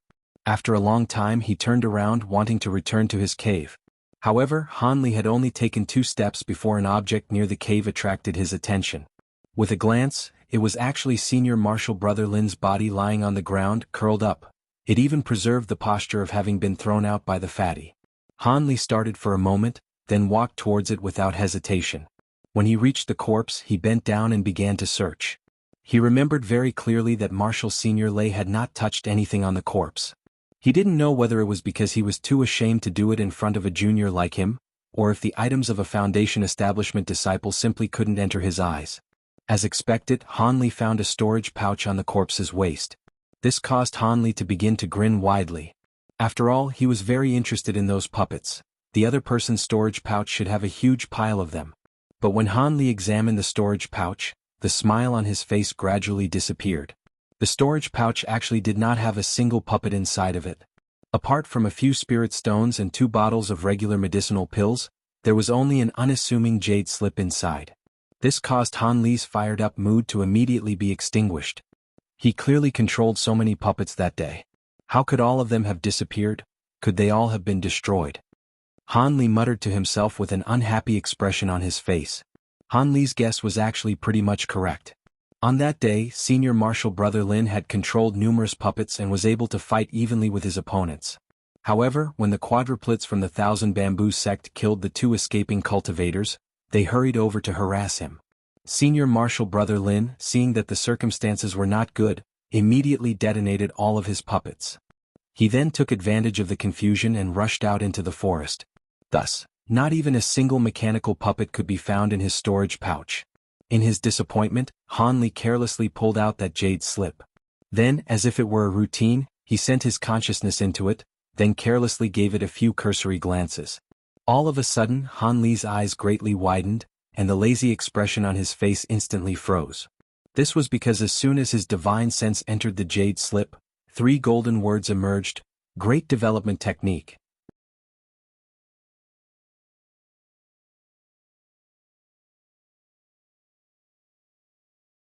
Han Li found this attitude of his to be laughable. This greed was truly insatiable. After a few words of self-mockery, Han Li returned to his immortal's cave and prepared to study the ancient formulas. The next day he would go to where his master, Li Huayuan, lived and see whether or not he could get some decent cultivation techniques. The morning of the next day, Han Li stood on his divine wind boat and flew straight toward the eastern part of the Taiyu mountain range. Yesterday, Lei Wanha had told him that his master's immortal's cave was located at the peak of a particular mountain. It also seemed that Li Huayuan was busy with something inside his immortal's cave. If there was a moment to go find him, now was the time. With the speed of the divine wind boat, Han Li didn't have to spend much time to find the region that Lei Wanha had pointed out. As expected, the location was well hidden by an azure mountain and green rivers.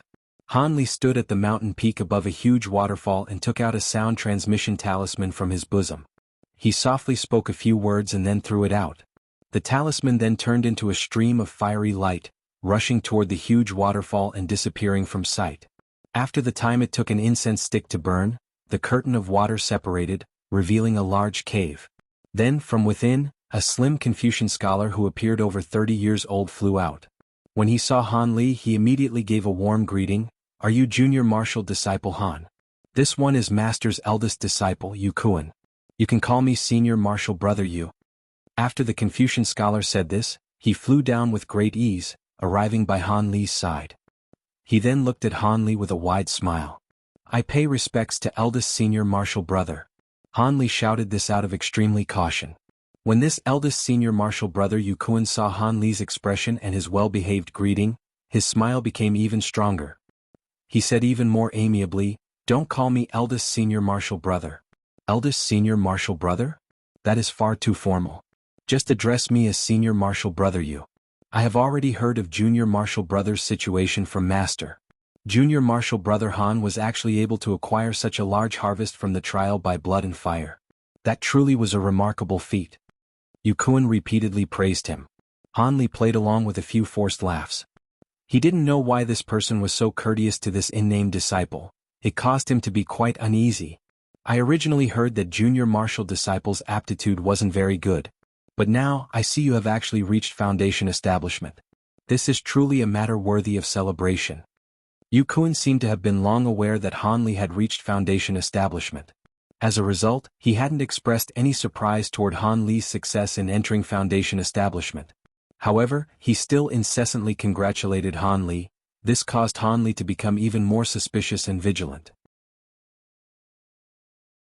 That's right, Master is still waiting inside the cave for junior martial disciple. It's better to not let our elders wait for long. Let's first enter the Green Ripple Cave. It seemed Yu Kuan had just thought of something. After he patted the back of his head, he said this with a chuckle. When Han Li saw the other party's expression, the corner of his mouth twitched, but his face maintained a solemn and respectful expression. He agreed at once and flew through the water curtain. After he passed through the water curtain, a small, naturally formed valley appeared before his eyes. Not only was it as beautiful as a spring day, but the trees were green and the water clear. Furthermore, there were a few remarkably strange small animals jumping about in an adorable manner. This is... Han Li's mind tumbled. The scene before him? Could it be that his own master, a respected expert, was fond of raising small animals? The thought barged into Han Li's mind unexpectedly. What? Is Junior Martial Brother surprised? You're not the only one who reacted this way. Every visitor that comes is astonished. However, these weren't raised by Master but rather are the treasures of Master's wife. You mustn't harm them by any means, else the mistress will absolutely end you. Yu Kuan chuckled, revealing an "I already knew you would be greatly surprised" expression. Master's wife. That's right. Although Mistress Zan is only at mid-stage Foundation establishment, the Master dotes on her very much. You must act good-natured and get along well with her. Yu Kuan said this as he shrugged his shoulders. Yu Kuan brought him further into the large cave, where much to Han Li's surprise he saw not only his master, Li Huayuan, but also a young, beautiful 27 or 28-year-old woman. Nothing needed to be said about his own master's ice-cold face, but when he saw Han Li, Li Huayuan revealed a slight smile. Although Han Li thought the young woman was beautiful, how could he dare to look in front of Li Huayuan? He only took a quick look and stepped forward, respectfully saluting. Disciple Han Li greets Master. You've come. This is your master's wife, greet her as well. Li Huayuan was greatly satisfied with Han Li's respectful and solemn bearing and pointed to the young woman at his side. Disciple pays respects to master's wife. Han Li inwardly sighed. He could only salute to this woman who didn't seem much older than himself. That's enough, no need to be overly polite. When the young woman saw Han Li step forward to pay his respects, she said this with a smile. Her voice was soft and pleasant, displaying the sweet temper of a woman from a river village. As expected, she was an extremely dainty woman. Han Li, I've only heard of the matter of your success into Foundation establishment a few days ago. To tell the truth, this matter was rather hard for me to believe and amazed me by no small amount.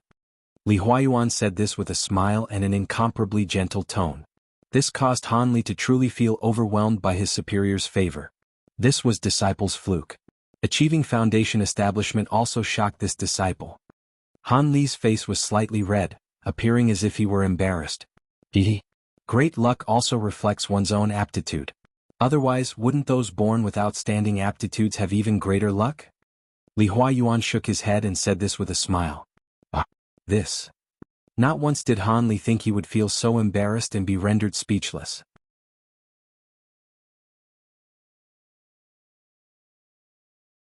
Chapter 238 Yu Kuan's Fearsomeness. Chapter 238, Yu Kuan's Fearsomeness. Humph, this fellow has only been a disciple for a short while. Don't use a lecturing tone immediately upon meeting him, the young woman said gently to Li Huayuan upon seeing Han Li's uncomfortable appearance, a trace of laughter in her eyes. Okay. Husband knows. No matter what, this good disciple is also my wife's savior. As his master, I must compensate him well. Li Huayuan glanced at the young woman with a tender gaze, then turned around and said to Yu Kuan standing to the side, You can withdraw for now. Your master's wife and I are going to talk individually with your junior martial brother Han. Don't let anybody disturb us. As you command, master. Yu Kuan respectfully replied, then stole an envious glance at Han Li before quietly withdrawing. Savior?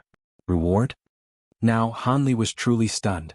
He really didn't know when these two words had suddenly become related to him. When had he earned a reward for saving someone, and how could he himself not know about it?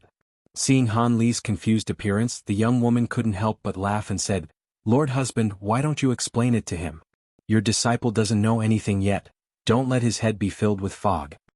Hearing the young woman's words, Li Huayuan lightly smiled and explained to Han Li, nodding, Han Li, by now you should know the reason why I accepted you as my disciple back then. There's no embarrassment for me to talk about it. As your elder, I truly did covet your spiritual medicines. Thus, I used the excuse of receiving you as my disciple to take away a half of your portion. Otherwise, you should have received 2 foundation establishment pills, not just 1. However, although I confess that I caused your rewards to decrease for no apparent reason, you could have in turn also used my reputation to your advantage, and people wouldn't lightly offend you. This could be considered my way of making things up to you.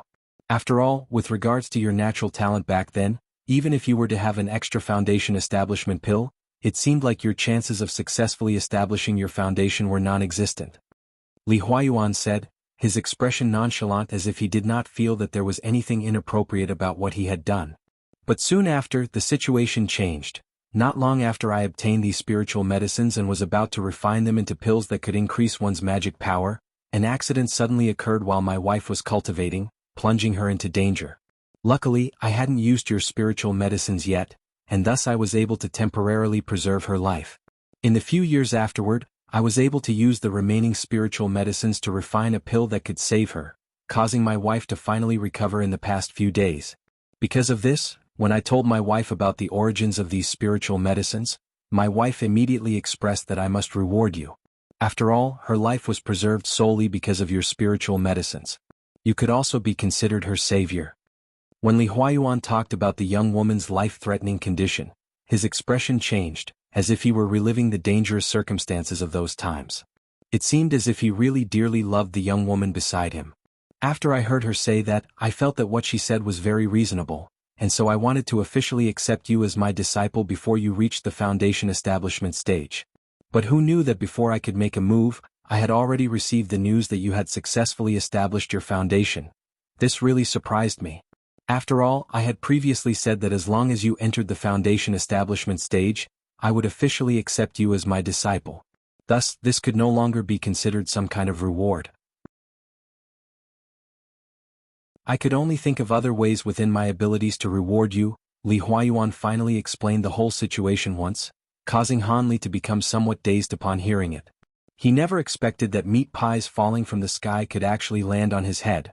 Even when he heard Li Huayuan personally say that he would reward him, Han Li still did not dare to believe it. Instead, he could only stand there stunned. What about this? Since it seems you haven't thought it through yet, you can think about it in your cave for a day. Tomorrow morning you can come to your master and raise a request. You have to think about it carefully. Normally your master is not a very generous person, so this is an opportunity that is hard to come by. The young woman gently said to Han Li, glancing at Li Huayuan. This caused Li Huayuan to dryly laugh a few times as if he were somewhat embarrassed. Han Li, who finally regained consciousness, hesitated for a moment.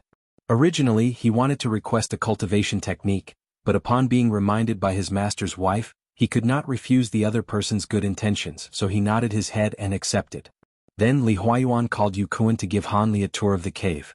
This senior martial brother immediately agreed with a smile, then brought Han Li and walked out. They had not yet left the large lobby when he had already begun to introduce Han Li to the entire cave. Master, your Green Ripple Cave is about a few hundred acres in size. As for rooms? The young woman, after seeing Han Li and Yu Kuan walk far away, suddenly said to Li Huayuan with a smile, "Do you think our new disciple can handle Yu Kuan's harassment? Every time I see Yu Kuan open his mouth, I feel a headache coming on even if he hasn't said anything yet. Yu Kuan's long-windedness truly causes many headaches. Not to mention you, even I have no way of dealing with him. Han Li definitely cannot endure for too long." Li Huayuan said with helplessness. "This is also true. But what kind of request do you think this disciple of yours will make?" The young woman suddenly asked as she opened her round eyes. A trace of cunning could be found within them. What request could he make besides pills, cultivation techniques, magic tools and the sort? If it weren't for Madame's relentless requests to reward this disciple, I really would not be willing to be so generous. Li Huayuan had not even handed anything out yet, but he already appeared to be in excruciating pain. "What are you talking about? If you don't repay his saving grace, the ice heart technique that I cultivate would contain many leaks, and I would not be able to cultivate it to the great circle of completion. Then, in the future, how could I enter the core formation stage and spend the rest of my life with you?" The young woman first gave Li Huayuan a haughty look, but her next sentence was filled with deep affection, causing Li Huayuan to feel greatly moved upon hearing it. He thumped his chest and expressed that he would definitely fulfill Han Li's requests and that he would not allow any troubles to be left in the way of his wife's cultivation. Han Li naturally did not know that the huge meat pie that fell on his head was actually related to the young woman's cultivation technique. At that moment he was following Senior Marshal Brother Yu, wandering around, but in his heart, he still felt that the arrival of this kind of good fortune was too sudden. This caused him to feel strangely unsettled. Senior Marshal Brother Yu has time to come to this sword discussion hall. How about us Senior Marshal Brothers exchange a few magic techniques? When Yu Kuan had brought Han Li near an extremely large stone room, an extremely buff man just so happened to be walking out of it. When he saw Yu Kuan he carelessly said this. However, his gaze was constantly sweeping over Han Li. Who hasn't heard about the combat strength of 4th Junior Marshal Brothers' 5 elements magic technique? It is the number 1 under Master's family. I think I'll pass and not make a fool of myself. Yu Kuan's expression first changed upon hearing the man's words, then laughed and refused. However, he suddenly turned around and pointed at Han Li while laughing. I still haven't introduced 4th Junior Marshal Brother to this individual. He is the new disciple that Master is going to accept. He is the Junior Marshal Brother Han who is soon to become our 8th Junior Marshal Brother. And this is your 4th Senior Marshal Brother Song Meng. You can just call him Senior Marshal Brother Song. Everyone come meet each other. After today we will all be Marshal Brothers from the same family. 8th Junior Marshal Brother. When this 4th Junior Marshal Brother heard these words, a radiant light shone out from his eyes, focusing directly on Han Li. Han Li's expression did not change, but in his heart, he quietly sighed. This individual was clearly a battle-crazy individual. Being gazed at him could not have any good outcomes. Thus, before this individual even opened his mouth, Han Li spoke first. Greetings, 4th Senior Marshal Brother. Junior Marshal Brother has just recently entered the Foundation establishment stage. I ask that Senior Marshal Brother take good care of me. Having said this, Han Li greeted him. However, these words from Han Li caused this man to reveal a disappointed expression. He lost interest in Han Li, and after indifferently nodding his head a few times, he didn't glance at Han Li even once. Then, he coldly walked directly between the two of them, leaving to attend to his own business. Only Han Li and Yu Kuan remained, and they looked at each other in dismay for quite some time. Haha, Junior Marshal Brother Han, please don't take offense. Junior Marshal Brother Song just has this kind of a strange temper. Although outwardly he appears somewhat cold, in actuality his personality is pretty good. It was still Yu Kuan who recovered first, and with a few sentences he shook off the awkward atmosphere. Han Li naturally adopted an understanding attitude, and the two of them immediately continued on their way, laughing and talking. Although the cave was not small, apart from Li Huayuan and his wife as well as that Song Meng, there were no other people in such a large place. Han Li did not encounter any of the other 5 Senior Marshal Brothers. Afterwards, Han Li learned that the other 5 were all like him and had their own caves outside. They would occasionally come to pay their respects to Li Huayuan and his wife. As for Yu Kuan and Song Meng, they had grown up next to Li Huayuan and his wife. As such, they already had very deep feelings for them, so they naturally would stay in this place instead of building their own cave. As Han Li was idly chatting with Yu Kuan, he finally gained some understanding of the other few cultivators. However, he had unwittingly finished touring the entire cave. This eldest Senior Marshal Brother's spirits seemed to rise the more he spoke, so he just pulled Han Li and began to walk towards his own room, wanting to continue their extended discussion. Although Han Li felt slightly surprised, he didn't mind, and so he indifferently followed him over. After all, this person was the eldest Senior Marshal Brother, so he still had to give him this face. In the beginning he was intently listening to this eldest Senior Marshal Brother, hoping to find a few pieces of useful information. But not too long after, this Senior Marshal Brother Yu's ability to chatter away was revealed to be truly frightening, and Han Li slowly began to experience it firsthand. The endless flow of words snuck into his head like evil spirits, causing Han Li's head to begin to hurt, having heard them for numerous hours. It wasn't until this moment that Han Li finally realized the truth. The attitude this eldest Senior Marshal Brother had shown when he had come to pick Han Li up was not enthusiasm. It was clearly that a hard-to-find guest had finally appeared to satisfy his addiction to flapping his lips. After another moment, Han Li could not longer take it, his physical fatigue finally growing too extreme. He hurriedly escaped from the other person's room, then found a room used to accommodate guests and collapsed. Hearing this senior martial brother use verbal attack was truly damaging to one's soul. Han Li had completely served this person's urges. Han Li's horizons had been broadened. This world actually contained men who could chatter like this.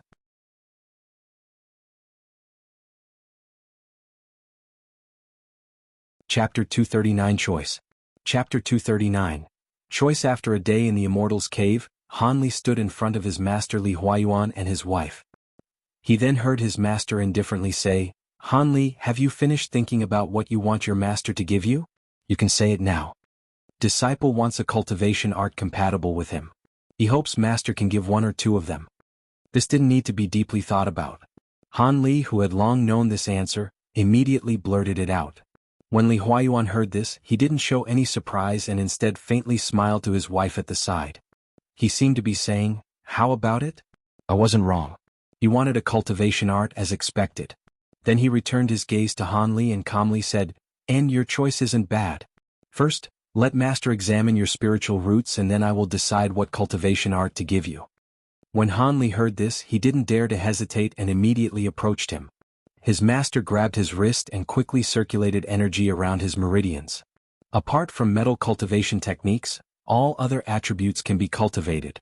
You actually had 4 attribute spiritual roots. How shocking. On that day, I only saw that you had false spiritual roots, but I didn't think it'd be to such a degree. After a moment of examination, Li Huayuan's expression grew slightly strange and he sighed. When the young woman at the side heard this, she also revealed an expression of slight surprise. She remained silent and could not help but size up Han Li.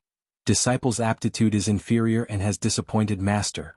Han Li's face was a bit red as he replied this with slight shame. This is nothing. Since the heavens have allowed you to reach foundation establishment, you surely have your own luck. But since it is like this, your choices for cultivation are a bit troublesome. What do you mean? When Han Li heard this, he blinked. Although Han Li did not take the initiative to ask, he displayed great doubt. Really? Give disciple a proper explanation. You are always so vague. Actually, what your master means was that he originally wanted to let you choose a decent cultivation art, but now that he has seen your spiritual root attributes, he's hesitant. After all, the better the cultivation art, the harder it is to cultivate. It would be better to let you cultivate a simpler cultivation art so that you advance a bit more quickly. The young woman rebuked Li Huayuan and gave Han Li an explanation with a warm tone. That's right. My wife read my thoughts. Li Huayuan repeatedly nodded his head. He then continued to explain, the cultivation arts of immortal cultivators can generally be classified into 3 main types in accordance with speed and effects. For the first time after it is cultivated, one's magic power progresses at a speed that is similar to that of inferior cultivation arts. However, it grants an supplementary divine ability that can suppress enemies and seize victory. Its power is likely to be outstanding and extremely suitable for combat. If one's magic power is at a lower layer, they will be able to, with slight difficulty, prevail against cultivators of a higher layer. Thus, cultivators who know they are unable to enter core formation most likely choose this type of cultivation art. The second type of cultivation technique is the exact opposite. These cultivation techniques progress one's magic powers at an astonishing rate and are easy to cultivate. But naturally there is a flaw. The advantage of the first type of cultivation technique is precisely this type's fatal flaw.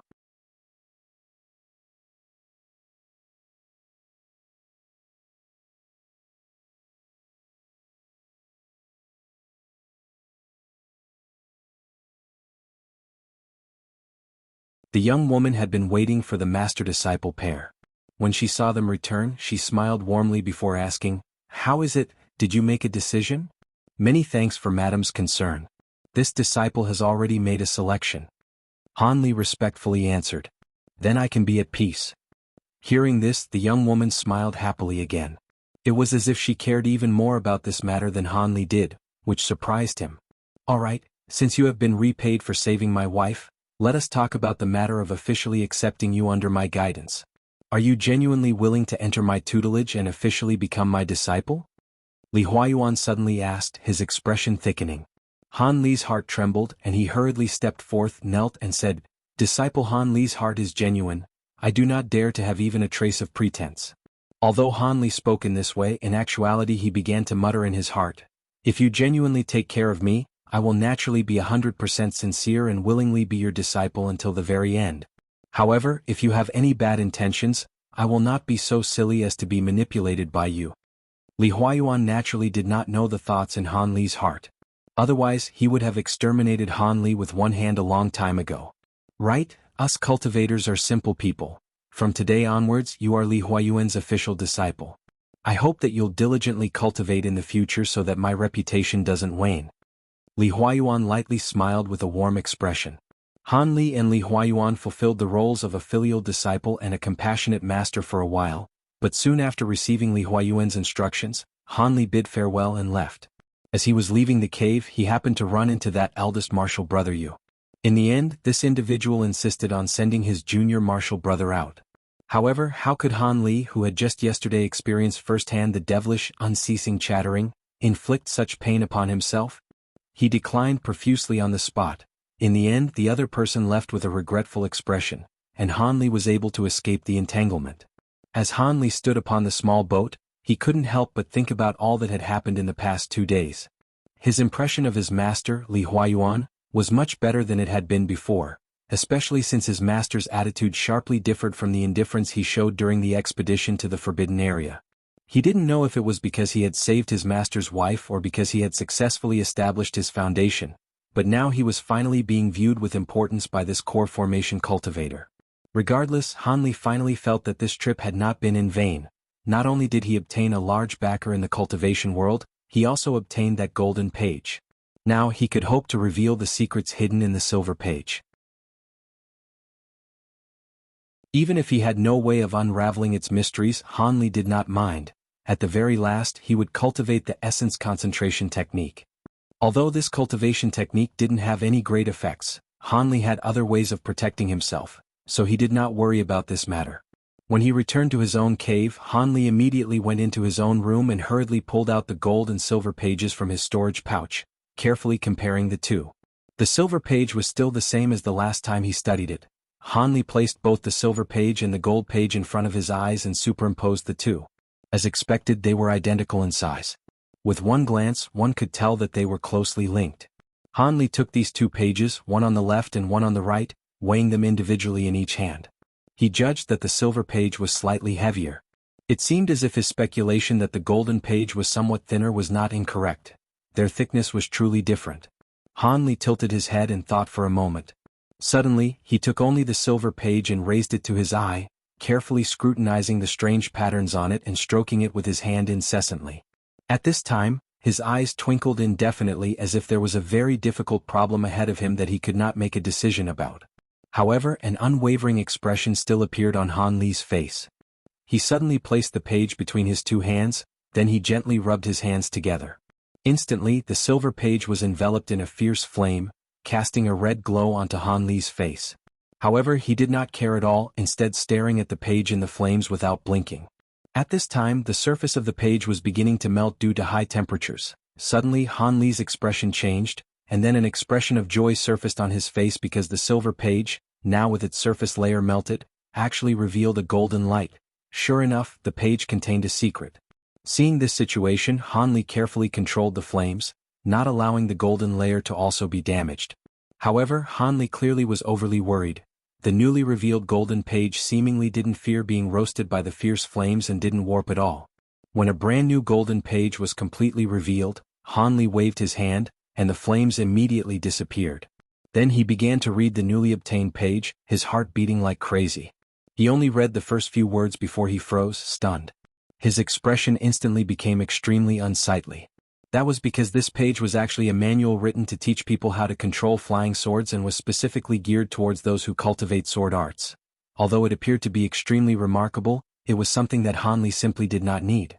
It seemed as if that barefooted man from the giant sword sect had cultivated the page's contents. However, though these techniques may have been considered treasures to Qi condensation disciples, to Han Li, who had reached the great success stage of foundation establishment, they were only average and simply had no way of piquing his interest. Han Li was still unwilling to give up. He closely examined it one more time, even going so far as to use the fierce flames to burn it again, but he made no further discoveries. The more Han Li looked at this golden page, the more he felt resentful. He had busied himself with this for the greater half of the day. Having wasted so much time, he actually obtained such a useless item. How could he not feel extremely depressed? Han Li was especially provoked upon seeing the two words sword art, because he had already cultivated an Azure Essence sword art. Could it be that he would have to cultivate yet another sword art? The gloomy-faced Han Li suddenly grabbed the page and threw it into midair. Immediately afterward, he used his right hand and pointed, shooting out an azure sword edge as wide as a bowl, directly hitting the page. Han Li decided to completely destroy this thing, lest he become angry just from looking at it. Whoosh! The explosion that Han Li had expected did not appear. Instead, the azure sword streak disappeared into page upon contact as if it had been absorbed. This is... Han Li was very shocked, but immediately after, his heart stirred with anticipation.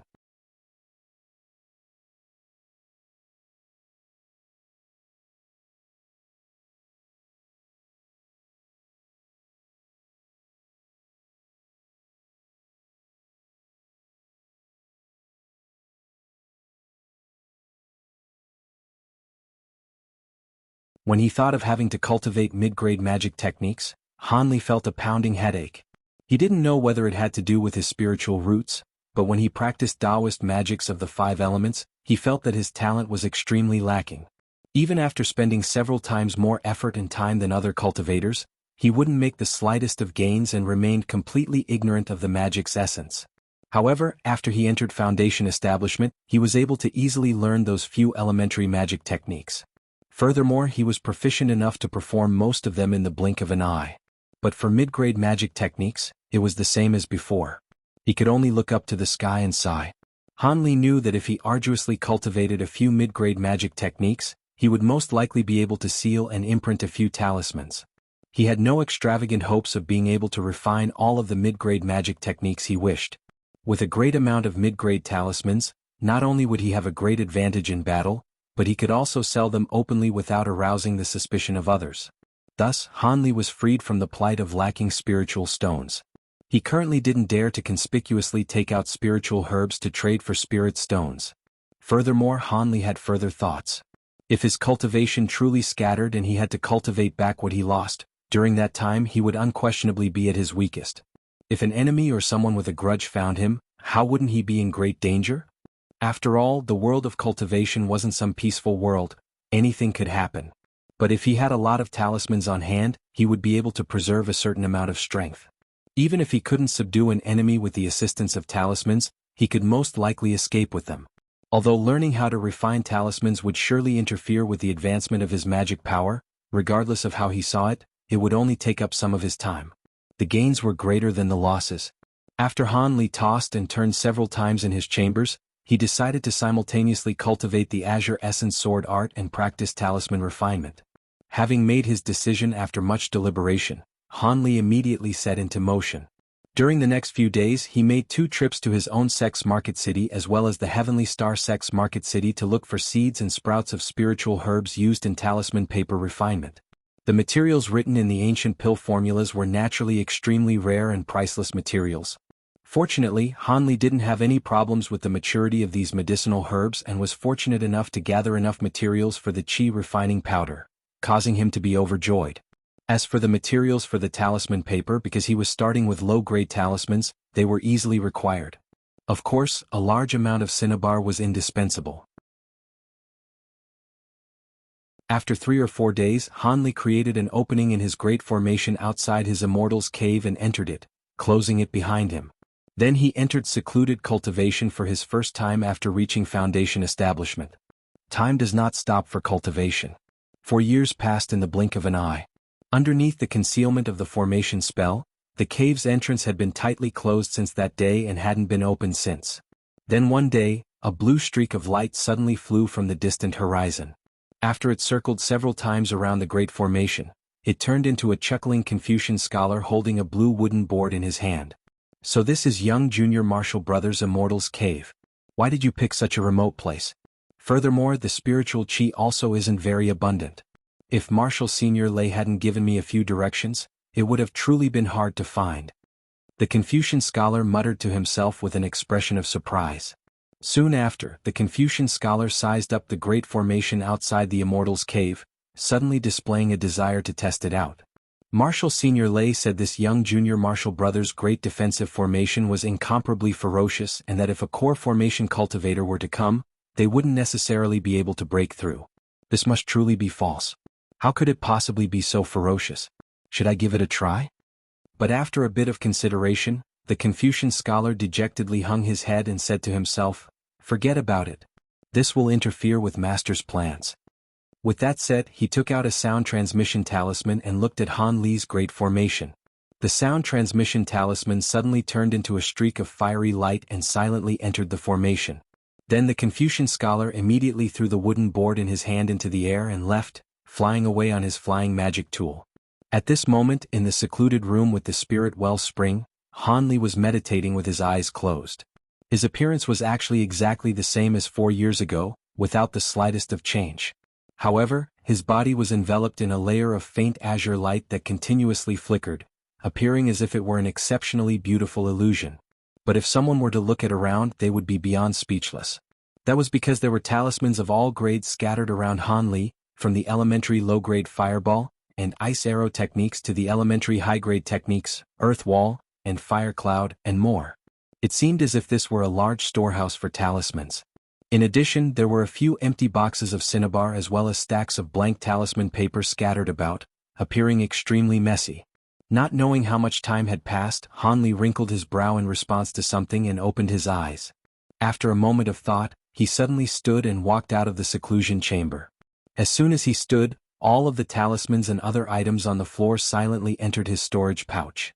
His room instantly became spotless. As he walked out of the seclusion chamber, Han Li waved his hand, and a small yellow flag appeared in it. Then he threw it out, turning the small flag into a streak of yellow light that flew outwards. Before Han Li could finish walking to his bedroom, the small flag that had turned into a yellow light returned with a streak of fiery light in tow. When Han Li saw this, he calmly moved his hand and summoned the small flag into it. He opened his other hand and shot out azure light toward the fiery light before him.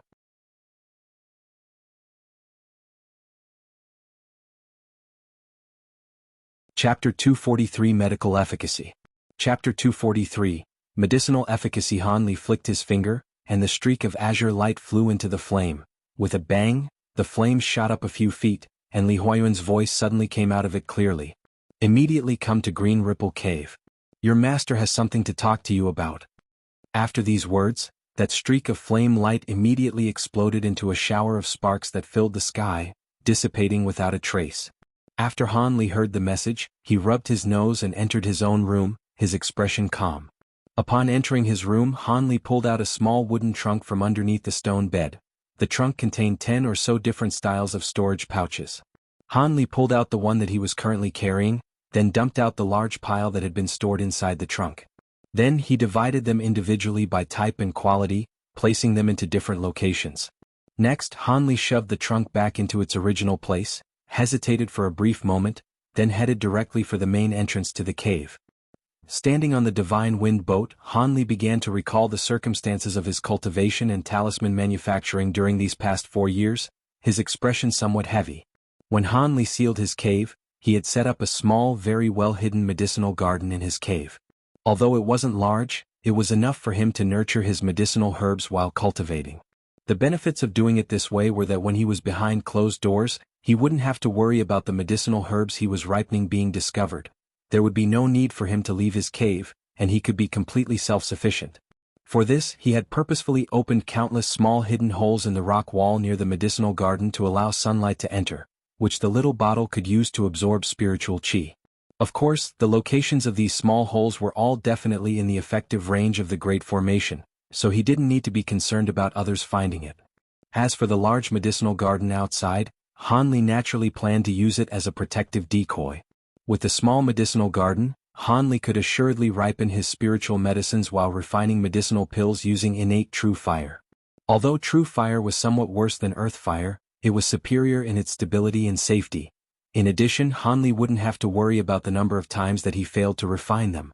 The medicinal pills refined from the ancient recipes were, as expected, no small matter. After Han Li had refined the qi refining powder and consumed it, he experienced afresh the kind of explosion of spiritual qi that he had felt when establishing his foundation, causing him to immediately sit down in shock and begin to refine it, not daring to have the slightest amount of neglect. This shocking outcome naturally caused his magic power within the first year of closed-door cultivation to vigorously shoot up, far outstripping any of his expectations. Extravagantly ingesting medicine saved Han Li the time he would have spent on absorbing spiritual qi and allowed him to throw himself directly into refining it into magic power. His efficiency in increasing his magic power naturally multiplied many times. This caused Han Li to be unable to contain his joy.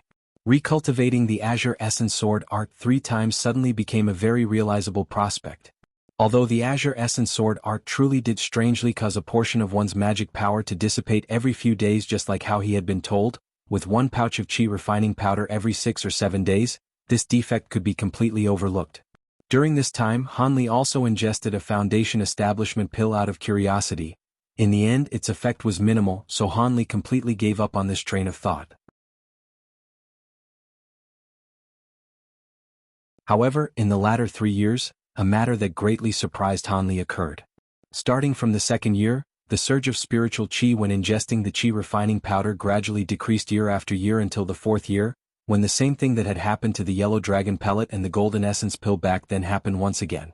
The qi refining powder lost all of its effectiveness.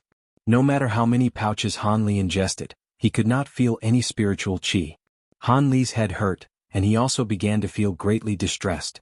That was because this was definitely not because the qi refining powder was insufficient to keep up with his rate of growth. Based on this qi refining powder's medicinal properties, using it all the way to the late stages of foundation establishment should not have posed any problems. After all, it was a pill based on the ancient formula. Even for core formation cultivators it might be quite useful. The circumstances were completely different than with the yellow dragon pellet and golden essence pill. Those pills couldn't keep up with his cultivation layers, and he had anticipated their failures a long time ago. After musing over it hundreds of times, Han Li used the medical arts that he had learned before to draw a conclusion.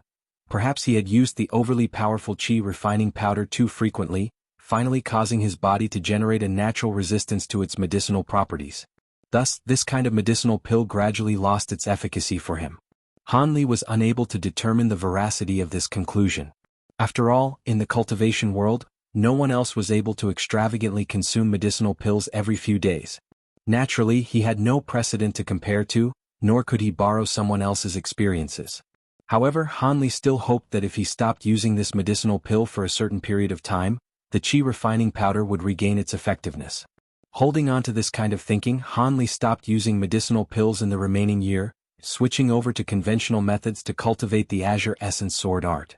However, having become accustomed to the speed of magic power increase when taking spiritual medicines, it was very difficult for him to endure the slow speeds of obediently cultivating using conventional methods. Even more so, using this method to cultivate based on his natural talent, it would be a miracle if he could cultivate it once in his lifetime, let alone 3 times. After enduring a year of cultivating at the speed of a turtle, the result still brought Han Li great disappointment. Upon ingesting the qi refining powder again, it still had no effect. It seemed as if this medicinal pill had completely lost its effectiveness. He could only search for other spiritual medicines. As a result, even if Li Huayuan had not used a sound transmission talisman to call him, Han Li had already decided to take a trip outside his cave. After all, he still possessed another ancient recipe for which he had not yet prepared raw ingredients for. Only by refining this kind of spiritual pill could his magic power vigorously shoot up again. In addition, he planned on searching for a few more pill recipes. If the spirit gathering pill also lost its effectiveness like the qi refining powder, Han Li could only resort to taking another kind of pill every few years. As for refining talismans, the process went extremely smoothly. Every day he would set aside the first half of a day, starting by practicing low-grade magic techniques that he could already perform, not treasuring the raw materials and crazily refining talismans non-stop. This kind of wasteful method, which other talisman refinement masters could not even conceive of, caused Han Li's skill in talisman refinement to rise continuously. Now he could just barely refine elementary high-grade talismans, even though his success rates were still pitifully low. He had already decided that the next time he cultivated behind closed doors, he would begin to practice refining mid-tier magic spells and attempt to refine mid-grade talismans. These were his primary goals for talisman refinement. In addition, while he was behind closed doors, Han Li also refined 7 or 8 face-setting pills in his free time apart from chi refining pills and ingested one out of curiosity. If it could truly preserve his appearance, Han Li naturally would feel extremely happy. After all, nobody would wish for the day when one becomes white-haired, even if cultivators' fleshly bodies aged at an extremely slow pace. At this time, because his pill had lost its effectiveness, Han Li was incredibly depressed in flight. However, he was still somewhat curious about why his master Li Huayuan would suddenly want to see him. He couldn't help but guess reasons as to why after 4 years he would take the initiative to seek him out. In this way, Han Li arrived at the Green Ripple Cave, his mind preoccupied with many things. Only after sending a voice transmission did he realize that the one who opened the restrictions for him was no longer that eldest brother Yu, but rather a 20-year-old handsome male with red lips and white teeth. Before Han Li was even able to open his mouth, this youth first said to him indifferently, "It's junior brother Han, right? I am Wu Xian, Master's 6th disciple. Master wanted me to wait here for you for a while. Come with me." After Wu Xian said this, he didn't even glance at Han Li once and turned around, then left. This caused Han Li to rub his face, baffled. "My face isn't that unpleasant, is it?" Han Li could only somewhat helplessly and unhappily follow closely after him. Naturally, there were no words spoken between them, and they directly arrived at the guest lobby just like that. 3 people were sitting on the chairs in the lobby, and 2 people stood beside them. The people sitting were Li Huayuan, his wife, and a red-clad woman around 30 years old. Although her appearance was decent and she still possessed some charm, her face was icy cold, faintly revealing a killing intent rarely possessed by cultivators. At this time, Li Huayuan was seemingly saying something to the woman. Based on his expression and words, he seemed to respect this woman very much. As for the 2 people standing to the side, one was the 4th senior martial brother Song Meng that he had met before. The other was an 18 or 19-year-old young woman, who was also fully clothed in red. Her face could be considered pretty, but she wore a flirty expression, and it seemed from her appearance that she was very closely related to the red-clothed woman. "Han Li, come over and meet your martial senior Hong Fu." Li Huayuan, upon seeing Han Li walk in, immediately called him over with a happy tone. Then Wu Xian silently walked over to Song Meng's side, standing with his hands clasped together. Martial Senior Hong Fu. Although Han Li didn't know what was going on, he naturally would not lack respect when it was necessary. The red-clothed woman, upon hearing Han Li's greeting, did not immediately indicate anything. Instead, she closely inspected Han Li from head to toe. After a long while, her face finally revealed a trace of a slight smile, and she said with a somewhat harsh voice, "And very good. Hehe. It seems like Martial Senior Hong Fu is very satisfied. Although this disciple of mine only has an average appearance, he is genuinely a foundation establishment cultivator. He's also very lovable and clever, having won my heart." Seeing the red-clothed woman's satisfied expression, Li Huayuan instantly broke out into a smile and began to heap praises upon Han Li. Han Li felt as if he had been drenched in cold water, not knowing the reason why.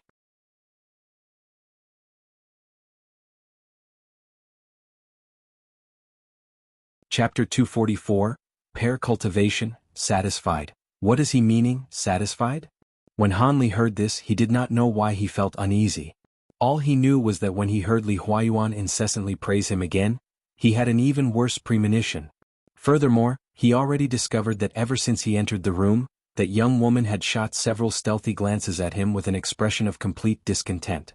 In addition, when this martial senior Hong Fu said that he was very good, his figure slightly shook and he hastily lowered his head. Meanwhile, a gaze filled with hostility swept toward Han Li, frightening him for a moment. He couldn't help but return the gaze. It was actually 7th senior martial brother Wu Xian who had previously introduced him. When Wu Xian saw Han Li respond to his gaze, his face contorted with surprise. He immediately shifted his gaze with a guilty appearance. When Han Li saw this, he was filled with suspicion. However, his expression maintained his usual patient and calm expression. Seeing him instinctively maintain his calm, the red-clothed woman inwardly continued to nod her head. "It will be this child. I feel like he is very suitable. I will first return with Xian Air and will calmly wait for good news from martial disciple." The red-clothed woman suddenly said as she nodded her head. "Senior martial sister, be at ease. I will surely make the proper arrangements." Li Huayuan saw that the woman wanted to leave, so he hastily consented and saw them both out. As Han Li regained his senses, Martial Senior Hong Fu had already left with that young woman. When Li Huayuan and his wife brought Han Li and the others to the main hall, they were beaming with happiness, both smiling without saying a word. The two returned to their seats and sized up Han Li without end. It was unknown what intention they had. Han Li, as your master, I must first congratulate you. Li Huayuan happily looked at Han Li for a moment before suddenly saying such senseless words. This caused Han Li's heart to beat harder and be even more uneasy. Disciple truly doesn't know what to be happy about. Master, please enlighten me. Han Li respectfully said with a dark foreboding dwelling in his heart. Cici, this is an extraordinary matter. When your martial senior Hong Fu saw you, she was interested in having you and that disciple of hers to form a bond as pair cultivation companions. The young woman did not wait for Li Huayuan to reply and was the first to unravel the riddle, causing Han Li to become dumbstruck. Become pair cultivation companions? Han Li muttered and became despondent. This was far too surprising. What is this? This is a fine thing that others dream of having but can't obtain. You should know that female cultivation disciples are originally few in number. Those capable of cultivating to foundation establishment are pathetically fewer. Also, pair cultivation a mutually beneficial method to enormously advance the cultivation of both sides. Others will not be able to find such a boon even with a lantern. Li Huayuan said with a happy expression. With what he said, to be able to form a relationship with martial ancestor Hong Fu who possessed profound magic power was greatly advantageous. Who didn't know that this female immortal Hong Fu stood near the top of ratings in the state of U for core formation cultivators. In Yellow Maple Valley, her magic power was only second to the great ancestor. After thinking about the benefits of forming a close relationship between disciples, Li Huayuan had a dignified, old-fashioned bearing and chuckled continuously. This disciple had never thought of pair cultivation before. This is truly unexpected. Moreover, there are so many male cultivators with appearances and aptitudes far greater than this disciple. How could she come to find me? With his wits returned, Han Li could only bravely reply to his question.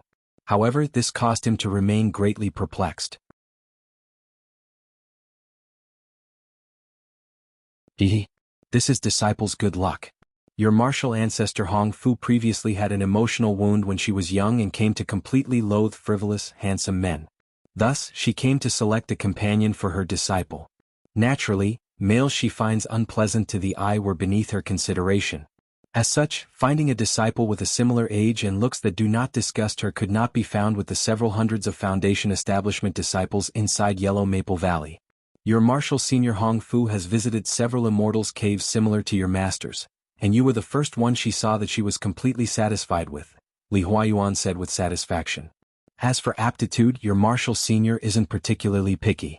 The disciple of your martial senior, that young woman who stood at her side today, although her aptitude isn't nearly as ridiculous as your own, she is also mediocre and isn't exceptional in any way.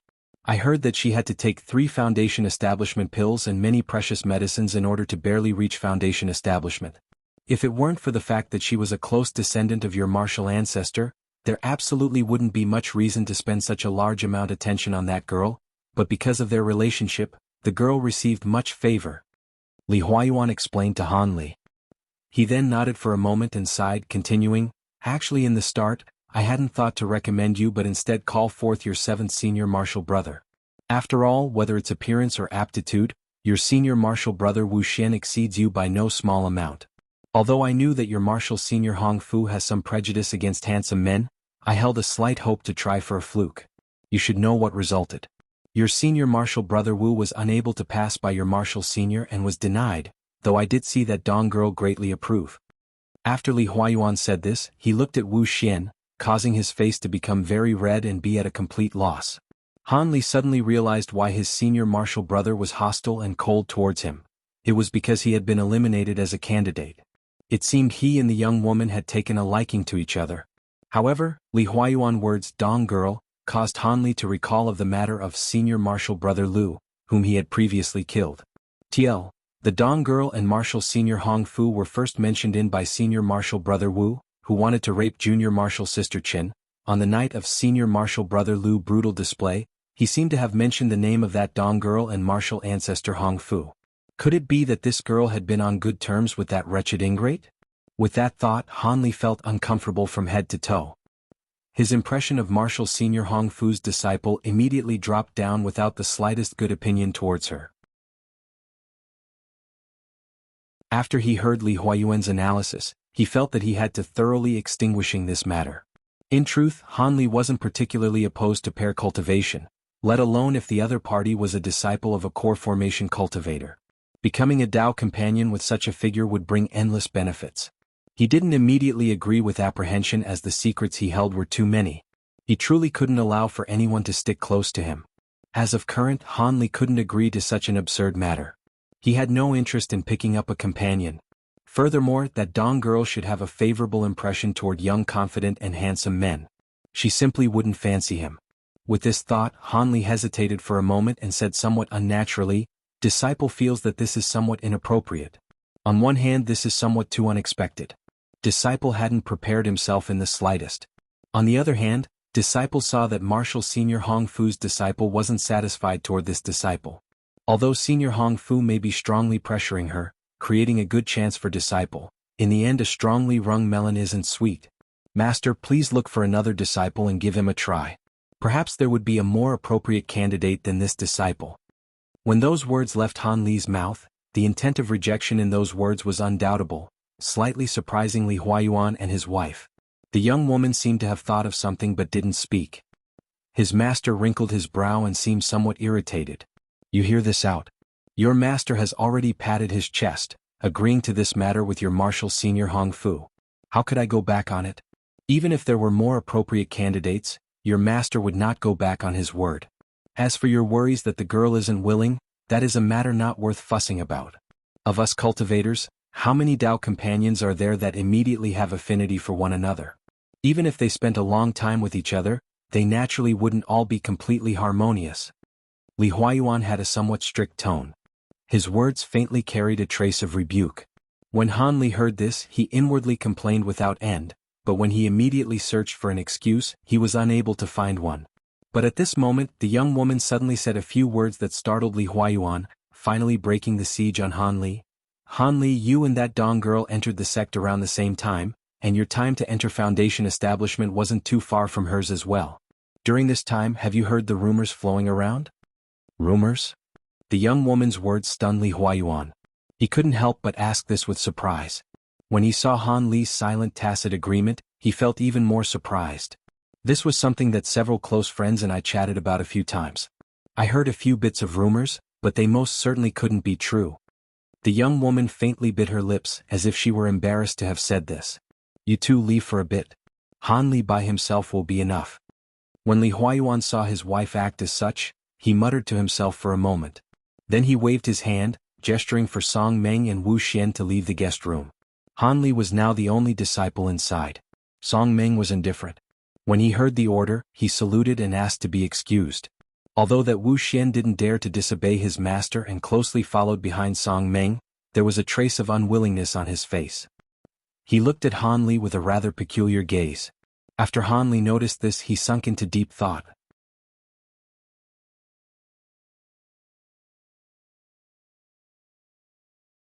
Chapter 245. A long journey and mishaps. Now there are no outsiders here anymore. Why doesn't Madam speak the truth? That way I can determine what appropriate action to take, lest there be anything that I didn't consider appropriately, Li Huayuan said, his expression respectful. When the young wife heard this, she glanced at Han Li, who was scratching his head and smiling bitterly, then finally opened her mouth and said, "In the past 2 years I unintentionally heard a few pieces of information concerning this matter, but whether they're true or not, I don't know. From hearsay, this Marshal Senior Hong Fu's female disciple is not restrained at all in the matters between males and females. When she was in the qi condensation stage, she had unclear relationships with numerous males. People have even privately fought for her, almost leading to disciples from the same sect killing each other. In the end, Marshal Senior Hong Fu flew into a rage when she found out, grounding her to the confines of her cave and increasing supervision until she established her foundation, at which point she was released again. But not too long after, word spread that she had gotten into a relationship with the young master of the Feng clan and seemingly intended to cultivate as a pair with him. However, Marshal Senior Hong Fu hates people from the Feng clan the most, so she naturally would not agree to this matter and locked her up again. In the past 2 years, no such news has spread. Because there was no solid evidence to support these claims, I never paid any attention to them. Thus, when Marshal Senior Hong Fu took her disciple along to visit, I didn't think about this matter. Now, seeing Han Li's extremely unhappy appearance, I felt that it was somewhat strange and suddenly remembered the rumors. The young woman's somewhat apologetic remarks caused both Han Li and Li Huayuan to become slightly dazed upon hearing them. Li Huayuan had never expected that the young woman surnamed Dong would actually have such a sloppy reputation, yet he had so hastily agreed to Marshal Senior Hong Fu's requests. How could this be a good thing? Likewise, Han Li naturally did not expect that this young woman not only had an unclear relationship with Senior Marshal Brother Lu, but she actually had such a long string of lovers that even Han Li did not know how extensive it was. This rendered him to speechless once again. Wife, are you speaking the truth? Is Marshal Senior Hong Fu's disciple's reputation really so poor? Li Huayuan asked in disbelief. He could restrain himself no longer and stood up, then began to pace anxiously around the room continuously. This was no longer simply a question of whether or not Han Li was willing to pair cultivate anymore. If he really allowed his own disciple to accept such a woman, his own reputation would definitely not improve. I don't know. Because this matter was somewhat carelessly mentioned by someone else, perhaps even the person who told me this doesn't know whether it's true or not. The young woman sighed helplessly. Upon hearing these words, Han Li rolled his eyes and cried out loudly in his heart, "What do you mean you don't know if it's real or not? At least this little girl definitely had an unclear relationship with Senior Marshal Brother Lu, otherwise how could he so easily try to kill his former female companion?" Of course, Han Li wouldn't say these words out loud. Instead, he stood awkwardly in the same spot, acting as if he were saying, "As long as you know about this matter, I'll be okay, madam." This caused Li Huayuan to immediately feel a headache coming on upon seeing him. Now that he knew about what had happened, Li Huayuan naturally would not force Han Li to agree to this matter. Even he had intentions of reneging. However, this Marshal Senior Hong Fu was not a person to carelessly slander. In addition, his reason for reneging was not appropriate to talk about plainly. How could he not feel incredibly vexed? After Li Huayuan paced around the room a number of times, he still couldn't think of any strategies. After his eyes slanted, he discovered that Han Li was still standing to the side, eagerly awaiting for his reply as his master. He couldn't help but feel even more dispirited in his heart and said with no happiness, "You can return first. When your master's wife and I have discussed this matter, we will let you know how we are going to deal with this matter, all right?" Anxiously standing to the side, Han Li was also worried that the other person wouldn't care about the facts of the situation, forcing him to agree to this matter of pair cultivation. But now, upon hearing Li Huayuan's instructions, his heart relaxed, knowing that this matter would most likely not go through. Thus he agreed extremely happily and slipped out. Then Han Li hurriedly flew away from the cave under the watchful gazes of Song Meng and Wu Xian, who were standing guard outside the large lobby. Han Li finally received Li Huayuan's voice transmission talisman after 3 uneasy days. In the end, upon hearing the results of the negotiations between his master and Marshal Senior Hong Fu, Han Li couldn't help but look up at the sky and let out a huge sigh. Half a month later, in front of Green Ripple Cave's waterfall, Li Huayuan and his wife as well as female immortal Hong Fu were all there to send 2 people off. These 2 people were about to undertake a long journey but wore somewhat stiff expressions, only submissively answering incessantly. They did not possess any of the excitement that people who were about to take a long journey would normally have. This male and female pair was Han Li and female immortal Hong Fu's disciple Dong Xianer. "Han Li, on this trip you two must be careful and help each other out. I heard that the cultivation world hasn't been so peaceful lately, and cultivators will often disappear. At first it was just Qi condensation disciples, but recently even Foundation establishment cultivators have been involved in accidents." Although Li Huayuan had only exhorted Han Li simply with a few sentences before the 2 of them left, Han Li still felt quite moved in his heart. However, Marshal Senior Hong Fu's words to the young woman were a big eye-opener to Han Li. "During this entire trip, you have to listen to your senior Marshal Brother Han's words and behave yourself. If anything happens this time, don't blame me on not speaking my feelings as your master." Marshal Senior Hong Fu's extremely blunt words caused the young woman's face to turn deathly pale, and she repeatedly nodded her head, wearing an extremely pitiful appearance. Han Li and Dong Xianer both flew into the air on their magic tools, then flew towards the south, disappearing along the horizon.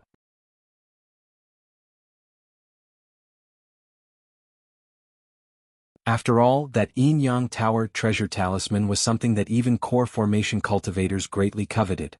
Of course, because of distance constraints, the chance that core formation cultivators outside of the state of Yu would send people to participate was not too high. Instead, it was still cultivators from the state that made up the majority of the participants. When Li Huayuan heard the other person's conditions, he initially felt that to allow Han Li to participate with his weak cultivation base in this year's Great Assembly was truly too big of a waste. However, upon considering it once more, he realized that his two strongest disciples were out taking care of business and would not be able to rush to this year's Great Assembly. If he were to send other disciples, they definitely wouldn't stand a chance at taking first place. Even if they were to reach other rankings and received a few magic tools or the like, he looked upon them with disdain. Thus he agreed. Li Huayuan and his wife originally believed that this matter was over, and so they had wanted to say their goodbyes and then leave.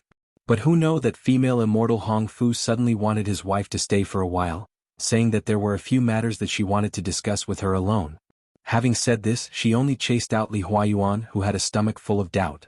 In the end, half a day later, the young master's wife, upon returning from Hong Fu's cave, told Li Huayuan something that left him dumbstruck.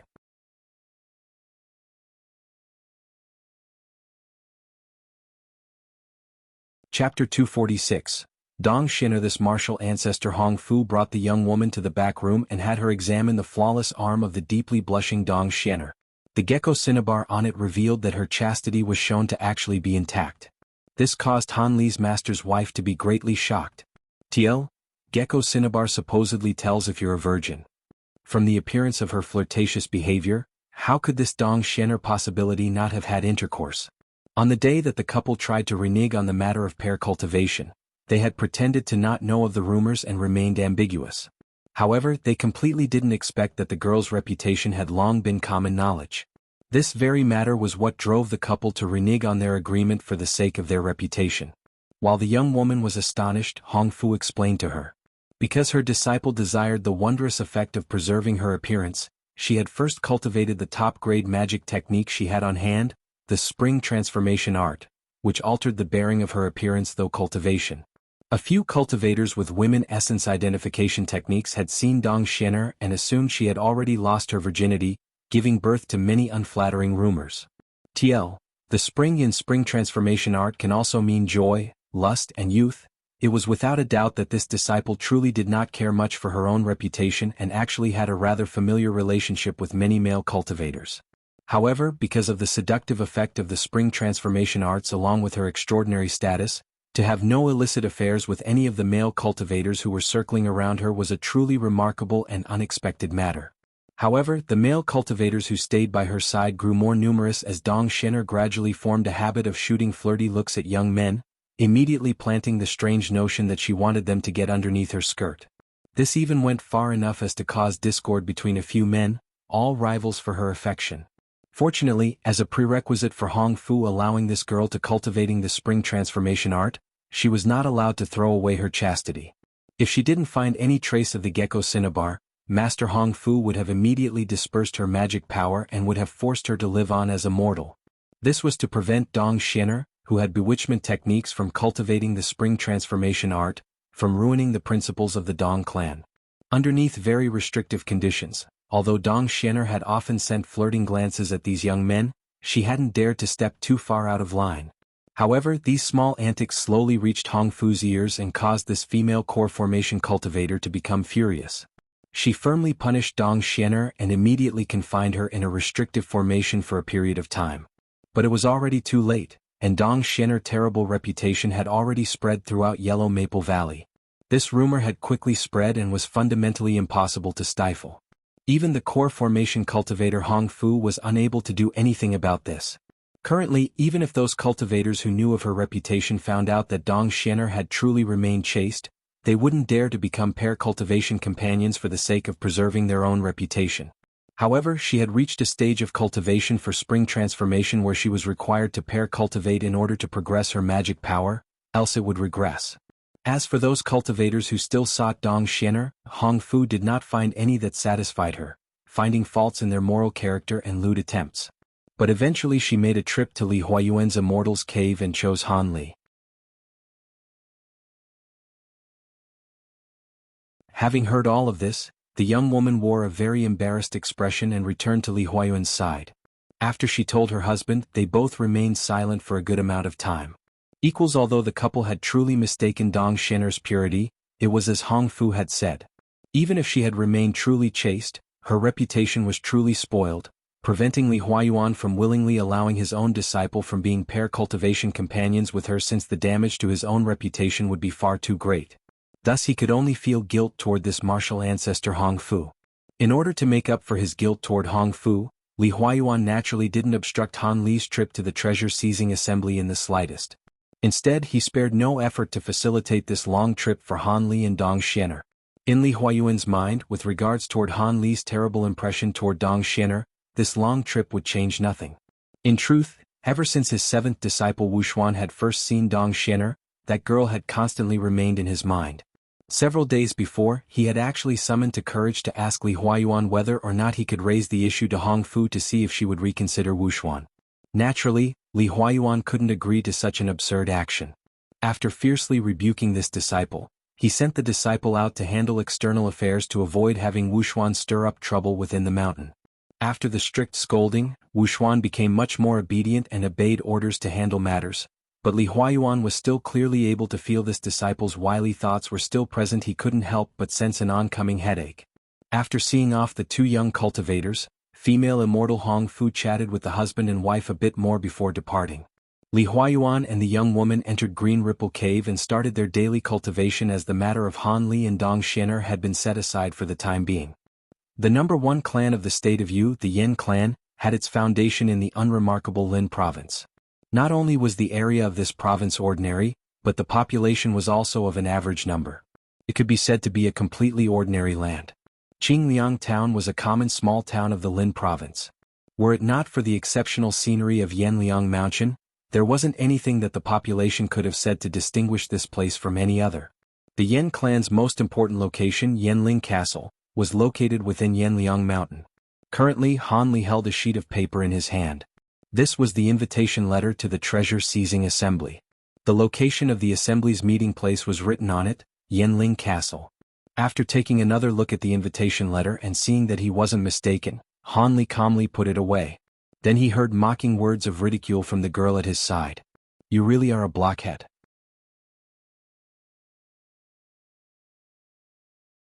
You actually read the invitation letter 5 or 6 times through and still don't feel ease. You truly have no small amount of shortcomings." This young woman's voice was very soft, yet it contained a deep allure. It was very capable of charming males and would even drive younger men wilder. However, Han Li's expression didn't change in the slightest. It was as if he hadn't heard her. He unexpectedly raised his hand and shot 3 bowl-sized fireballs to the sky, erupting when they were high enough. He then insipidly said, "If the Yen clan still doesn't send people to us after another moment, then we will leave and wait until tomorrow. Junior Marshal Sister, since you have enough energy to quarrel, you may as well keep an eye out at a higher area and see if there is anyone else nearby just in case. Senior Marshal Brother Han's guts are truly very small. We are at the entrance of the Yen clan and you still believe there are any dangers? I see that you are a completely foolish and paranoid person." Dong Xianer slanted her red lips and lazily said this. She leaned against a pine tree without the slightest intent of obeying. At this moment, Han Li and the young woman stood at the peak of a somewhat small mountain, waiting for something to happen. This was where the invitation letter indicated they would pick up guests. However, the two had arrived a while ago, but they still hadn't seen anyone from the Yen clan. Han Li couldn't help but grow greatly alert for fear there would be some mishap. However, this little Princess Dong viewed Han Li's cautiousness with contempt, believing Han Li was merely cowardly. It has already been 7 or 8 days since they left Green Ripple Cave. But on the journey, perhaps due to having inharmonious dispositions, the two found each other rather displeasing to the eye. A man and a woman would have feelings toward each other during such a long journey, but with them, not the slightest feeling had developed. Dong Xianer did not know why her bewitching flirts that had charmed hundreds of male cultivators hadn't the slightest effect on Han Li. Because of her wicked disposition, not long after she failed to control Han Li, she burst out, releasing a great temper. However, Han Li didn't pay attention to the young girl and fundamentally ignored her rudeness.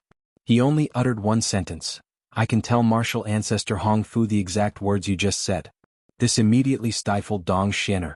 Although the young woman was accustomed to being spoiled with affection, she knew that Hong Fu was truly furious regarding her own reputation. She truly took to heart the warning she was given when she had departed. If the loathable man before her truly told her master a few unpleasant words, heavy criticism would be unavoidable. Even locking her up again wouldn't be out of the question. Recalling her last period of confinement, Dong Xian'er couldn't help but shiver. Although she wasn't willing to be completely subdued, she didn't dare to act as recklessly as before. However, Han Li didn't make it too difficult for her, even allowing the girl to have cheap victories in verbal exchanges, not caring in the least.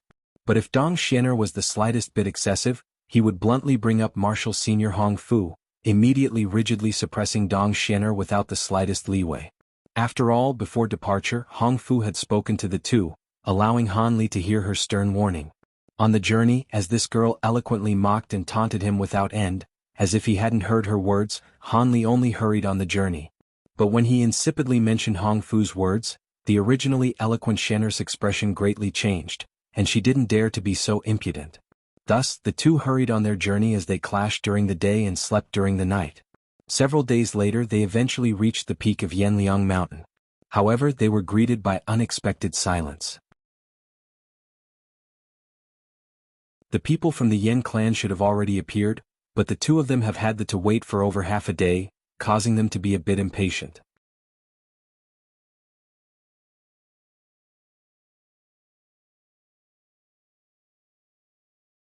Chapter 247 Yen Siblings. Chapter 247. Yen siblings. Perhaps they had been too impatient, but to the sky west of the mountain peak, two black dots eventually appeared. Two huge two-headed demonic birds gradually flew closer. They were the two-headed ducks he had previously seen at the Great South Gathering. Saddled upon the demonic beasts were a man and a woman. When she saw that strangers had appeared, the originally lazy Dong Xian'er immediately roused her spirit and stood straight. She curiously stared at the large two-headed birds as they approached. "We are truly sorry for having you two wait so long. This one is Yen Yu. The other is Yen Ling, my younger sister. We have come to bring you to Yen Ling Castle." When the two ducks flew onto the mountain peak, the man and woman immediately jumped off. The young man firmly stood and said this with an apologetic tone. "It is no matter, we also didn't wait very long." Before Han Li could even open his mouth, Dong Xian'er daintily said this with bright eyes after having seen this heroic-looking man, Yen Yu. Her voice was extremely smooth, causing Han Li to raise his eyebrow upon hearing her. Hearing Dong Xian'er's new voice, it was as if the wicked and unruly woman he spent the past few days with had transformed into a girl from a noble house. Yen Yu naturally did not know of this. When he saw Dong Xian'er, a young woman as pretty as a flower, and heard her soft words aimed at him, his heart immediately shook, and a peculiar feeling rose. He straightened his back and brightly said, "Actually, there were Yen clan disciples waiting here for guests. However, the disciples that were waiting here had to take care of some mishap. As such, there was no one here and you two were neglected. On behalf of the Yen clan, I, Yen Yu, apologize to the two of you and hope you do not take offense." When Dong Xian'er heard this, she wore a smooth smile and attraction flashed through her eyes. Just as she thought to say something else, Han Li's dull voice suddenly reached her ear. "With Junior Marshal Sister's appearance, aren't you afraid of the repercussions from Marshal Senior Hong Fu?" When she heard this, Dong Xian'er's expression greatly changed. Her mouth opened but no words came out. This bizarre scene caused the Yen siblings to be a bit puzzled. Yen Ling was a young woman that was 15 or 16 years old. She seemed to be a lively and charming person. She continuously switched her gaze between Han Li and Dong Xian'er with her bright black eyes, giving people the impression that she was extremely clever. It was as Junior Marshal Sister Dong had said. "It was nothing, you were only a bit late." This one is certain that the Yen clan wouldn't deliberately treat guests coldly. However, I am a bit baffled. What sort of mishap did the disciples who were originally here to receive guests encounter? Could it be that they clashed against guests?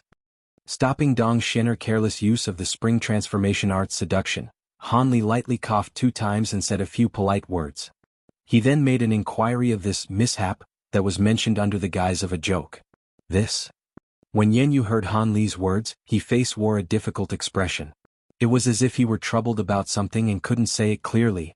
"Han Li, since it isn't convenient for this senior marshal brother you, don't bother him as you wish. We should first travel to Yanling Castle and take a look.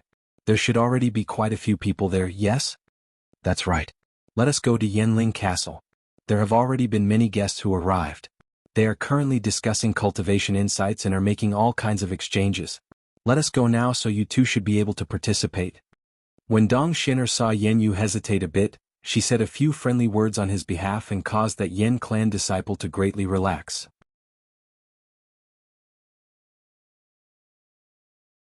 He repeatedly agreed, and his good feelings toward Dong Shen'er grew even greater. At the side, Yen Ling faintly became aware of Dong Shen'er's bad intentions, and unhappily pouted with her small mouth. At this moment, without paying heed to Dong Shen'er, Han Li only faintly smiled and nodded his head in agreement, saying, "Then I must ask Senior Marshal Brother Yen and Young Lady Yen to lead the way. Junior Marshal Sister Dong and I are fine following from behind." Noticing that Han Li didn't further press the question, Yen Yu grew happier. Then he said apologetically, "I will first lead the way. I must ask that you diligently keep close. I hope you do not take offense." Although Yen Yu said this politely, Han Li clearly sensed that his words were largely directed to Dong Shen'er. It seemed that this Yen clan disciple had already quickly fallen to Dong Shen'er's gentle grasp. Han Li inwardly laughed coldly several times. He was disinterested in getting involved with Dong Shen'er's absurd matters and feigned ignorance.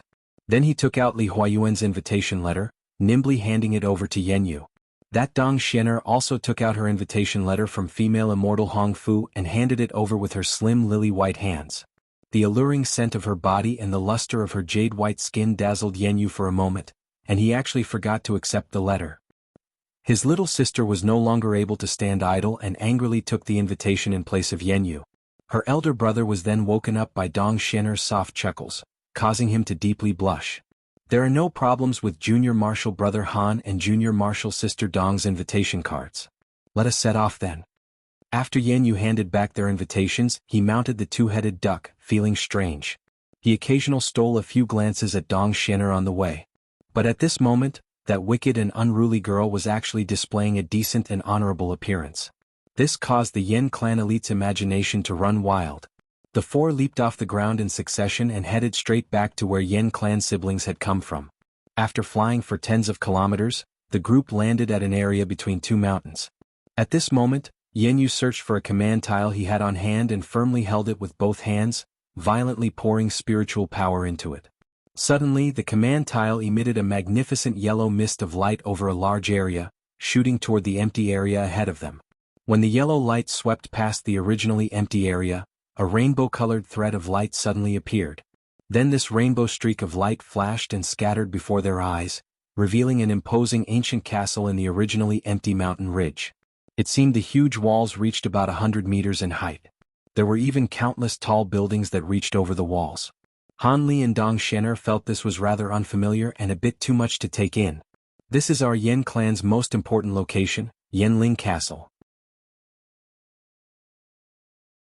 We are honored to welcome Junior Marshal Brother Han and Junior Marshal Sister Dong. Yen Yu suddenly straightened his appearance before solemnly saying this. Han Li smiled. Just as he thought to say something, at his side Dong Shen'er suddenly yelped, "Ee!" She gazed at the castle with an expression full of shock. Seeing the girl with such an expression, Han Li naturally followed her gaze. He only saw a martial competition staged to the side of a castle with two floating, differently dressed male disciples in a confrontation. One was wearing the brown clothes of the Yen clan, a man with a swift and fierce appearance. The other had a curled beard, gray eyes, dark skin and yellow hair. He was wearing an azure robe. He appeared quite strange. There was a giant barrier of white light enveloping the stage. The barrier seemed to be sparkling. Outside of the light barrier there stood two crowds, one to the east and one to the west. What was most eye-catching were the types of clothing worn by the two crowds. One of the crowds were standing in formation and were absolutely silent, having the bearing of regular training. They were those from the Yen clan. The other crowd mostly consisted of eccentrics with curly beards. They were all wearing green robes and had green eyes and yellow hair. There were also a few average people in there. After Han Li clearly saw this, he wore a somewhat amazed expression. He could not help but look at the Yen siblings to his side. Perhaps they had an explanation? Without waiting for Han Li to open his mouth, Yen Yu's expression became a bit unnatural after watching this scene. To the side, Yen Ling clenched a fist and said completely furiously, "They actually started another challenge. They even act so viciously. This is truly outrageous." When Han Li heard this, his heart shook. He then asked a probing question, could it be that these people aren't the Yen clan's guests? Naturally they aren't. These fellows came knocking on our door and injured two of our disciples, a 15-year-old junior marshal brother and a 16-year-old junior marshal brother. Furthermore, they insisted on participating in the treasure-seizing assembly. I don't know what the elders were thinking, but they actually agreed. This is truly infuriating. Yan Ling hadn't noticed Yan Yu's gaze, a clear sign for her to stop. But she continued unrestrained, releasing a girl's small temper. When Han Li saw this, he couldn't help but laugh. Yan Yu then wore an embarrassed expression, not knowing what to say. It seems this is the main reason why we were waiting on the mountain peak for so long. Could Senior Marshal Brother Yu tell Shinner a few details? Without Han Li needing to inquire, Dong Shinner curiously hooked onto Yan Yu as if she had bewitched him. After a moment of hesitation, Yan Yu gave a straightforward answer. These people arrived this morning at our Yanling castle. When they arrived outside the castle, they had no invitations and wanted to break through, injuring two of the junior marshal brothers who were receiving guests. When the other disciples hurried after received the request for help, intending to teach these fellows a lesson, they did not think that these people would actually take out a letter and a token that actually made the squad elders grow solemn. They even swallowed their words and courteously invited them into the castle. However, these people didn't know their place, and immediately after entering Yanling Castle, they requested the Yan clan to exchange pointers with them. After some consideration from the elders, they agreed to give them a bit of difficulty. The competition would be 10 matches, all between Foundation Establishment disciples. I fought 2 competitions ago for several matches. As for the results, Yan Yu shook his head, his expression somewhat mournful. It was clear that the Yan clan was in a disadvantageous position. You're tuning in to the Sword Dance in the Vast Sky YouTube channel. Don't forget to subscribe and join us on this journey to catch the most captivating stories.